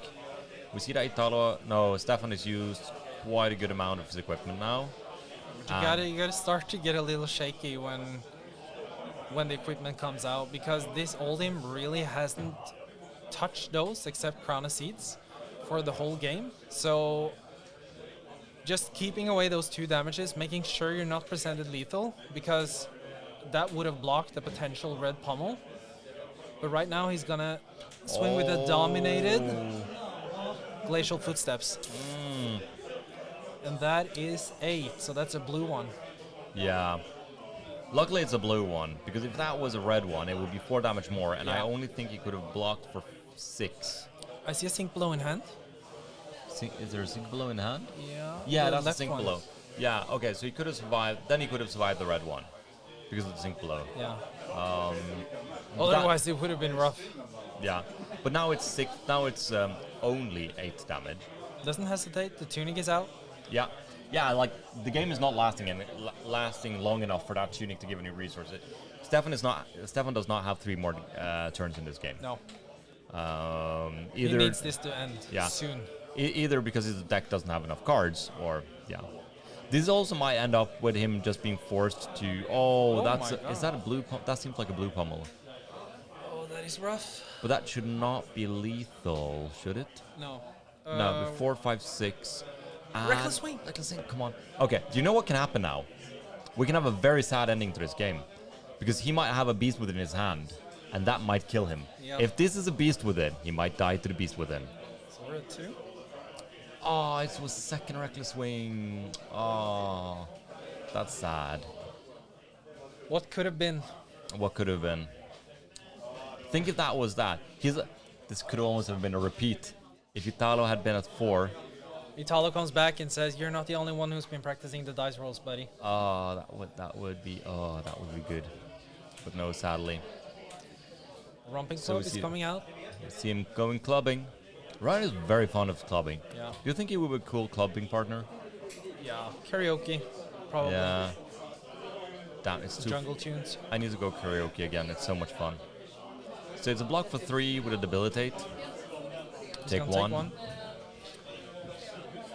This is very. This is so. Yeah. I don't have words. This is just so. What are we seeing here? Oh, it's a tear asunder. So it's going to be an attack for 5. Yeah, it's going to be the hammer. Yeah. It's going to be an attack for 5. But a frosty hammer. Yeah. So we're at 5. He can only block for 4, unless you have another defense reaction. There is 4 or 5 cards left in Stefan's deck. This is devastating. Terror Asunder is such a great card. Yeah. I think you want to block with the Beast Within, because he cannot afford to discard it. Yeah. He cannot afford to get ripped in any other way. He cannot discard it to Terror Thunder either, right? So I think he has to block with it. So he can block for 4. Yeah, he's gonna block with it. And then lose 2 cards. If he keeps the blue, he can still attack with his weapon. Back for 4. The problem is that attacking for 4, that will take him 4 turns to kill Italo, but he only has like 5 cards left in his library. Oh, he did not block with the equipment. He can't. They're worn out. Isn't don't the Skull Crusher block for 2? No, they're 1. Oh yeah, the Battle War. Yeah. I was thinking they were temper. 2 with temper. Oh. Either way, they wouldn't have helped, because he would still be at 4 block. And no, it's just that he would be at 3 instead of 2. Yeah. And at this point, are you taking are you sacrificing your 1 block to someone who dominates like all the time, or are you saving it later? Well, it's not a dilemma we need to take, because it can't. It's out. Yeah, it can't.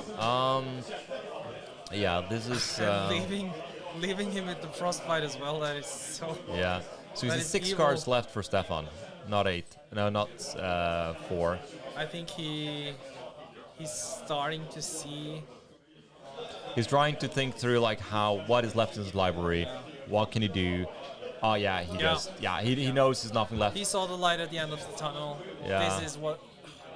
It has been so well played by Italo, because you can see during this game at what point where Italo was like, okay, you're too low in your library now. I can just sit back. I'm just gonna block. I'm just gonna be grindy. I'm just gonna survive this. And here Italo just says, I was gonna block with the equipment. I was gonna He still just has survive your next turn, and then I have he Terra. still has 5 block left in equipment. Yeah. Right? So he's not like the club can't kill him. There's no way for him to club him to death. Welcome back to the booth with me and Stian. That was a very good game. Very, very good game. It's always fun to see Rhinars going at it, and especially in a matchup like Oldhim, who can block your very, very big attacks, but also has a lot of big attacks himself. Yeah, it is definitely not a, what you say, compared to the other games. I feel like we've had a lot of good games today. Yeah, for sure. I'm not going to say anything about that, but compared like the Briar games, I think from the games I have seen so far today, my 2 favorites has been Din and actually the Azalea game.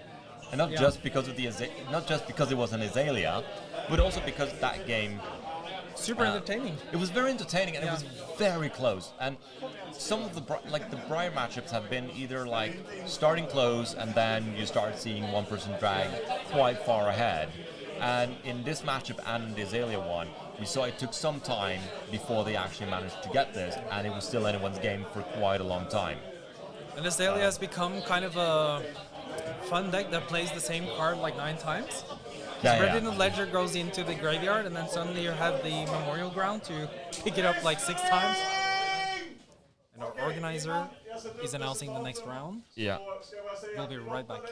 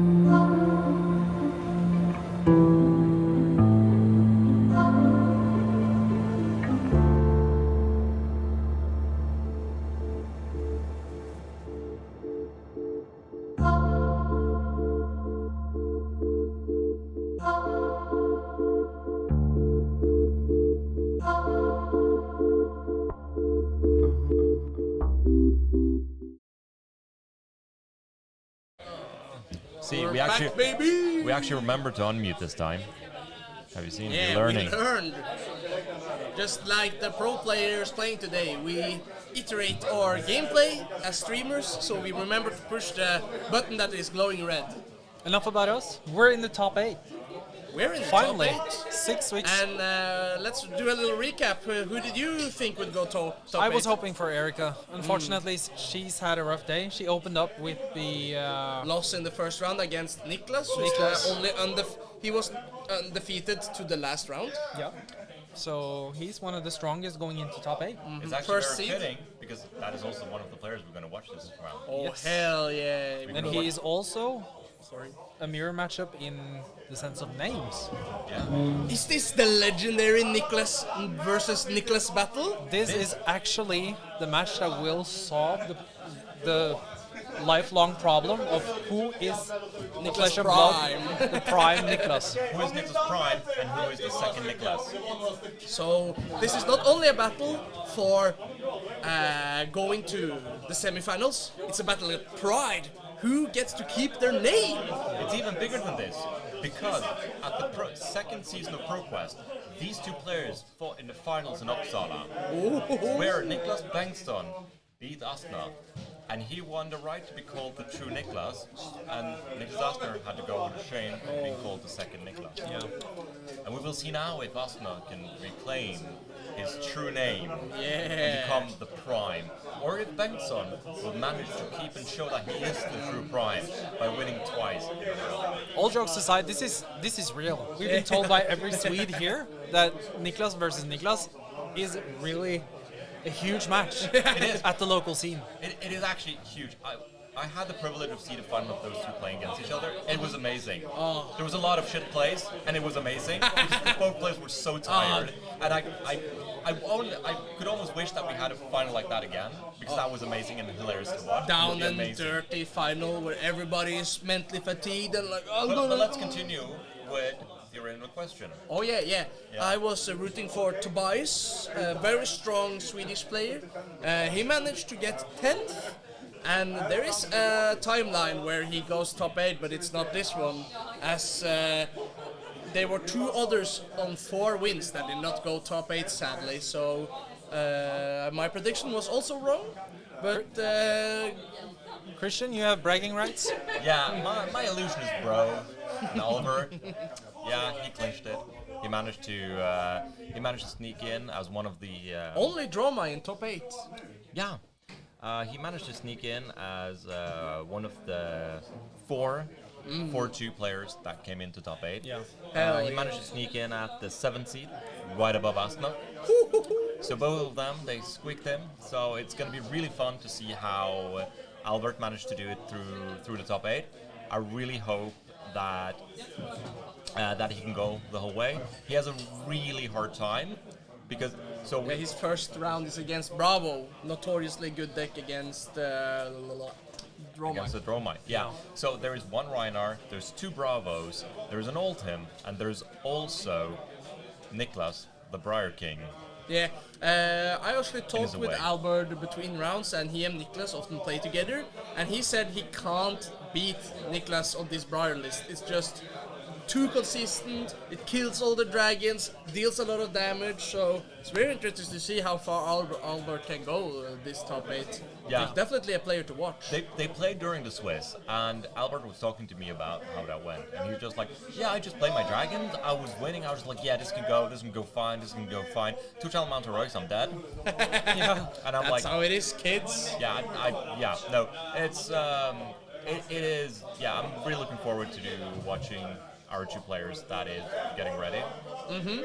They're still setting up, it seems. So it sounds like our tournament organizer is screaming everyone else away, or yeah, no. The thing is that they're starting an armory. They're starting a draft, huge armory. So in Sweden, they have this when they're doing these larger events like the Pro Quests and things like that. They always have what they like to call heavy armories, where if they have leftover kits from other armories, skirmishes, whatever. They do like next to a Pro Quest like the Nationals and things like that. They do a heavy armory where it's an armory event where the winners will manage to win more cold foils, more of the prizes. They just give out a bunch of armory prizes. Why are we here? Yeah, why are we not playing? Sounds like you don't want to go to top 8. You know lose what? value. If you guys want to leave, I want to watch this shit. I want to commentate and watch this shit. You do it alone? Do these guys have the dash promo? The cold foil? We gotta keep you under control. I can jump between 2 microphones and sit there, just like talking with myself. I can just put up my name twice and just see like, I can twice the followers and twice the clout, because that's what it's about, baby. What's also cool.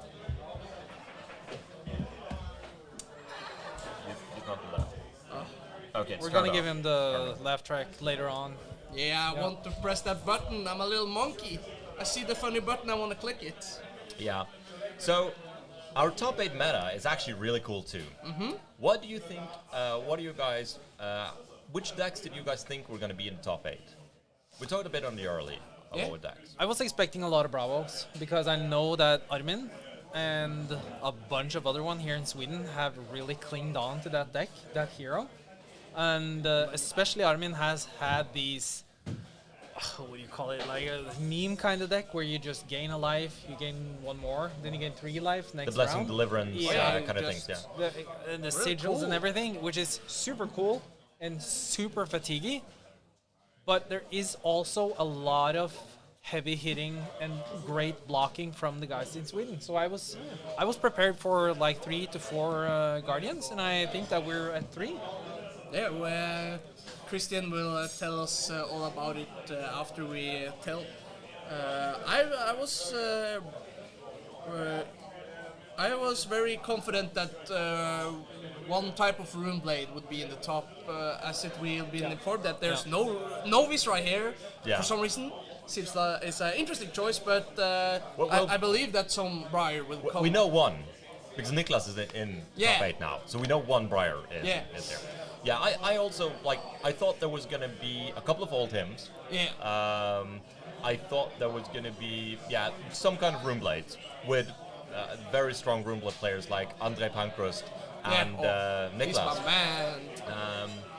I did hope that we were going to see one Dromai because of Albert, because of Albert, and the rest I was not really sure about. I believed we could have Rhinar. I believe we could have Rhinar because of the amount of Rhinar players that we saw. We can take that off this game because it seems like our players are getting ready. Ladies and gentlemen, brought to you by your favorite mech head. If you're like me, you love Russian dash cams. We have no Russians, but we have a dash cam. Press the button. Delayed laugh. Yeah. Joke still stands. Follow Fab Eriksson for more hilarious flesh and blood jokes. More mech Take us to the content. game, boys.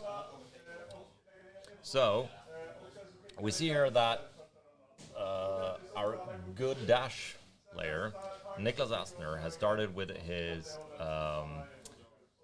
names. Names don't work anymore. The chamber, techno chamber. No, it's not. Induction chamber. Induction chamber. Yeah, I knew our mech head would be the one to capture. You're supposed to help us here. So I've been looking forward to this match ever since I heard there was a dash in the tournament. There was actually 2, I believe. Yeah, they but played each other. as long as one of them makes top 8, I have to scream my way to get this onto the stream. I love dash, and this is super, super important that we get on stream. Dash enjoyers out in the world. Now, the thing is, this dash player, Niklas Asner, is facing off one of the finest Briars in Northern Europe, maybe Europe. This is gonna be rough. But Dash, our girl, is a crazy strong hero at the moment. Has really jumped the meta lately, I feel. Yeah, with the rise of Guardians, Dash is a natural hero to pop up. Yeah, and already we're starting off with the Sonata and the Tome, which will draw us a card and already create a Lightning Surge. We're turn 1, and I think this will just be a block out, which Dash decks usually can manage just fine. But I think it's interesting to see that the Induction Chamber is the first item, because it tells me that she has no interest in raising this Briar. Yeah, she will wants to go to the late game, survive the Mount Heroics, and then gun them down. With Niklas will probably try to build a board state with Induction Chambers and Plasma Purifiers here. We do not have his deck list yet, but I do believe that this is his strategy. But hold on, is that a Iron Rod Gauntlet I see on Dash? Yeah, I can actually see that being the case here, because you do not need to. So some people have played the block 2, the pitch one. Yeah. Iron Hide. No, not the Iron Hide. Iron Hide. Iron Hide is the one that you pay for. The advantage you have with the Iron Rot compared to the Iron Hide is the fact that you don't need to use a card in your hand, and that is exactly what the Dash player wants. Yeah. But I thought maybe since you have Arcane Barrier, it is you often want to float some resource. And in my opinion, I feel like the Iron Rod is kind of Slept on? awkward because it blocks for 1. The rest of your equipment here, the chest piece and the head piece, blocks for 2, and most of Briar's attacks come in for 4. Yeah, but what other equipment do you want to use? For I would your rather hands? just use the Goliath Gauntlet and focus blocking the first time with the chest piece and the head, Okay. and then have a way to boost the combustible courier. He does not have the Iron Hide, and I think when I heard him talk a bit about it, he said that it is mainly because he want to keep more, and it also allows him with the crown plus that or the chest plus that to block for 3. Yeah. And I think that is why it is more like a concession to block for 3 rather than primarily Briar. Because as we've talked about, there is not necessarily that many Briar players. There were only 3 Briar players at all here, right? So I don't think that the intention was for the equipment to block for 4. It is for it is the intention to block for 3 with the equipment. Yeah. I see. But I still feel like the Goliath Gauntlet are so crucial if you're going to boost, because the Dash doesn't have a lot of on-hit effects. She doesn't have a trigger on her hero. She doesn't have anything other than that she gains go again. So threatening the 3+ damage on the combustible carrier is one of the few ways you can threaten your opponent into blocking with their hand, especially against someone like Briar. But if the Dash player, if Niklas, if the Dash player's game plan is to survive to the late game, isn't it better to have more defense than offense? Yeah, for sure. But I feel like a lot of the cards that Dash has in our kit are really strong blockers, because every single mech card blocks for 3, except of course the items and Except the for the things blocking for 0. specializations and Sparkle Genius and such. The specialization, like Sparkle Genius, blocks for 3. Yeah. And the other one is an item, so of course it blocks Yeah, for of 0. course. But I was Technocore was what I was referring to. Sorry about that. Makes sense. Yeah. But I do see that he is only running 2 red combustible carriers. And Here we see one. Niklas is actually running, Niklas Asner that is, on Dash, is actually running 36 reds, 23 blues, and 14 yellows.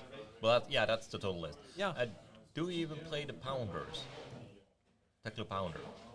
Because I would believe that this is a matchup where you would want he to has start. one Teklo If you Pounder. want to, if you want to go big bonks. Then I believe he doesn't even play that in this matchup. No, I think that's just for the race. Yeah. But yeah, I would believe, but now again, I'm not the biggest mech head. I've played my fair bit of Dash, but yeah. You sold your deck. Yeah, so more players could play the game. Yeah. Yeah. You are quite the noble sir.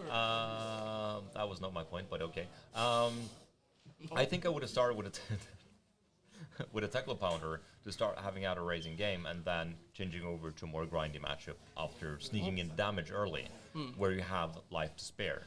Yeah. But again, that's maybe how I like to play in general, because I have noticed that how I like to play often goes at odds with how other people play. Yeah, and I do like the Teklo Pounder as well. I've been using it a lot in my Boost Dash deck. But I also feel like when you start off with an induction chamber, you only need to pitch a blue card to do 4 damage.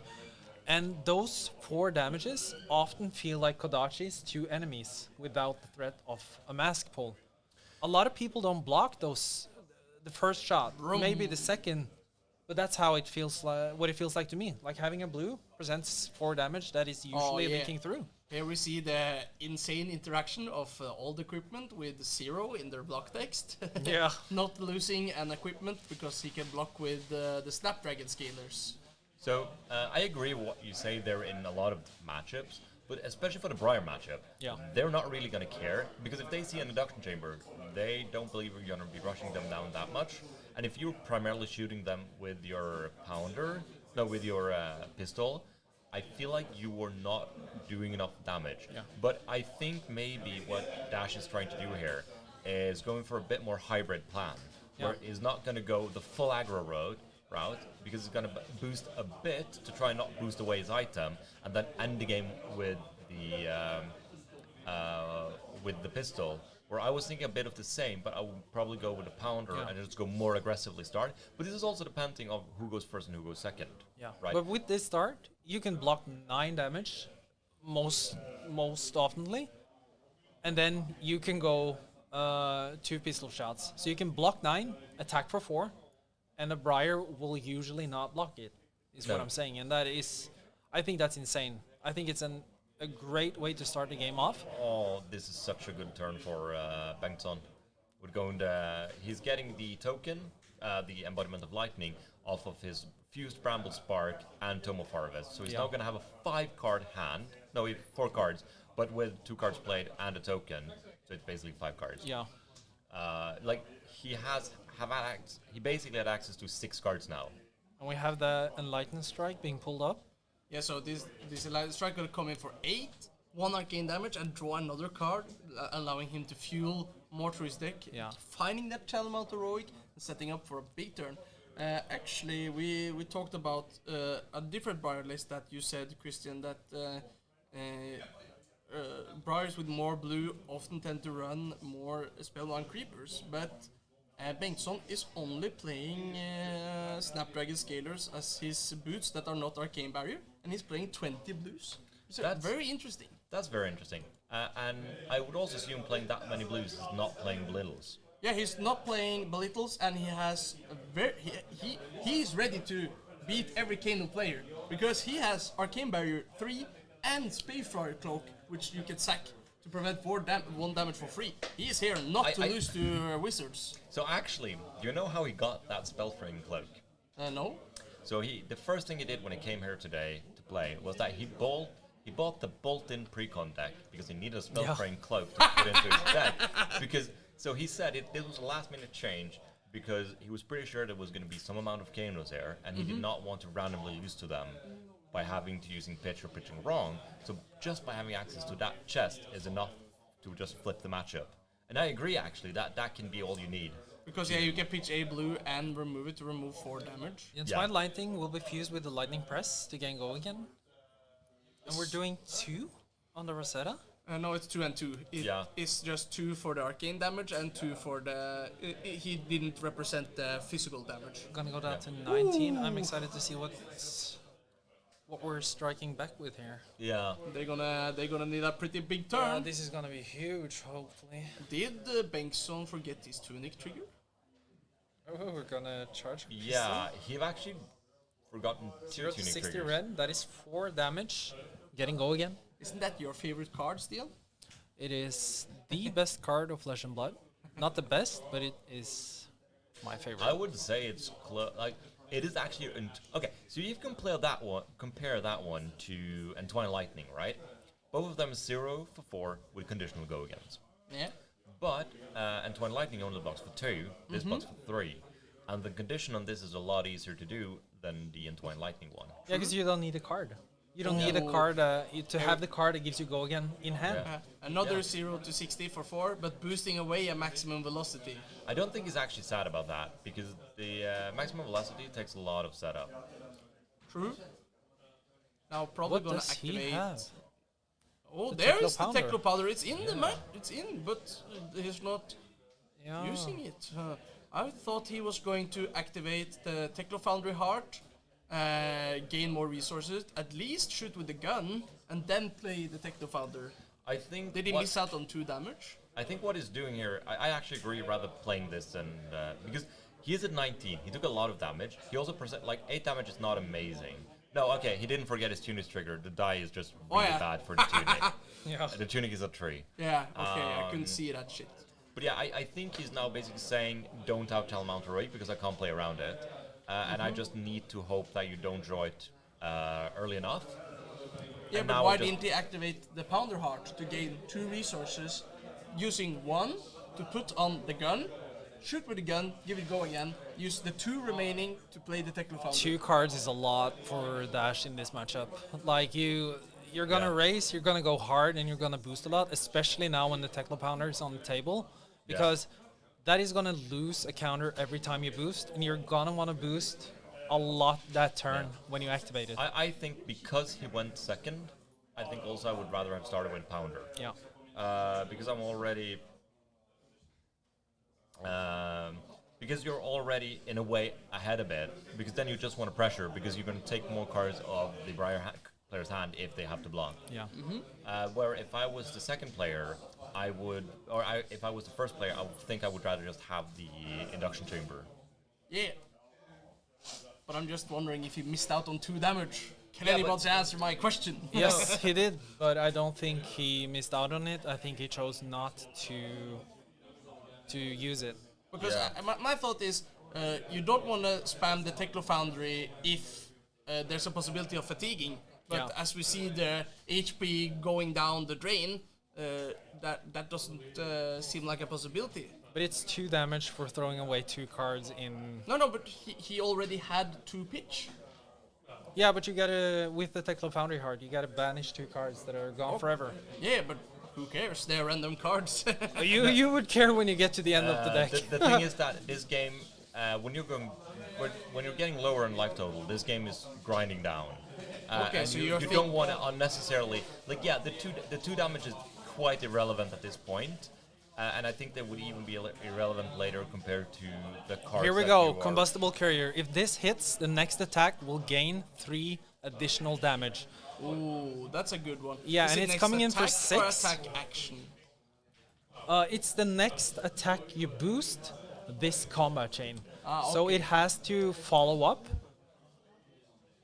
It has to follow up the Combustible Carrier immediately, and it has to be boosted. So we cannot boost like a Command and Conquer or whatever. Use the gun. Yeah. Okay, I see. But as the Briar player here, you're gonna want to block this one, because if you block it out, you're not blocking out 6 damage. You're blocking out 9.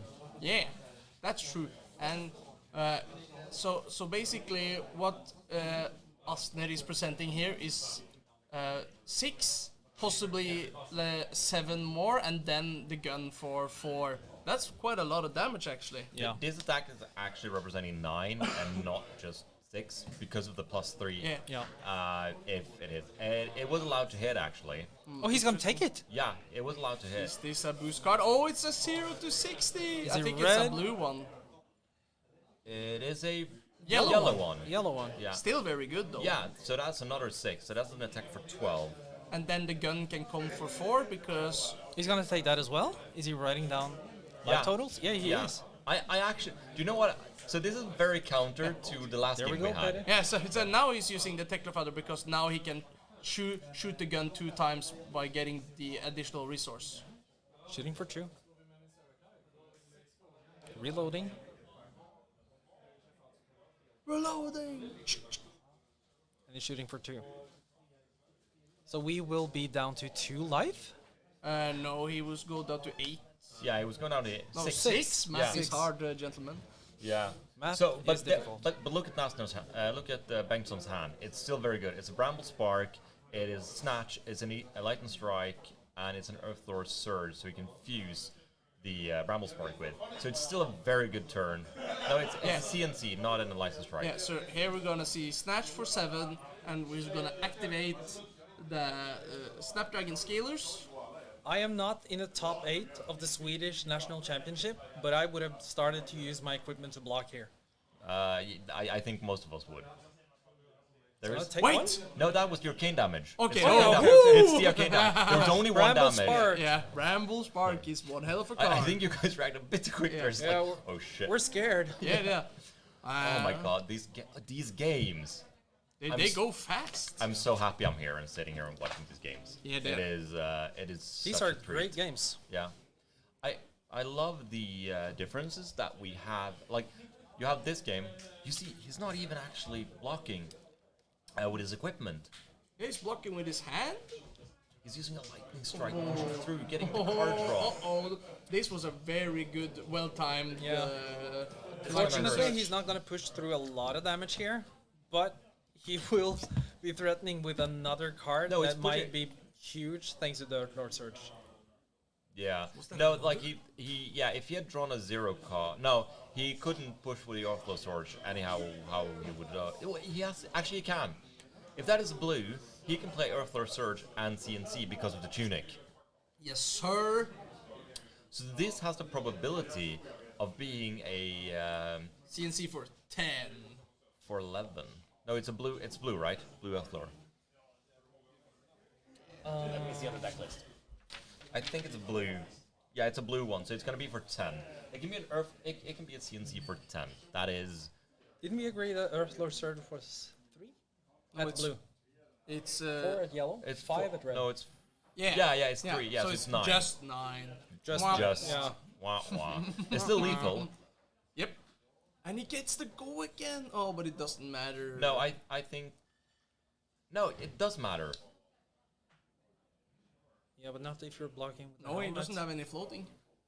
He can't do anything more. Yeah, no, it doesn't. He needed one more resource, but Yeah. No, wait. Does he still have the No, counter? it does on not have the counter. It's just Oh. it's just very. The color on the die is Yeah. very same as the tunic. Yeah, he has to use another dice for the next match if he's still on camera. He needs to use the white dice. He can block 4 here, take Yeah. 5 and go to 3, because almost each and every card that he's playing next turn will present lethal because of the Techno Pounder. Yeah. So, and also, most cards, or there are no cards except Spark of Genius if you pay extra for it, that cost more than 2, so he will have 1 floating if he's boosting, and then he will be able to do He can at actually, least 2 shots. if he has a 0 that he can boost. Yeah.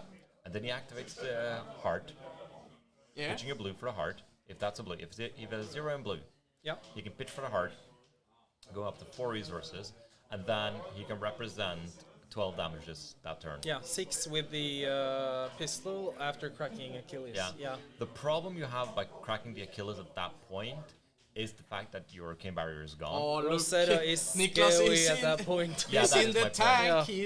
Yeah. He's doing the math. He's like, oh, how do I block this CNC? I think the line, I agree with you guys, seems good because Bengtsson, he has We're gonna block 5 2. damage to block. Oh, No, he's gonna 5. block 5. We're gonna block 5. Yeah. So that means because that's a red one, and Yeah. that costs 2 to play. We've seen 2 red 0 to 60s already. Yeah. So does this I tell me agree. that he couldn't play that card? Yeah. I agree with this line, and I think there's a blue left because it's gonna shoot twice. this is gonna be lethal. But he does have 5 blocking equipment. But shooting Bengtsson, here that twice is is ain't not gonna lethal. cut it, chief. Oh. Cut it, chief. It's not lethal, and Bengtsson has two block equipment, so he Yeah. probably just takes the first one and then block with What is- Arcanite on the second one. So there is a So tomorrow, Autumn's Touch, and I do not see the 2 last cards.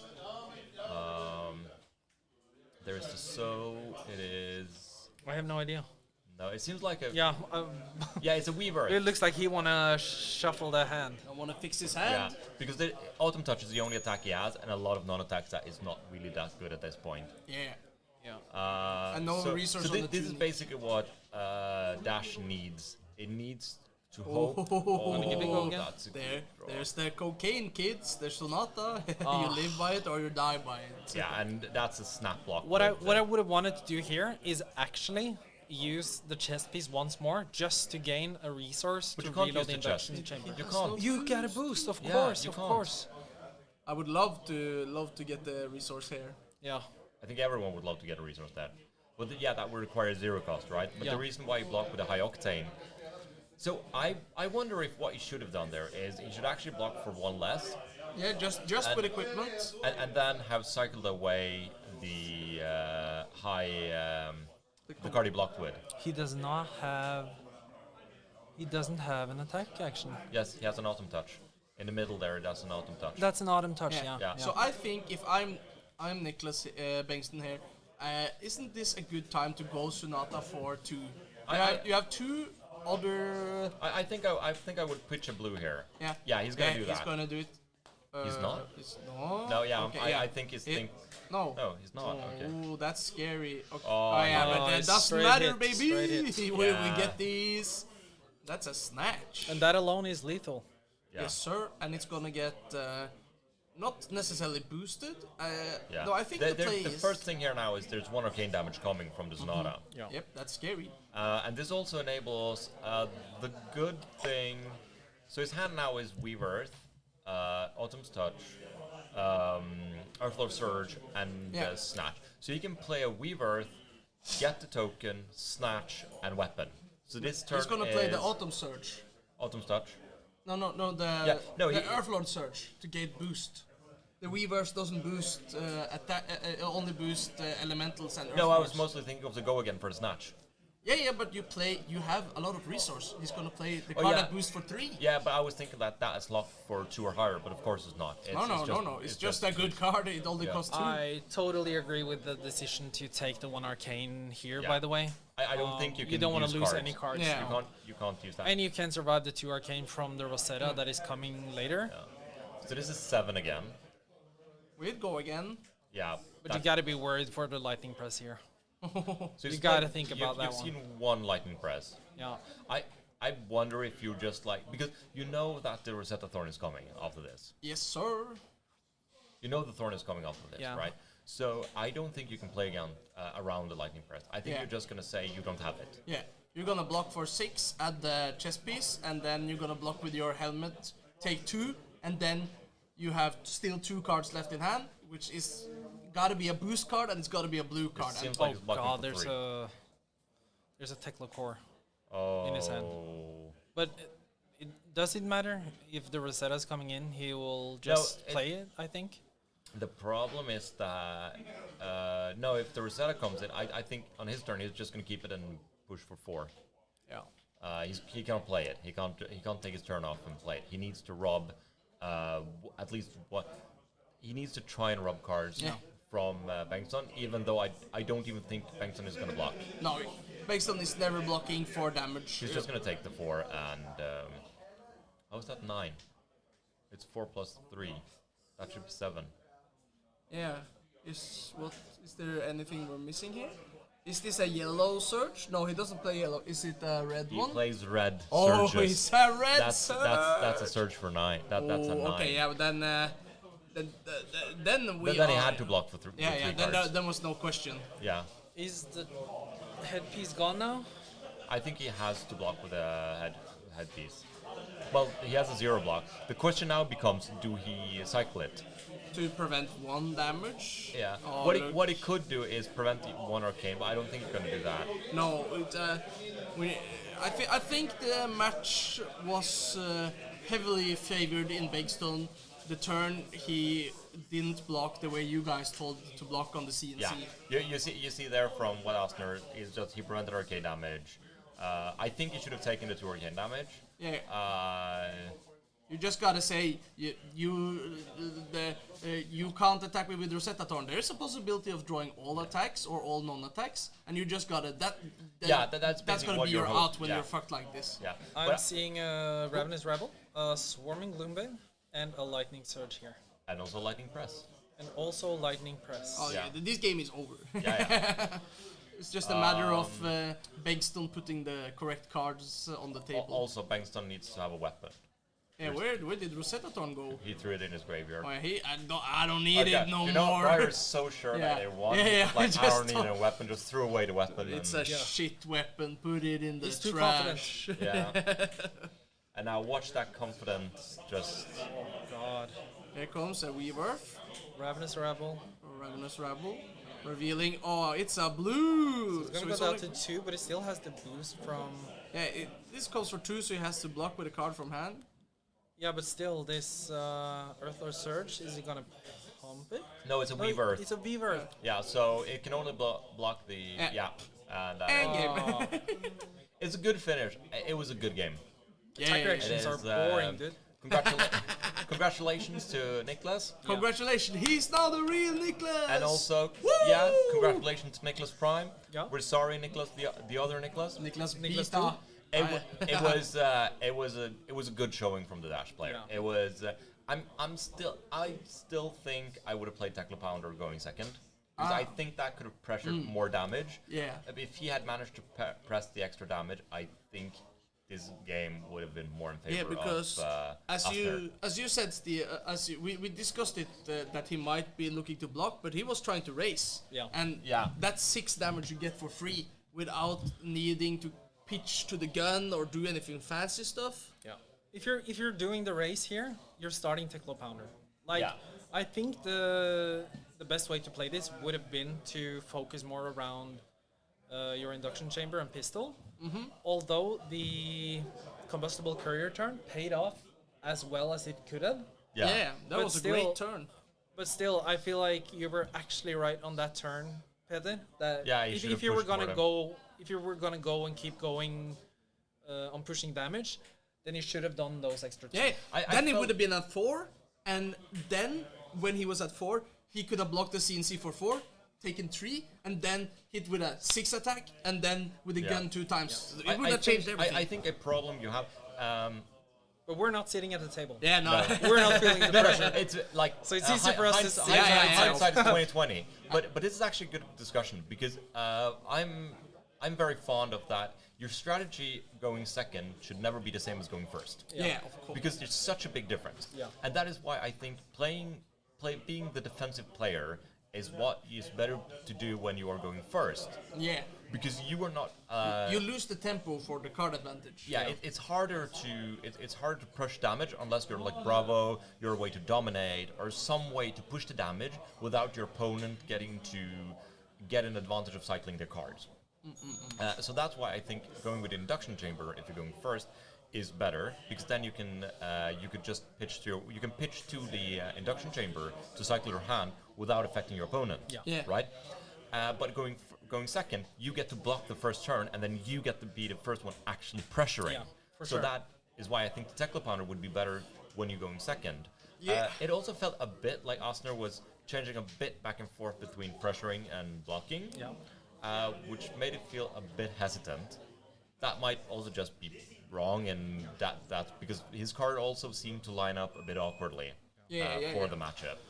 But we've been seeing a couple of games today where we've had those 3 consecutive turns with Channel Mount Heroic. We've seen turns where we've had double Force of Nature not being played, but the opportunity to draw cards on top of the Channel Mount Heroic. And I think that is really scary to think about, and I think that kind of forces your head into thinking that maybe I should go on the defense here and start induction chamber, pushing a little damage every turn, blocking out stuff, and when you see that the Channel Mount Heroic is not showing up, you might want to change your strategy, but I think it's too late, even in the second turn, to start reconsidering your approach to the game. What I like about okay, so this is the 5th time we have Briar on camera today, right? And we're gonna get some more, baby! But what I like about it is that we have seen at least 3 different Briar decks. Yeah.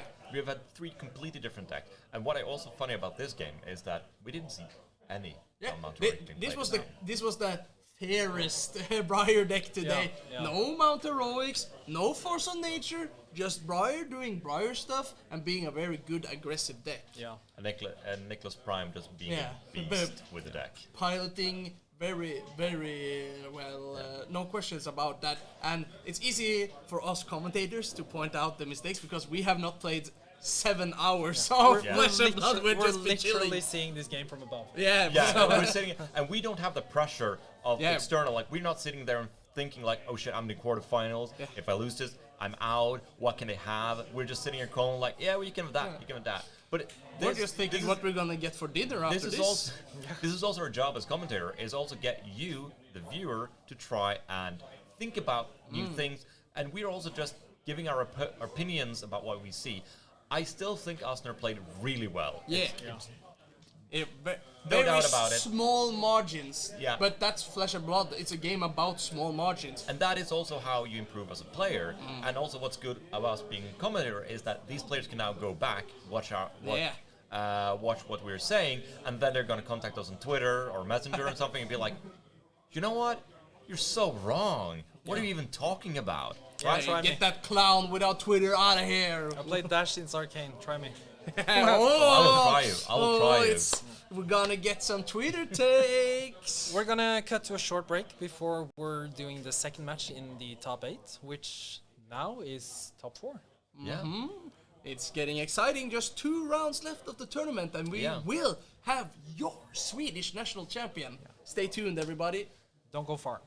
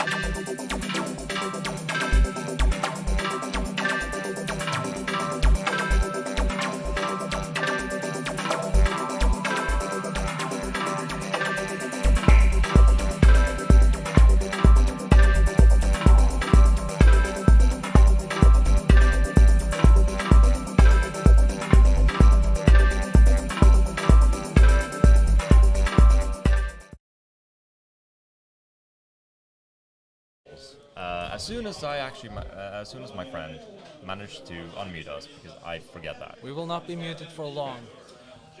We are in the semifinals, finally. Today, or right now, we're gonna see a match between two big dogs again, heavy hitters. Next match is Stefan Karlsson, who has gone 5-2 through the tournament on Rhinar, and Armin Solomanpour, who is going Bravo, and who has done 6-1. So, how excited are we for this next game, Peter? Woo! Great to hear. How about you, Christian? No, actually, I'm really freaking excited. Yeah. But based on how the Italo versus Armin went, it's really. I think this is going to be amazing. Yeah. So what's cool is that we. The meta we had into the top 8 is 2 Bravo, 2 Briar, 1 Dash, 1 Dromai, 1 Rhinar, and 1 Oldhim. Yeah. After the dust is settled from the quarterfinals into the semifinals, we have 2 Briar players, 1 Rhinar, and 1 Bravo left. The Briar players are gonna beat each other out as they are playing the mirror match on the backup table, or the other streaming table. Well, now we're gonna have the Bravo versus the Rhinar, so we're again gonna have the 2 deck that says, you're not gonna block me, and I'm gonna beat you really hard. You guys know better than anyone that I hate mirror matches. Not because it's not entertaining, but it's just like twins going at it. You don't know who's winning until someone hits the ground. So for me, hearing that 2 Briars are gonna meet each other is amazing, especially since we're following a match with no Briars. So the final will consist of 1 Briar and either Rhinar or Bravo. So you didn't want to cast like a Briar mirror finals? Never. So I'm a bit sad actually about this this mirror, because I wanted to have this mirror in the finals. Yeah. I not this mirror. I want to have this match in the final because that would be such a good representation of the Swedish metagame. Yeah. So in a way here, I kind of rather want. I almost want Armin to win more than Stefan, just because showing the true guardians of the North. I think that would be the best case scenario final for the Swedish nationals is actually Bravo Briar. But I do want to have the Brute Prince. Yeah. I want the Brute Prince. Yeah. I actually have some fun trivia for all of you listeners out there. So that's what you were doing. Yeah, I was looking up. I was not paying attention. So our delightful host Henrik made a little form for people to fill out, and we actually have Armin here, and he has some very fun answers. So what do Armin do for a living? His answer is he live. What a great way to answer that question. Actually, it is like, yeah. How do you live? Living. Can someone come pick up the laugh track? And here's also the fun trivia about yourself. So Armin writes, so I played versus Scott Mines, Icelander, in the Calling Lil, and I forgot to include my Anatos in presenting my deck. Now all my friends bully me for this double frowny face. So if I'm not mistaken, so after okay, we can go over to the game match now since it's starting to get ready. Yeah. And if I'm not mistaken, we need to change this up. But that seems that Anathos, does it have anything? No, it's this cold foil Anathos. Now I'm sad. It shouldn't have been that. He remembered it at least. Yeah. So But no, you see, the last game that he was in, because he beat my good illusionist soulmate. He beat my good illusionist soulmate, not Armin, Albert. And so he beat him out of the top 8. But Albert had a nice. Albert has. What he ended up getting was that Albert signed the Anathos, like the winner, and then he wrote on a list like, "Don't goddamn forget your Anathos the next time." Don't forget the Anosusi. Oh, we're going at it hard from the start here. Oh, Spinal Crush. that's how we like to see it. It's going in hard and fast. I like big bonks, and I cannot lie. Are we not creating size? No, because we're dominating it. Yeah, it's better to just dominate it. Yeah, of course. This is turn 1. Why not just attack for 9? They want dominated. Want the damage. Luckily for Stefan, he has gotten the sink blow, so it will only deal 5 damage. But it's pretty big to lose 5 life on the first turn of the game. Yeah. Tomato, tomato, fate foreseen, sink below. Yeah, It's the whatever. same card. Sorry, everybody at home. One card goes to the bottom, bottom it either way. is, One is slightly better than the other, Yeah, but they're pretty much the yeah. same. So for those that may not be that experienced with like the top 8, is that top cuts or top 8 of larger tournaments, it is so that the higher seed into the top 8 will choose who to start, who will be the starting player. So in the last game, we saw that Bengtsson decided to start, and he was the highest seed in, so he got to choose. And here is Armin, that, as we can see, he's 6-1 now. He went X and 1 into top 8, while Stefan went X and 2 into, so Armin get to choose who of them gets to start. And yeah, he can intimidate, he's going to choose to start. And here we also see a very interesting that Armin is choosing to play another Iron Rot Enjoyer. Yeah. That's so interesting. Yeah. So actually, it's kind of like the same with a dash, in my opinion. There, the difference between Iron Rod, like you want to not be using a card to block there, while compared to Oldhim, where you're already pitching for your shield and your crown. Yeah. What is the extra resource for the boots? Yeah. They're nothing. They're not different. Yeah. Right. It's the same. It's just a better way because you always be pitching when you're Oldhim. Yeah. For sure. And I actually enjoy Iron Rod Gauntlet more in this deck because you have the Battle Worn, you have the temper on the gloves, so you will actually match up those numbers. Yeah, you will get 3 Yeah, block because you block for 2 and then block for 1. yeah. So I actually like the Iron Rod shoes a lot better here. Here we see a very sorry. Yeah. So what he's doing here is we see an imposing visage where X is 6. So he can get showtime to get X what? is 3. It costs 3 plus X. Yeah, it's X. Yeah. I really like this aura card. It's really cool. And then it seems like he fetched the. I don't remember the It's name called of the card. Showtime. Yeah. No, not the Showtime. He fetched Yeah. Showtime. Yeah, but the attack he fetched Buckling Blow. Yeah, buckling blow. So I'm intrigued. by He's the after fact- equipment. Yeah. Yeah, I'm intrigued by the fact that he is. So, which colors of Buckling Blow does he play? Does he only play the blue, or do it? Yeah. We're Okay. only playing the blue ones. Yeah, so he's not a madman that plays the red one. No, but I think what's funny about Armin's playstyle is that he's actually really like traditionally centered in the sense that Bravo uses a lot of Welcome to Wraith cards. Yeah. But he, what would you call it? Like he spices it up with cards like Imposing Visage from Everfest, and he has Oasis Respite in here and Pulverize. So there is a lot of new spices to the Bravo deck, but you can see cards like Buckling Blow, Chokeslam, Cranial Crush, Debilitate, Disable. These are all cards from the original Bravo deck that came out of Welcome to Wraith. I really like what he did there. He used the Showtime to fetch a blue card, basically, to attack with the Anathos. Because he had played the Imposing Visage, he had go again. Yeah. So when he gets his turn now, he's going to get another card from the Showtime. So he basically played that 3 for enabling himself a 6-card hand for the next turn. Yeah, it was really cool. Usually Showtime is used to fetch a big attack. But here he used it just to get some resources. So yeah, you can see Showtime here on the left side. It's a really good card. It draws 2 cards, one that you choose and one random. Yeah. Usually it gives you an arsenal. The card alone can often give you like a 6-card hand for the next turn. And that is really strong, as we've seen from the Rangers using the New Horizon to arsenal 2 cards. And here we It's see a a big Terrasander. bonk for 7. Terrasander, Anathos. Name a more iconic duo. Yeah.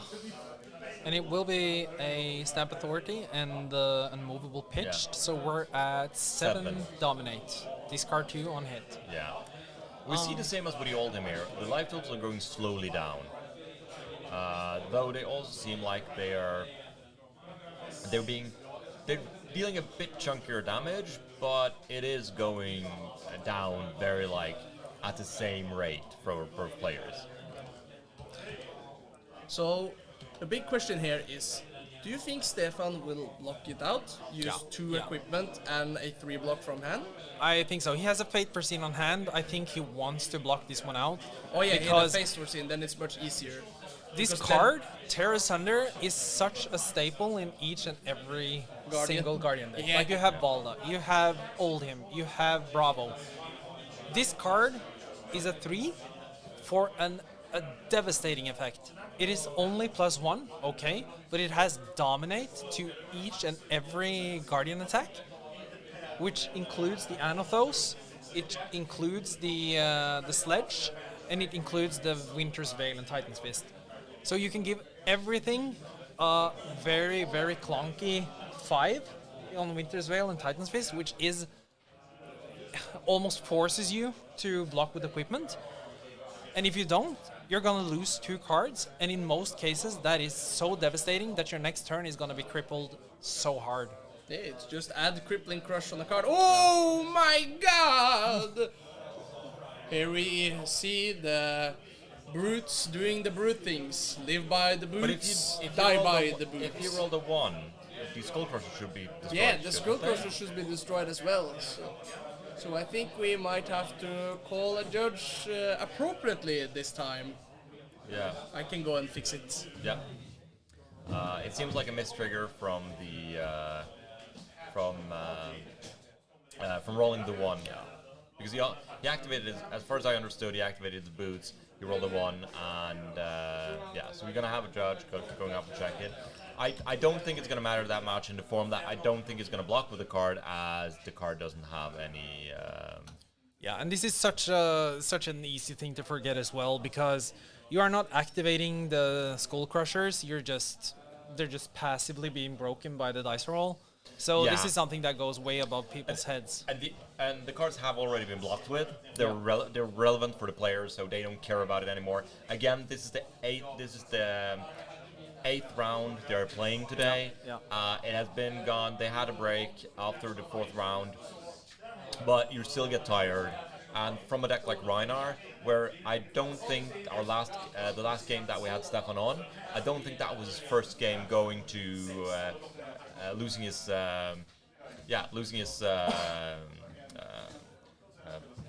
going empty or relevant cards in his library. But not only have you played 8 games, you're in the semifinals. This Yeah. is the last stretch until you're in the finals of deciding who will be the champion of the country you're playing in.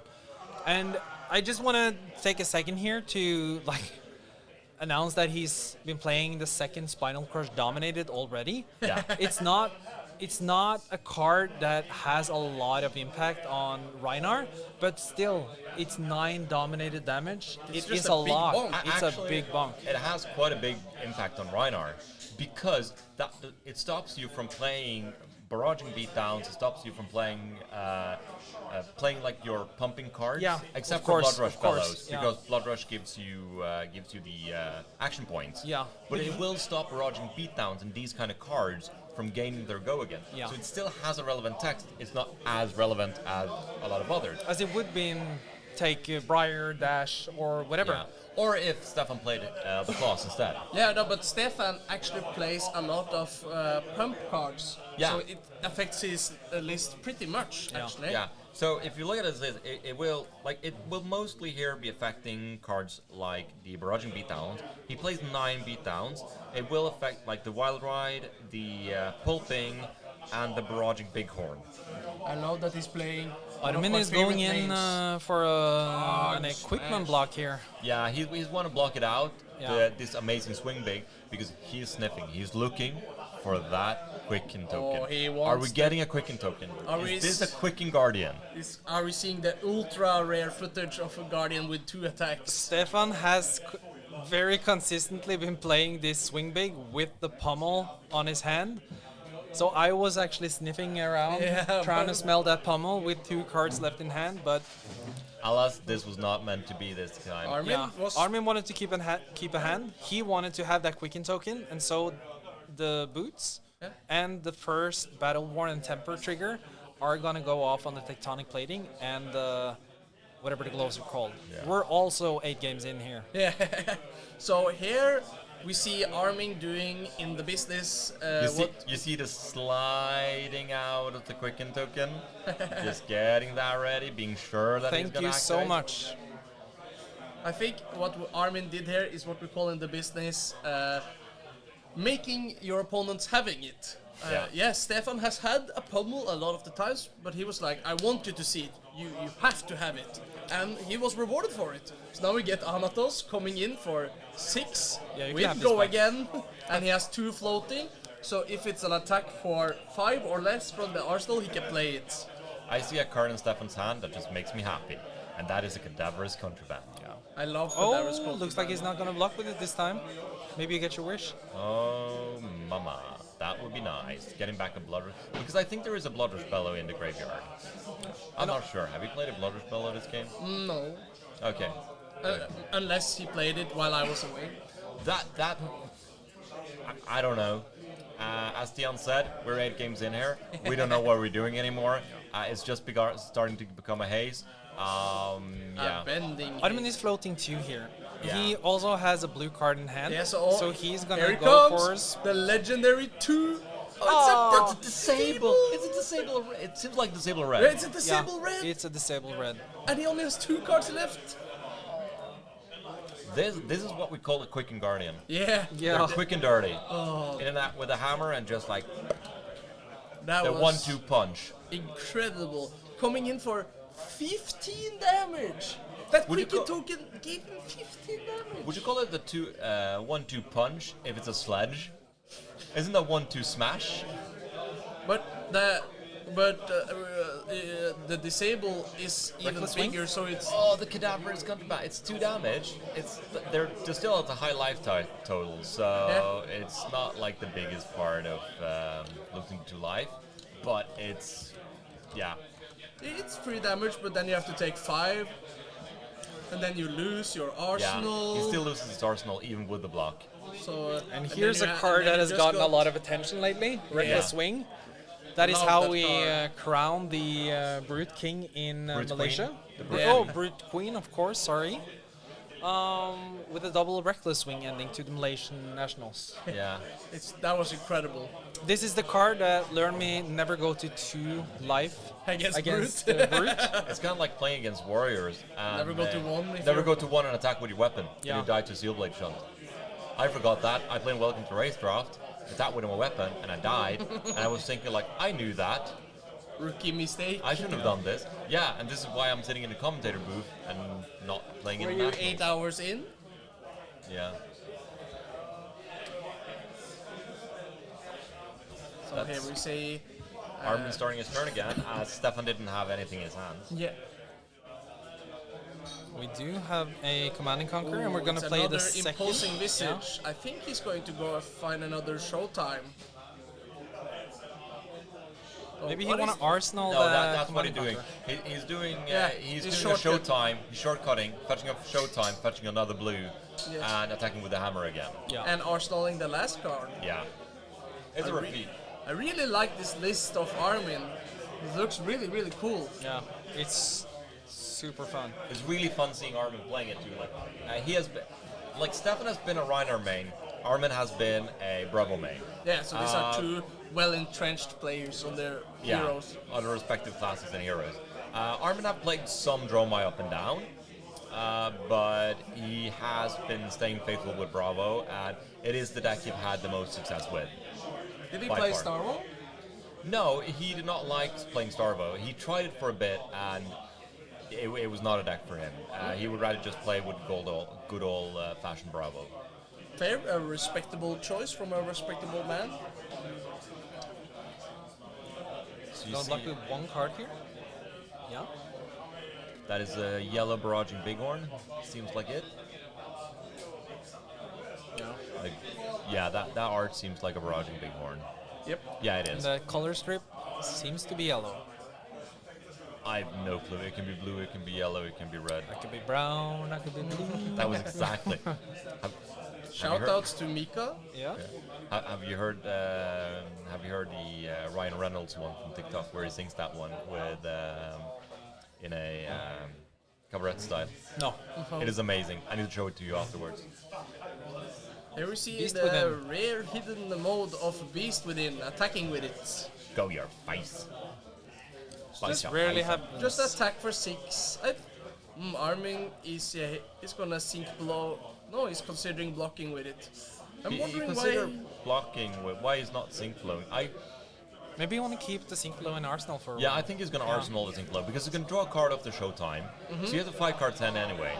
And I think he sees that the choke slam, it seems like a blue choke slam, and Yeah, he it's not does gonna not do value anything. it. No. So he do have quite a good life lead here currently. Yep, 7, and he's attacking now. Yeah. Yeah, I think maybe what he could do here is because the showtime has go again, right? No, It that's does not have go again. That's, That's why why he's playing the yeah, imposing the visage, imposing and visage, yeah. getting it from the deck. So what is interesting if we compare this to the Oldhim matchup, Rhinar versus Oldhim, Stefan versus Italo, is that you see how much of the equipment is used already. Yeah. And with Italo, the equipment wasn't used before they were sub 10. Stefan has got to be thinking about that pommel right now. Yeah. 3 cards left in hand. And he played the CNC from Arsenal. Yeah. But it's also like, I think at this point you're just like, okay, that's fine. If you have it, you have it. Screw you. Yeah, I think he's just gonna block for 6, and Armin he's- is just gonna say okay, and then Arsenal the defense reaction. Yeah, you see that.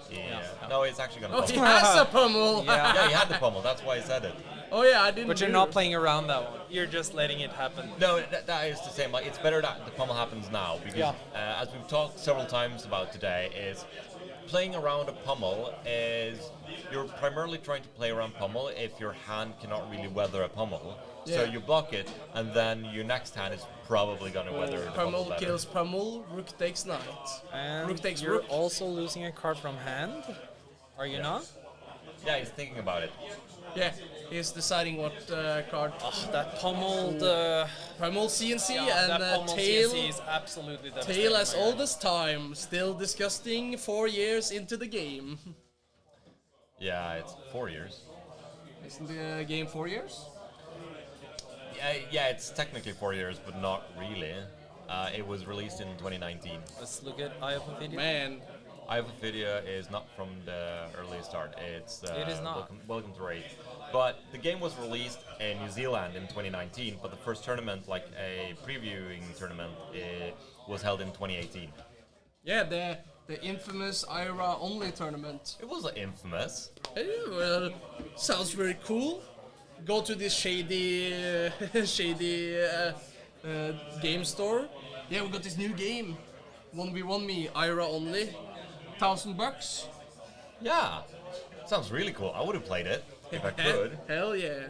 I really like that they knew that they wanted to be a competitive game and made the first tournament for It 1,000. was Welcome to Wraith was released in October 2019. Man, that's only 3 years ago. Yeah, it's a 3-year-old game, but that was not globally. That was only in. We are activating Dominate from Bravo, Seeing how this is going and we're creating a Seismic Surge token here, Armin. with a seismic surge active, going for the choke slam. Choke Slam. Great card into this matchup. The picture I get in my head of Bravo choking Rhinar is just weird. Yeah. Yeah, I didn't. I don't need know that. why you would think that. I don't know. Well, he just played choke slam. For If some you look at reason, the art, for some reason it would be happening in the forest as well. yeah, Yeah. Yeah. Secluded. you're just making this weirder. Stop. Yeah, I try my best. So it's coming in for 8. Dominated. 8. Choke Slam. You're just I see a sync now below. it's just being worse. It's not Flesh and Kings, gentlemen. Anyways, so Coming for a sync below here. Stefan has to take it, and I spy with my little eye that the last card is a pummel, so that's the wrong way, sir. So Chokeslam's gonna hit. They have It's been gonna giving crush. each other a lot of life lately. And look at the life total. Yeah. We're at 15 half life different. Yeah, half the life. Bravo is just the problem here is with the difference from Oldhim and Bravo is the fact that since Bravo has dominate on demand, he can a lot easier push through the damage. And has very good on hits. Yeah, and he cares less about not being able to block than Oldhim is. Talking about on hits, there is a CNC in Stefan's hand right now. Oh, Yeah, that could be very There's also good. an Alpha Rampage. So this is very interesting. He's going for the Alpha Rampage, discarding CNC. Yeah. This is the most damage, but I think this will hurt him in the long run because Army is probably just gonna take. He's just gonna take this damage, go down to 20, and then he is going to attack with rouse the agents and then gonna pummel something. And it's gonna be horrible. But this is gonna come in for 5, is it not? Because of the choke slam? No, the Choke Slam only says... Can't gain. Can't damage. gain, that's right. So it's just for 9. Yeah. So it will stop like barraging beatdown and Yeah, cover spells, yeah. right? Yeah, as Peter said, he just takes the damage, and he said like, that's fine. I had 9 life to give. Now he's having 5-card hand. If you're attacking. Stefan, you gotta be scared right now. Yeah. So I agree. I think I rather would have the CNC at this point. Because if he cares, because you at least rip a card. Here it comes. Those are 2 Carnival Crushes. That is indeed 2 Kringle Crushes. So I think what we're going to see here, we're going to see a pummel on the Rise for the Asians, and then we're going to see the hammer coming in for 6. Yeah. I believe so. I think he's just pushing the damage now. We just want to close these games out and go to the final, get his gold foil. Get his gold foil. That is also the thing here. We were talking about how we would do this, but we're not sitting there playing this game knowing that Pummel. Yeah. Yep. That is the pummel. There it came. So we're gonna have to discard a card, Stefan. Yeah, and take 5. It seems like. Yep. Yeah. Leaking 1 is a red pummel. So that means whatever he plays next will leak damage. Yeah. Yep. He's a pummel in hand. Yeah, he's ditching the pummel because it's the worst blocking card. Language? What? He said ducking. And we're good to go. Do we Yeah. have a go again? It has go again. Yeah, it's So just he made a cleaning up. seismic surge and he's going to hit with the hammer for 6. Yeah. Setting up for a potential big attack next turn that he can dominate. Well, Stefan is not gonna have a lot of cards Yeah, on his turn, so Yeah. It seems like when you're at this point, you cannot be happy in Stefan's shoes. Yeah, He's just sitting and blocking. The last couple of turns, he's just been blocking. Yeah, there's just been pummels and disables and just tear asunder just cards that ruins your hand. And Rhinar is not very good at racing. They can't deal a lot of damage with few cards in hand, like for example a Briar can do. No, because a lot of the cards require them to discard another card. Yeah. we have another Rouse the Ancients on hand. With, We also have a Macho Grande and Disable and the Cranial Crush. yeah, so so we can this- do the Macho Grande. No, we can do the Rouse the Ancients We can do once the again We can do the rousing dance. into disable. Can we not? No. No, because it costs 3 for the Rouse the Ancient, and Disable costs 5. 5 it is. So it's gonna be hammer again, but then with the arsenal. Yeah. Unless he wants a seismic surge, though. Yes. But I don't believe he won. I think you just want the arsenal here so you can dominate it and then that kill seems him. better, yeah. So we're gonna leak another damage or defend with the helmet, Yes, Yeah. But the crown. But what do you do here, Stefan? This is not a path to victory. Just blocking every attack. Is it too late? I think it's a bit too late now. But I'm not sure at what point he should have done a lot of different here. Yeah, it's really hard to tell. Because Armin has just been slamming in turn after turn after turn after turn. Yeah. With dominate, because every attack you have dominated, it has been some way of debilitating effect towards Stefan. Yeah. Yeah, Stefan just A blocks because Yeah. And also, I think- if you were to take a lot of damage as Stefan right now, you would still, on your turn, doing big damage. Admin would still have 4 blocks left in his equipment kit. yeah. So you would need 2 very, very, very big turns. Yeah. Tear Asunder, Crippling Oh, Crush, there's the crippling. There's the big one. Pummel. Another pummel. Yeah, and we know he has a disable in his. Yeah. So we're probably gonna see CA array, dominated attack, and then maybe a pummel for the game. Yeah, but there's a lot of red here, I think. I think we're seeing 3 red cards. No, there's one. Yeah, one blue. Crippling one red. Crush. Isn't the I think there's a Thunderquake that is blue. Yeah, there's a blue Thunderquake yeah. and a blue Buckling Blow. So we are at 1 remaining. Yeah. So then he can. That is a pummel coming in. Yeah, that's a pummel or a Arsenal. That's a 9. Crippling crush. Oh my lord. So much damage out of this deck. So what intrigues me a bit here is that what intrigues me is that he could have disregarded the pummel, and he could have just dominated his attack instead, Yeah. and then just arsenaled one of the other cards. Yeah. But I do personally think I like this better. Yeah, because if he overblocks, you just put it in Arsenal and save it for next turn. And Yeah, then you're also- at the exactly same situation. Yeah. This is not the turn where you block a little. This is Yeah. Also, it's better to actually not dominate this because it makes your opponent want to block more. So even if I didn't have the We're didn't have the blocking 9? pummel, yeah, the pummel is for lethal. Is there a defense reaction in his hand? No, I don't believe so. that is 12. Casual 13, 13 coming in. If there's a defense reaction, then he survives. Yeah, no, he is. No, he just goes for 2. Did you think? Ooh, it's a blood rush. Yeah, he blocks Yeah. 9. Yeah, because yeah, no, it's correct. Blocks 9 and takes the 4 from the pummel. But here's the thing, he has only tunic left as equipment. Yeah, so he's pretty much dead now. So any dominated attack will do it. Yeah, that's why he's basically dead now because he draws back up. Spinal Crush. Blue.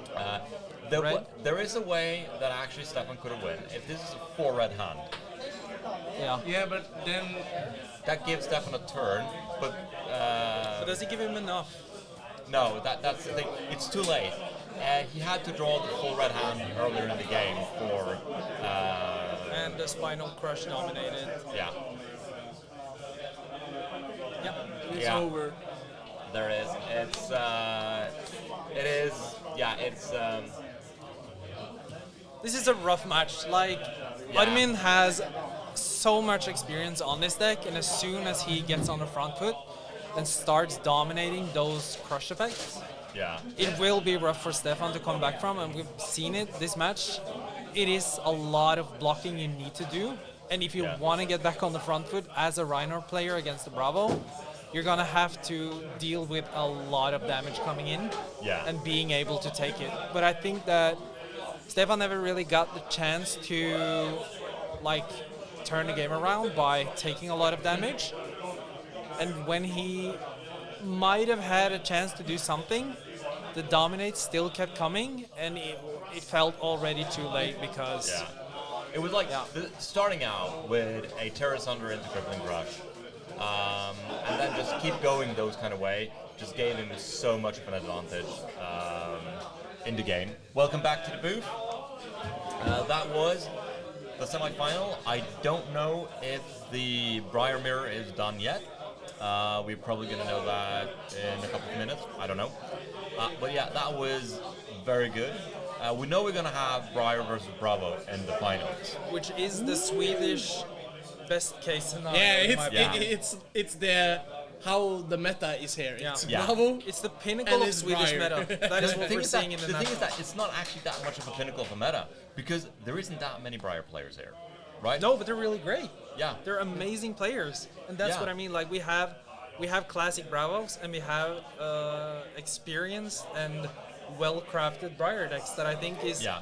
a really, really great way to front and show the international community what the Swedish Fab TCG community is all about. Yeah. It's actually fun to see too that we had 2 Bravos going into the top 8. Yeah. There was 3 Bravo in total. Yeah. So they had Only one got top 8. Yeah, they had the largest conversion rate of any deck in that, because you had two Briar decks, but there was 4 Briar players in total. So they had a 50% conversion rate, and the Bravo had a 66.6666 conversion rate into the top 8. The Dash had, there was 3 Dash players, so that. No, 33. Yeah, 33, right. The Dromai had the same, and we had the Rhinar was the worst. Okay, so we were just told that there is going to be a 10 minutes break Before the finals. for the finals. Stay tuned for the Briar versus Bravo, and which Briar player is the one that's going to be in the finals? Is it André Pankhurst or is it Niklas Prime? Stay tuned for the enticing finals.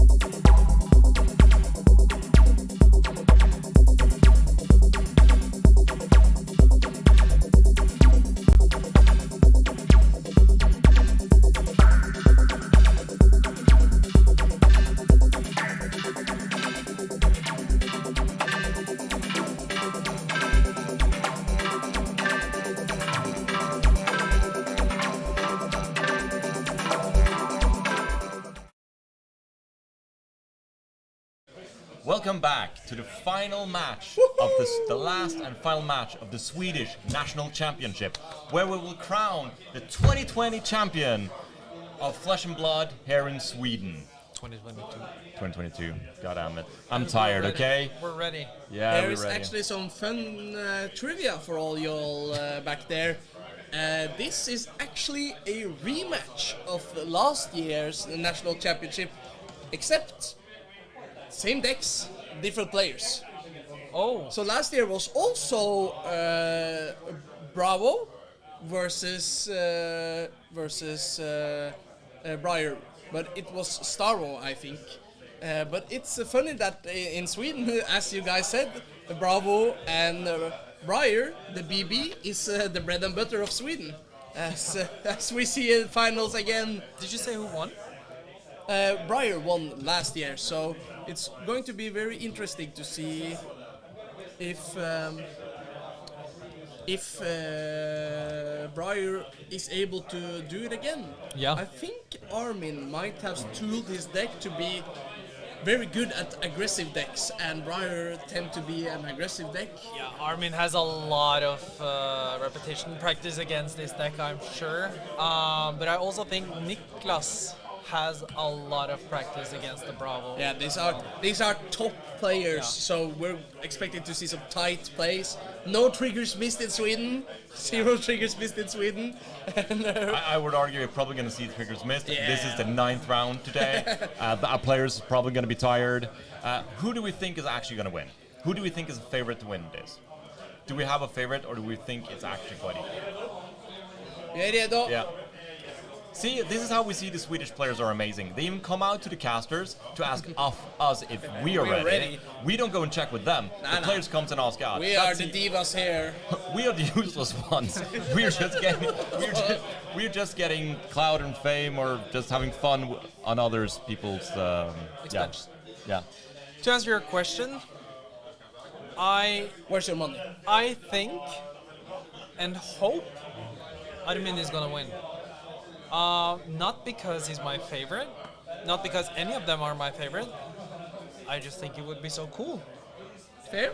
Bravo winning the Swedish National Championship. I think that is the absolute staple of Swedish Flesh and Blood. And I want to see it happen.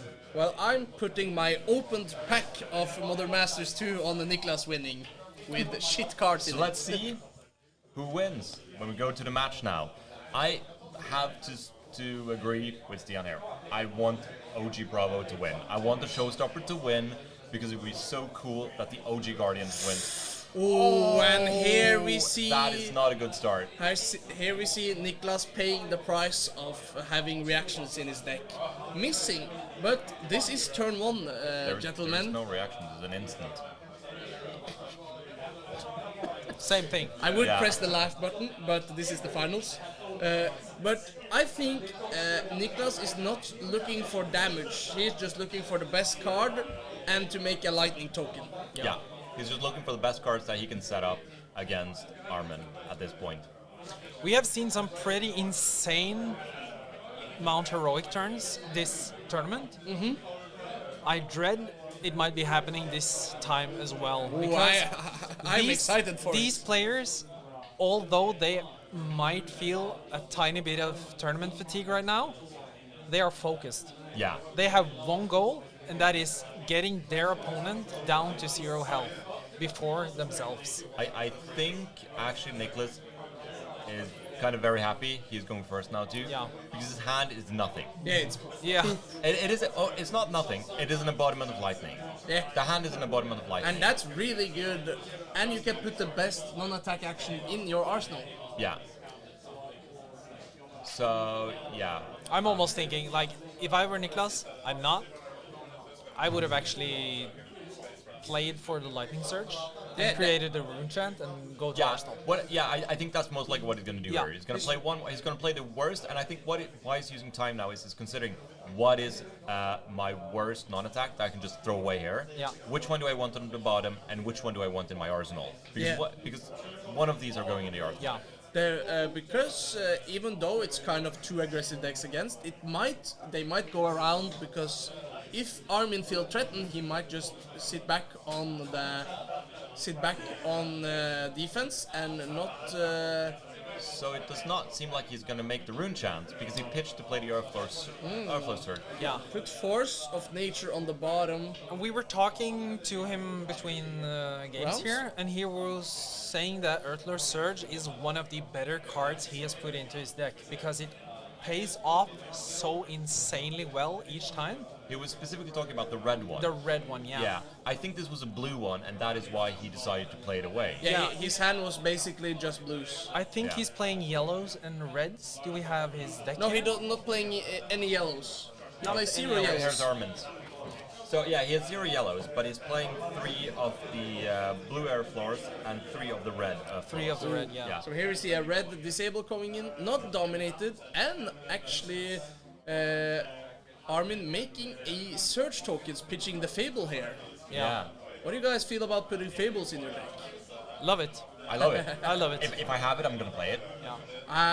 I hate putting in 0 blocks in my decks, but that's just me. Like, it's not always going to be strictly better, but then again, Grounder of Valhalla is a very good one, because that one is, 4 resources. yeah, it's basically pitching for 4, which is insane. And it's the only card in the game that does that. Very unique effect. Technically, the Blood of Trakai can pitch for 4 too, because Yeah. of the cost reduction, but it takes a lot more to pitch for 4 for that card than, oh, I like this, I actually Yeah, like so this early... Here we're going to see him block with the helmet and put the arsenal card on bottom to draw a card to save his arsenal. It might be ironic where I'm saying this time I like him using it early compared to in the earlier game we talked about where the Briar player did the same. But that was against the CNC, Yeah. where he blocked, I think he blocked, no he did not block out against the CNC, he was just conserving damage and saving his arsenal, which was basically what he was doing. And he ended up getting punished by a pummel. But I think because of the amount of damage and the difference in his card here that was used, the CNC compared to the Disable, I think it's more correct to do it against the Disable than the CNC. So we have a Sonata to start off the turn. Let's go, second try. Channel on Heroic. There is 1 hit. Yeah. So we're gonna hit on the Hooray. Sonata. He does not have a lightning card in his hand, but he do have the lightning surge. Yeah, he doesn't need it. So now we're going to see he's going to play an attack, not go again, and then play a new non-attack, get a new lightning token, so he can continue chaining attacks. And hopefully be able to use his and hopefully attack with the Sonata. No, not with Sonata, but with the Rosetta Thorn too this turn. So Interesting. with the Lightning Surge token here, he can do the Entwine Lightning, and still, if Armin chooses to take all of it, which I highly doubt, his Scar for Scar will still have go again, and that's presenting 8 damage, and he will still have 3 cards left in his hand. And he can still play another attack and end his turn with a Embodiment of Lightning this turn too. Or use it to get more attacks. Because there is a Bramble Spark in there. Yeah. He can also just Arsenal the Bramble Spark. There's so many lines that he can do. That was an early helmet block. Yeah, we're using our crowns early today. 2 kings tossing their crowns. Yeah. This is, as you said, it's 2 kings saying that they're taking their crowns, throwing them on the floor and saying that this is what we're fighting for. True. Oh, he drew into a pummel. That can be scary. Is that did I see a sigil? Is that correct? I think he wanted to actually find a blue card to play that Pulverize. Yeah. Does he play Sigil of Solace? Does Armin play Sigil? No. Okay, my eyes are just screwing with me then. Here is the. Oh, it was a choke slam. Yeah. Here is the. Here's what Yeah, you say. they look Yeah. really similar at this point. Damn it. And here's exactly what you say. He played the, here's what, he fuses. Oh, he's gonna play, that is a blue. Commanding Concept with go again! Woohoo, this was huge with the damage. Bramble Yeah, Spark. and he'll also Bruh, have one floating that's the after this tiny to go tiny- in for the Rosetta Thorn. This is a huge turn! So he's coming 1 Arcane, the CNC for 9, floating 1, coming for 8 afterwards with the Rosetta Thorn. He's just gonna take so it. much damage. God damn. But Niklas needs to be worried now. When Armin is sitting there with 5 cards and he's just gonna say, I take this. Go Yeah. to 19? Yeah, that was a huge turn. It was 9 plus 4. That is, it is 13 damage from those 2. What does Armin What has he figured out that he has? 14 damage. 13. It was 9. No, plus the arcane damage. Yeah, Yeah. It's 14. 14 What plus does Armin do? he's gonna... Oh, he has 2 seismic surges. I forgot about those. Yeah, So but is he going? But he's going for the pulverize. He wants to pulverize here. That's -4 on your first attack if it hits, right? Yeah. and it's So that's one card that is irrelevant. So basically, Boom. So basically 18. Yeah. It's an 18 points life swing if it hits for the all. We're gonna dominate. He can Can he dominate it? Come on. No, he hasn't. He hasn't decided.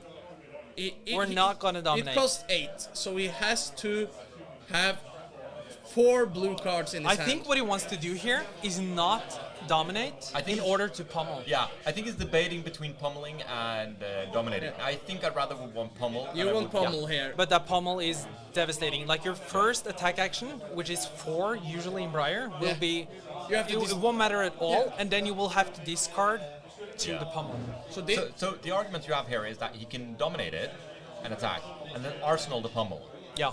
right? And I think that's what He's he's gonna gonna- do. yeah, he's gonna go for the I dominate. actually prefer that because that it's gonna make your future turns better than using all of your Yeah, because eggs then you now. then you can get tempo. No, Chokeslam. Okay, so Chokeslam is still good.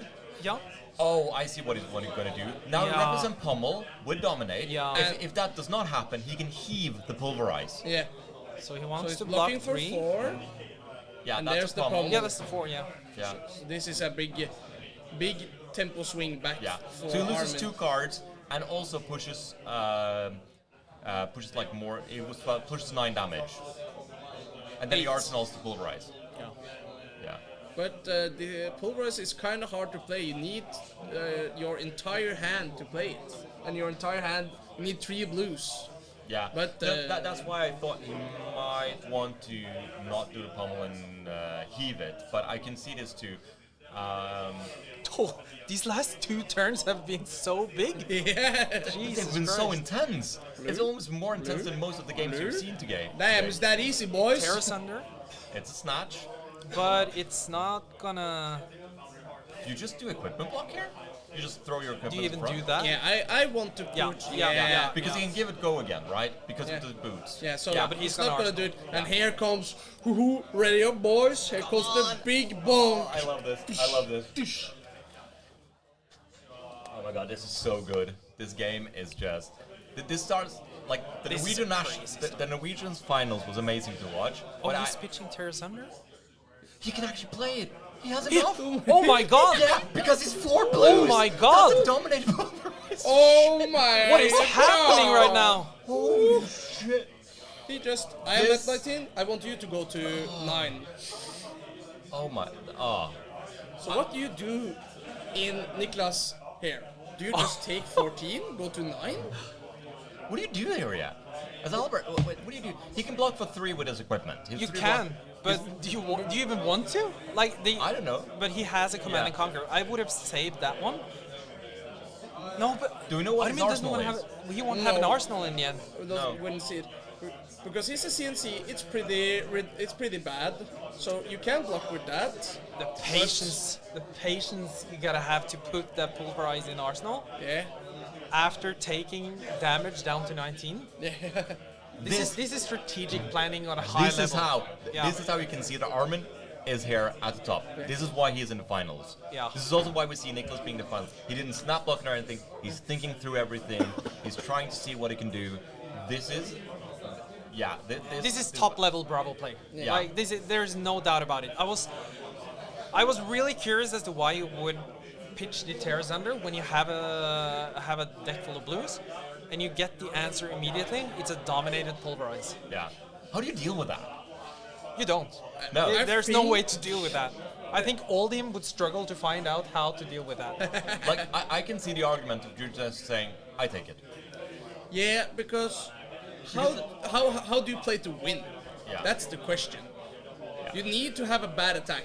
You need to have a shit attack you can just troll. He blocks 3, takes 11, going down to 14. Now Arm is in the driver's seat. He doesn't have an arsenal, so most likely. I wouldn't necessarily say he's in the driver's seat. I'm thinking that they've equalized a bit more. But then again, the problem that Niklas has now is that the first attack sucks. the first attack doesn't do anything, and it doesn't. He only has one attack action. It seems like. Yeah, but that's true. Oh, but then there's another pummel and a tear asunder. Oh my god! So this it's is an attack for zero. Yeah. My Zero favorite. Wait, it's a zero. Go again. Yeah, he'll probably take it. Are you sure? It's kind of scary though. Maybe it goes with equipment. Okay, and here we see Lightning Surge for actual 4? attack for 4. Oh, he has another lightning surge in his hand. So I think what he might do is arsenal the lightning surge and attack with a weapon for He's 2. gonna pitch. He's just gonna use the weapon, but Arm is just gonna take it. Yeah. for He's just gonna sure. take 4, For go sure. down to 15. And then here comes the bad Rosetta Thorn attack. But is he actually gonna play the brambles? No, he's. No, he's He's gonna push 4 more. He's gonna push 4 more. Yeah, I respect that as well. That is better actually because the bramble spark is better in arsenal. I'm trying so hard to see what's in his hand. So there's a Terra Sunder, Rouse the Ancient. I don't see what's in between. I think it's a Thunderquake. Yeah. Yeah, he's blocking with the pulverize. That's the second pulverize because he's not going to get to use that one. Yeah, because Niklas is in problem now because now Armin is going to tear asunder. The Anatos and hit for 7 and With a discard, discard 2. But Niklas is only playing 3. He only has 3 more blocking equipment, and 3 plus 3 is not. No, he doesn't. Wait a minute. He doesn't play the Terra Sunder. Okay, he's just playing. He was playing around What was Niklas that last drawing card? a non-attack with 3 the block. last card is a Rouse the Ancient, so I think he would rather have the Rouse the Ancient and because now he gets an arsenal. The alternative that Peter was talking about does not leave him with an arsenal. No. It's an attack for 7, but the thing is that they're still at 14. That is still a very healthy life total. No, not against Briar. Briar with Arsenal, 14 is easy. No, I mean for Briar. Yeah, Briar's just gonna take hit. Yeah, that is my point. That if he attacks for 7, or even if he discards 2, right? I would rather just have the arsenal for the next turn. Yeah. Yep. Yeah. I'm not. That's the hard part because now Niklas is gonna take 6. He's gonna go down to 8, and I then think he's gonna. this is just a mind game on Armin's end. Yeah, Saying he's representing Pummel. Yeah. That's what he's doing. He's and saying, he's- here, I'm coming at you for 6, but there is 2 floating, and I have a card in hand. I haven't been very actively putting things in my arsenal since that pulverize. What are you going to do here? Are you And the gonna take answer is 10? coming really quickly. It's only He been one wants turn to since use the those to pulverize. block. Yeah. So here is Niklas is actually playing the rare chess piece from and not Tunic because he wants the 2 resources now. So he's just gonna block for 1, take 5, go to 9, and then he's going to use these 2 resources for his next turn. Yeah. And I am thinking if we had an advantage bar, it's over on Niklas' sides now because he can easily present 14 damage in 1 turn. Yeah. I would have definitely played that Terra Sunder, but Armin is an expert at this and has already been doing huge things. I like this Oh, line. wow. What's the total we're seeing in the hand right now? Oh, that's a force 6. of nature fused. It might also just be that it was not actually a Blue Daddy Arsenal. It might be another card. Yeah. Hopefully it is not Rouse the Ancients, because he's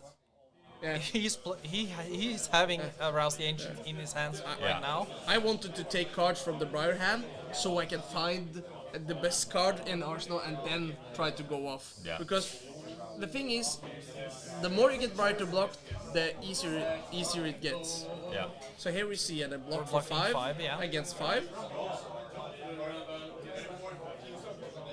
Oh, does he have a lightning surge? Oh, I was scared. Is he gonna end it there?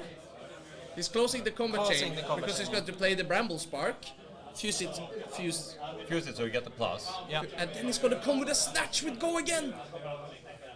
I think this immovable is gonna leave No, Armin's hand. gentlemen, I think he's going to pop. He's going to pop.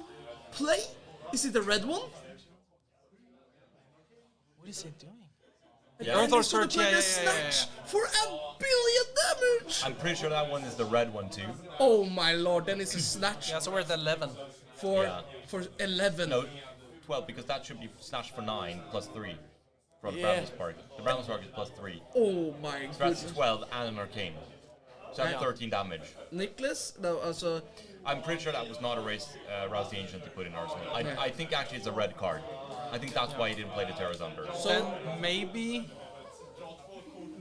you'd actually take this damage, the 9, go to 5, and see if there's anything you can come back with later. Because I feel like if he goes back on his heels right now, if he just takes everything, he has 1.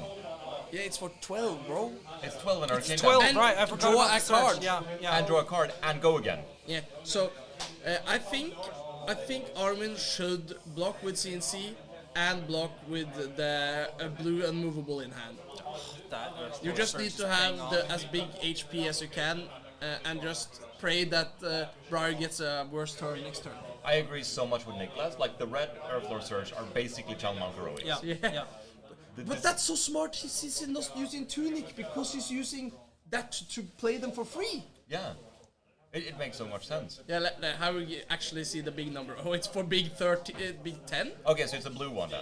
Okay, yes, Yeah, but it's still 10 damage. So it's 11 damage, but he can still not put himself to 3. Yeah, There's no way Armin is blocking all of this because he has that immovable. He has a blue immovable. Yeah, and that is 5. 6, 7, 8. damage? Yeah, he can't block it out. No. There's no way he can block it out, so he's going to take damage anyway. No, he can block it out. No, it's 5 plus 3. Oh, immovable is... Blue immovable Right, is yeah. 5. But isn't that the bucking blow already blocking for No, 3? no, that was blocking the first... Oh, yeah. The Scarfus card. Yeah, so he's going to leak here. This is draw 2 cards, not 1, 2. It's the Force of Nature, there are 2. Oh my god! He decides to actually put his bet on taking damage here. No, he took the arcane damage. Yeah. Oh yeah. From the Rabble Spark. And then he's gonna immovable... Yeah, he just have to block as much as he can here because Niklas is going to draw 2 cards here. Force of Nature and Slash. You know, that's the rule blade, so I get to draw 2. It's exhilarating. Let's see how much damage he actually took here. It's kind of hard to tell. He took 3, Yeah. but it has to go again. Can you reach 11? With 2 cards? No. So he's just going to pitch, go for Rosetta Thorn for 4, Arsenal another card. Wait, wasn't that a blue? If it was a blue, why didn't he make a rune chance? I'm pretty sure, I don't know. He might have just forgotten in all of this. It also just might have been the red. Yeah, let's hope he didn't miss 1 damage. I think because it can matter. Yeah, I think there was 2 Earthor Surges in his hand there. I think I think one of the cards he Arsenal was. So Terra's Under, Thunderquake, Showtime, and We Imposing have Visage. a full set of 3 blocks. So here is the follow-up. Armin blues. has no He's nothing he could do. armor. He just, yeah. How does he survive and pressure Briar? Does Briar have an attack? Yeah, it's a Ravenous Rabble. Other than that, it's just 3 non. No, it's a Snatch there too. Yeah, and he still has hold on to his boots. Yeah. Yeah. It's so interesting to see That's a force of just nature. how fast Briar can turn a game around Yeah. with 1 good turn. But that's also, as I said, with the Pulverize, it was not Armin taking back the control, it was equalizing the Yeah, control. yeah. There was, because He needed a follow-up. That's why I wanted to tear ass. yeah, but I don't think he could. I think it was a red card. Yeah, we're assuming it's a red card. Yeah, because I thought it was Arouse the Ancient. It's very, when he looked at the card, it did not seem like the text of Arouse the Ancient. So I will believe it's a red card in his arsenal. We're gonna fuse it. Yeah, he had Earthor Surge, so that is a Snatch or Ravenous Rabble. Why the Ravenous? That's It will never get pumped. yeah. So it's coming for 5, but not not with the draw card. Yeah. No. Yeah. Maybe he just wants to force block now and then hit him with a big attack that draws a card. No, but the Snatch will not be drawing a card unless he has a way to pump it. He needs to have, the Arsenal then needs to be a way to pump the Snatch. Yeah, but isn't it a blue search? Isn't it? It might have been. It looked like it. Okay, but so I don't Armin know. takes it. Armin takes it. Goes to Yeah. 2. Good choice, good choice. Yeah, He's because not if drawing he- a card on this one. If he double blocked there, he would have been screwed. Yeah, Yeah, it was the the Earthor second Surge? red. It was Yeah. the second red surge. So he pitched the surge and Here played the comes second. Snatch. So he drew 3 surges back to back, basically. So we're at 9. He's gonna block with 3 cards here and probably but- come in for. but he can still Rosetta Thorn, Yeah, the Rosetta Thorn is coming. so he's dead. Yeah, It's game over, man. it's just game over. Yeah. Wow. Oh my What a god. way to Ladies end and the game. gentlemen, we have a new champion! And that is Niklas Bengtsson. Yeah, that is... Hey! That is just how it is. People are yelling at us that we're spoiling because people are just watching the game and we're trying to commentate this thing. What a way to end it, thing. It was amazing ending. It was so good. It was so much back and forth. Everyone else just realized that Niklas won, so that's why you're hearing cheering first now. We're gonna have a quick break, talk with people, and we're gonna get the winner in here for a little interview, talk with the winner, and see you guys in a bit. See you guys very soon.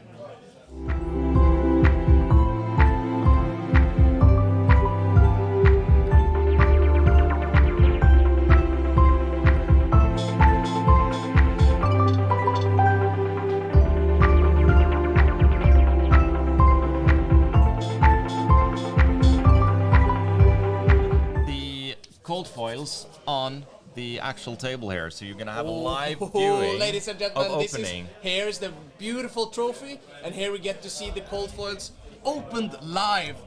These are one of the most exciting time for every Flesh and Blood player. We're going to start with the second place. Collector, player, doesn't matter. The gold foil opening is the pinnacle of excitement. This is the pinnacle of excitement.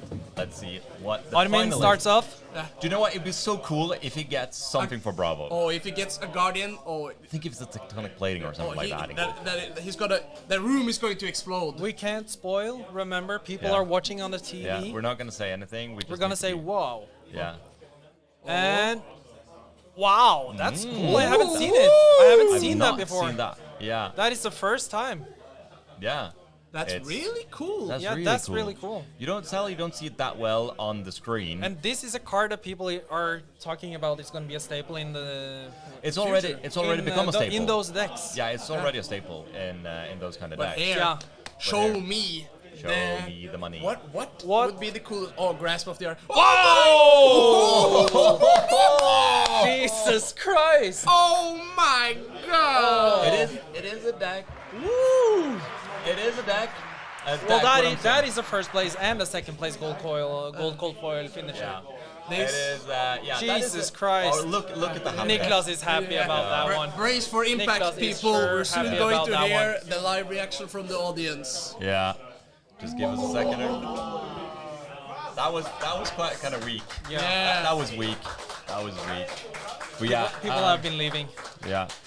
Give us a couple of seconds and to get the finalist, the winner, to cool down for a bit, and then we will have a little interview with our winner.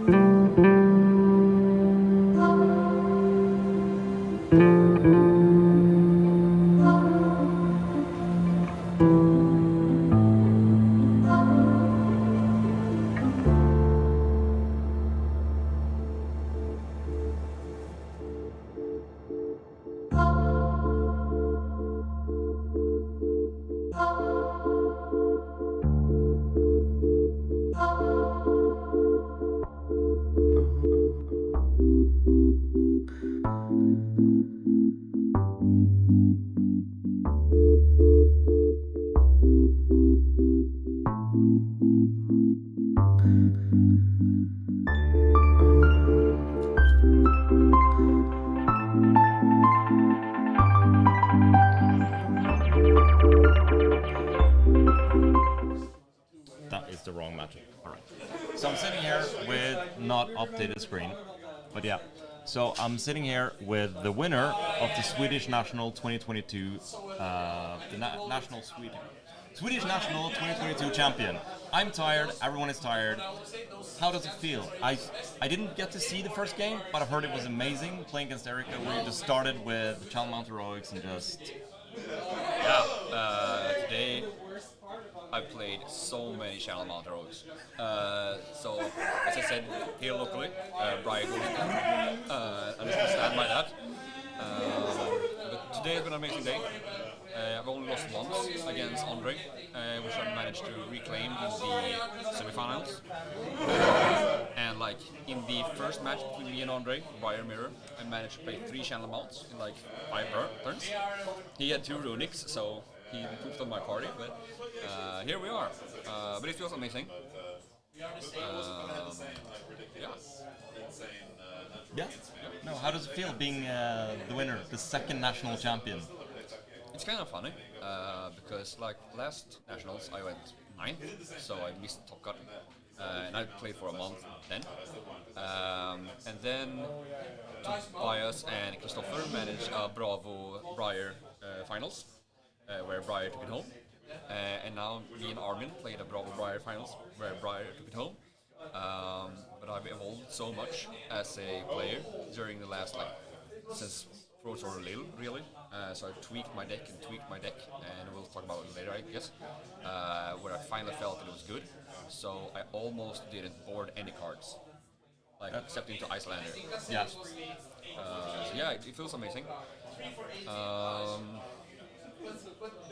Yeah, I don't really know how to describe it, other than I've been pushing for something that I want to be good at, and then I found Flesh and Blood, and then I felt like I bummed out because I had to choose school for Pro Season 1, and then I managed to snag a win in Pro Season 2, and I was like, yeah, maybe this is that was an amazing final, that too, between you and now Niklas the second officially again.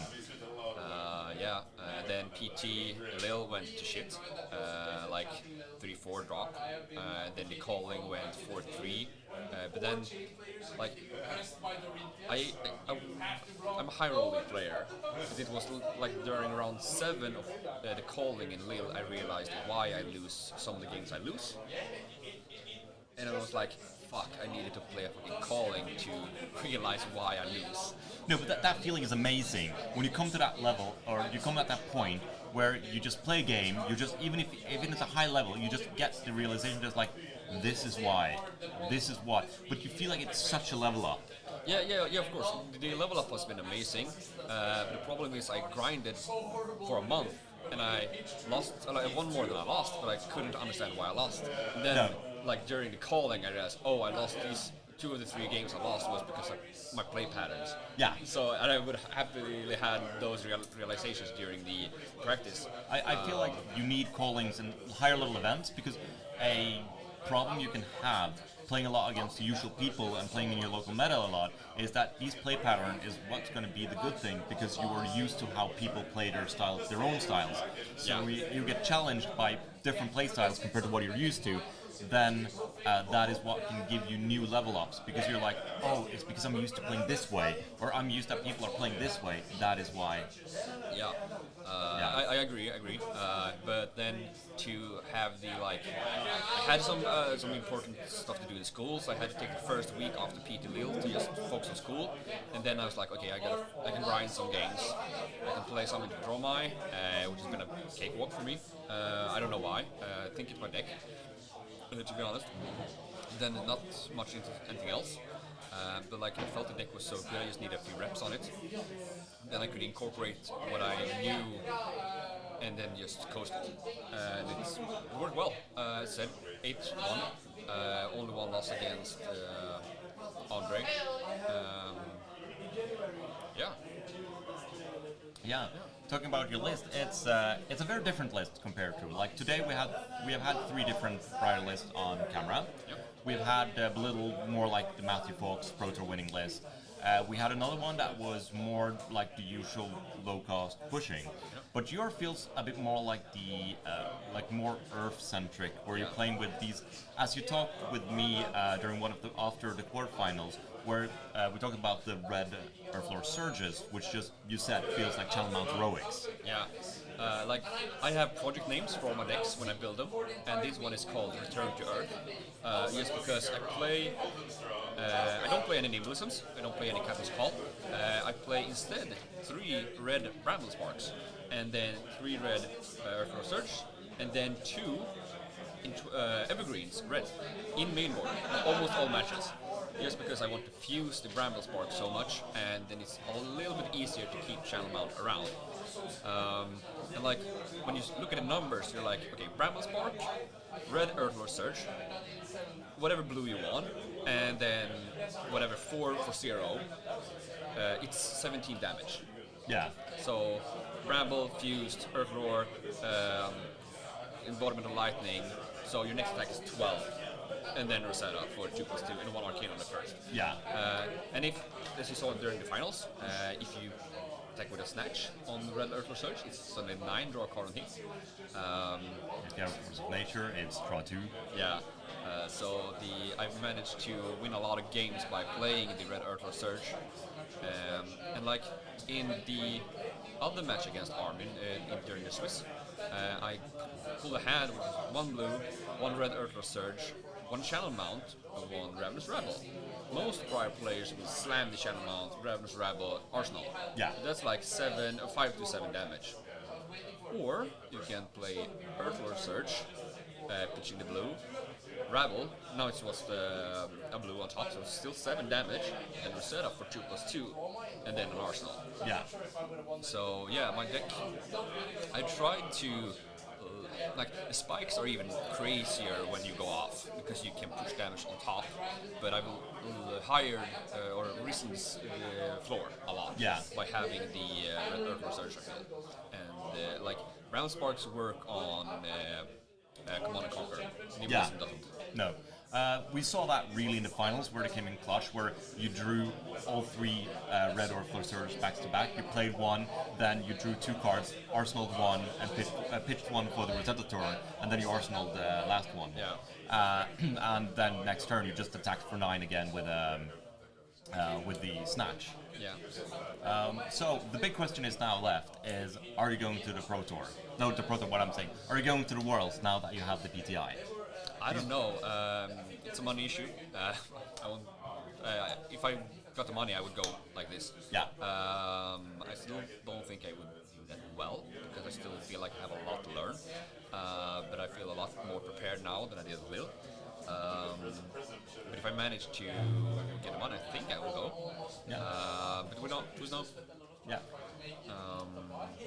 Yeah. Thank you. Thank you.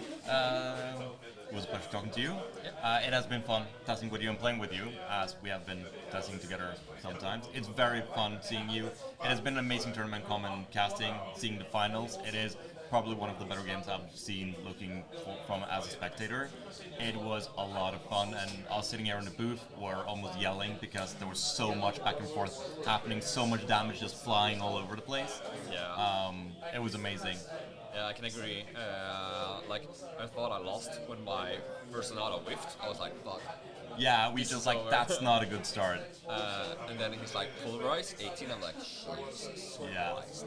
So I can only deal 8, and then put a Brahmin's Mark on Arsenal. Like, this can't be good enough. And then it was. It worked, because he had one round where he couldn't disrupt me. Yeah. And then it was all I needed. Yeah. Then I could, like, okay, I'll eat everything and hope he doesn't pull a monster hand where he can just dominate something and kill me. Yeah.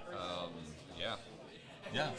Well, thanks for the interview. Thank you. We're going to get the other finalists in here for a quick interview too, because our people are going to start yelling at us and throwing us out. Yeah. But looking forward to your next conquest and your next victories. Thank you. You're welcome.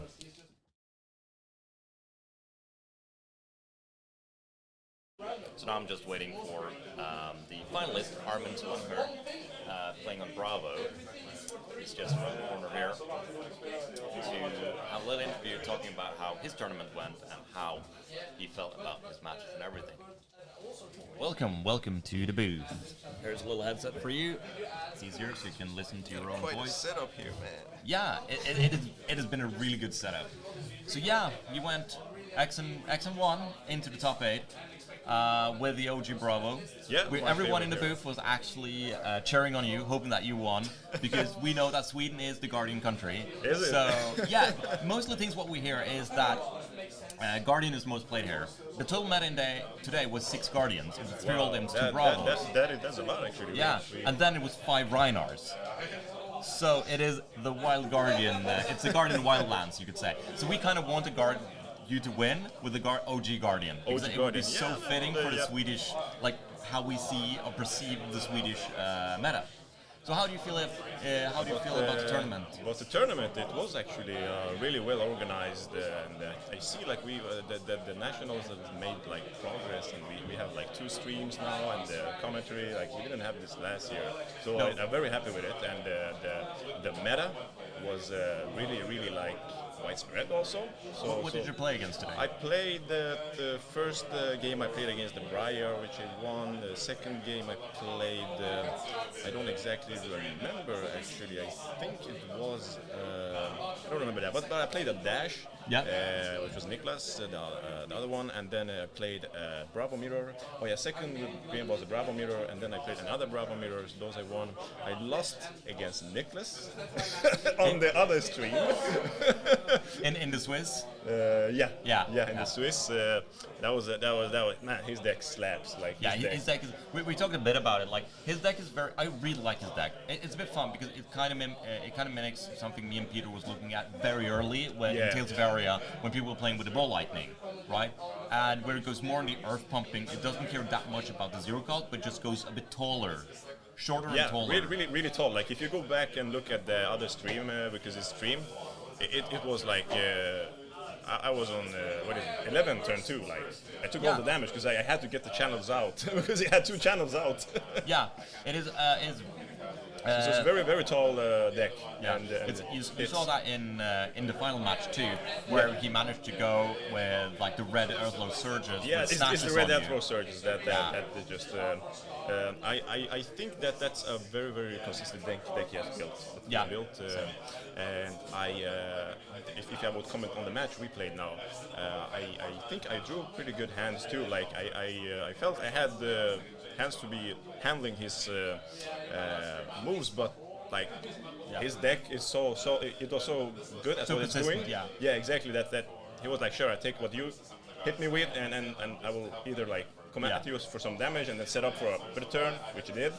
And yeah, so that's how the game went. I feel like the finals is. I felt the turn where you drew the red pummel at your arsenal.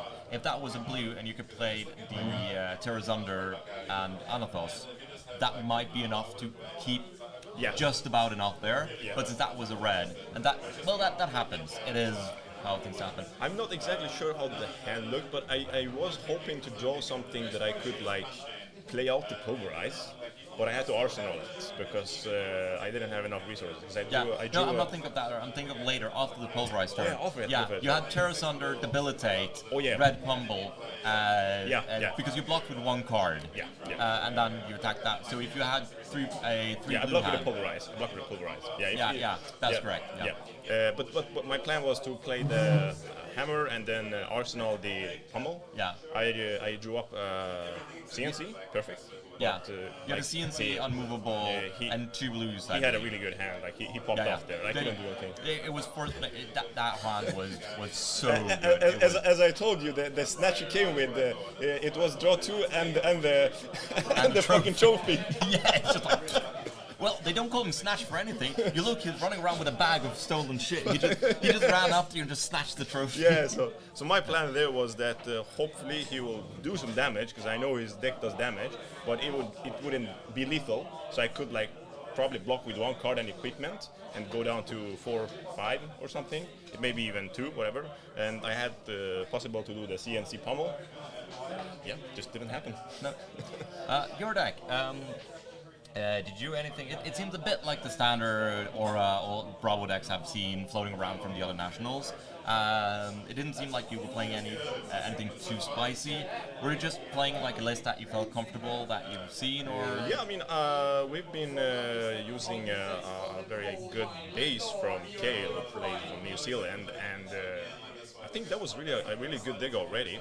When Chris left, so you could like add in some extra spice. That's where it came. So like the E-strikes went out. I had the E-strikes before just to have some go against. What I added extra was like red disables, which was some extra disruption. It was very useful in some games, and I removed my blue pummels. I read some in the channel, in the general international channel, the Bravo channel, that and I felt in some games I played that it's actually coming some clutch turns. It doesn't activate Anatol's blocks for 2. So I removed them, and it felt much better. And I went up to 42 blues, because before I was on 39. And now I have like 42 blues, and I had the possibility to adjust between 39 and 42 however I wanted. I liked it for my sideboard. And another card that I played was the Grandeur, which Yeah. I drew on the first hand. I saw I was the just wrong- hoping he would attack me with a Arcane or attack, because I would pitch Yeah. it for a Staunch and I would get a Seismic. That would be so good. Yeah, so actually that would have changed a lot too. If he had managed on his first turn, if he actually hit something with his Sonata Arcanics, where you could have pitched the Grandeur, you could have started your turn with a Seismic Surge. Exactly. Yeah. That would make huge difference. So to me. it was actually a blessing in disguise that he actually missed on his first Sonata. That's actually really cool. I was hoping you would hit, you know. I was like, Yeah. this is the time you're supposed to hit. And now we miss it. And we were sitting there like, oh shit, that's not good. Because the hand is just attack action. No, not attack action, but just non-attacks, right? So he doesn't do anything. He needs an attack action to do anything with his hand. And then he misses, and we're like, no, that's bad. And you're sitting there like, God damn it! God damn it, man! Come on. Oh yeah, that's yeah. Well, yeah, that was it. And yeah, the Grandeur has been helping me a lot. Like in the mirror, I usually get that extra Seismic I need to present the Macho with 2 blues. Or in for example, even the Briar matchup, I played another Briar. It helps me a lot when I pitch for the Arcane with it, and I get the extra Seismic, so I can either play like a 4 cost or a 5 cost, depending on how many Seismic I have before, for 1 blue. So I can sometimes I play a Spinal for 1 blue, or I play like Disable for 1 blue. It's like synergy with the whole deck. So. Yeah, it's also it feels like if you pitch that for an Arcane Barrier, it's basically free because of the Seismic Surge. Seismic Surge that you get. Exactly. And then if you I have a floating for the coming Arcane or the Staunch, it works a lot. Yeah. Synergy. So Yeah. So then there's only one question left. You have now won some cash and a PTI. Are you going to Worlds? Unfortunately, I cannot go to the Worlds. It's not because of I really wanted to, but because I'm like a double citizen from Iran. I will have to go for the B visa interview, and the queue for that is at least 12 months. And there is I've been looking if you could count Worlds as a professional esports tournament, and you can like get around it that way, but like there's no way around. I will have to wait for the interview. Yeah, that's kind of bad. It's kind of like hilarious there because it seems like both the winners and finalists from Norway, Finland, and Sweden so far are not going to be able to go for the Worlds because of different reasons. So it would be fun too, because we have a very nice gang here, and I would definitely be up for going if possible. Maybe I'll save it, and if they introduce the Worlds in either New Zealand or any other place in the world, I like to travel, so it's fine. Otherwise, you have a PDI for a Pro Tour. Oh yeah, another Pro Tour. You can use it for a Pro Tour. So yeah, that's kind of good. But yeah, I think we have to wrap it up now, or Henrik is probably going to come yell at me because we're using too much time. Thanks for the interview. Thanks for the interview. It was an amazing game to watch. It has been a joy to watch. I enjoyed playing it. Like even though I lost, I really enjoyed the game because he had good hands, I had good hands, and like he came on top. So yeah, it felt like a good game. It did not feel like anyone just drew shit and just collapsed. Exactly. It's the kind of game I enjoy. Like things happen. It was a true game. I love the fact where both of you just used the crown early, and it was basically where we said like the two kings are just throwing their crowns down and fighting. Even though we have all the time, we ain't going to time. Yeah. Great. Thank you. Thank you. And good luck in your future endeavors. Thanks, man. And then I'll see you around. Have a good one. You too. All right. Thank you, everyone that has followed us and watched through the whole day. It has been a joy. I hope you have enjoyed the stream. I hope we've entertained you guys. I just want to say thank you to Henrik and Alphaspel and everyone that has made this possible, to my co-commentators, Peter and Stian. I hope we can do more of this. I hope we can do this for the future. Well, I'm out.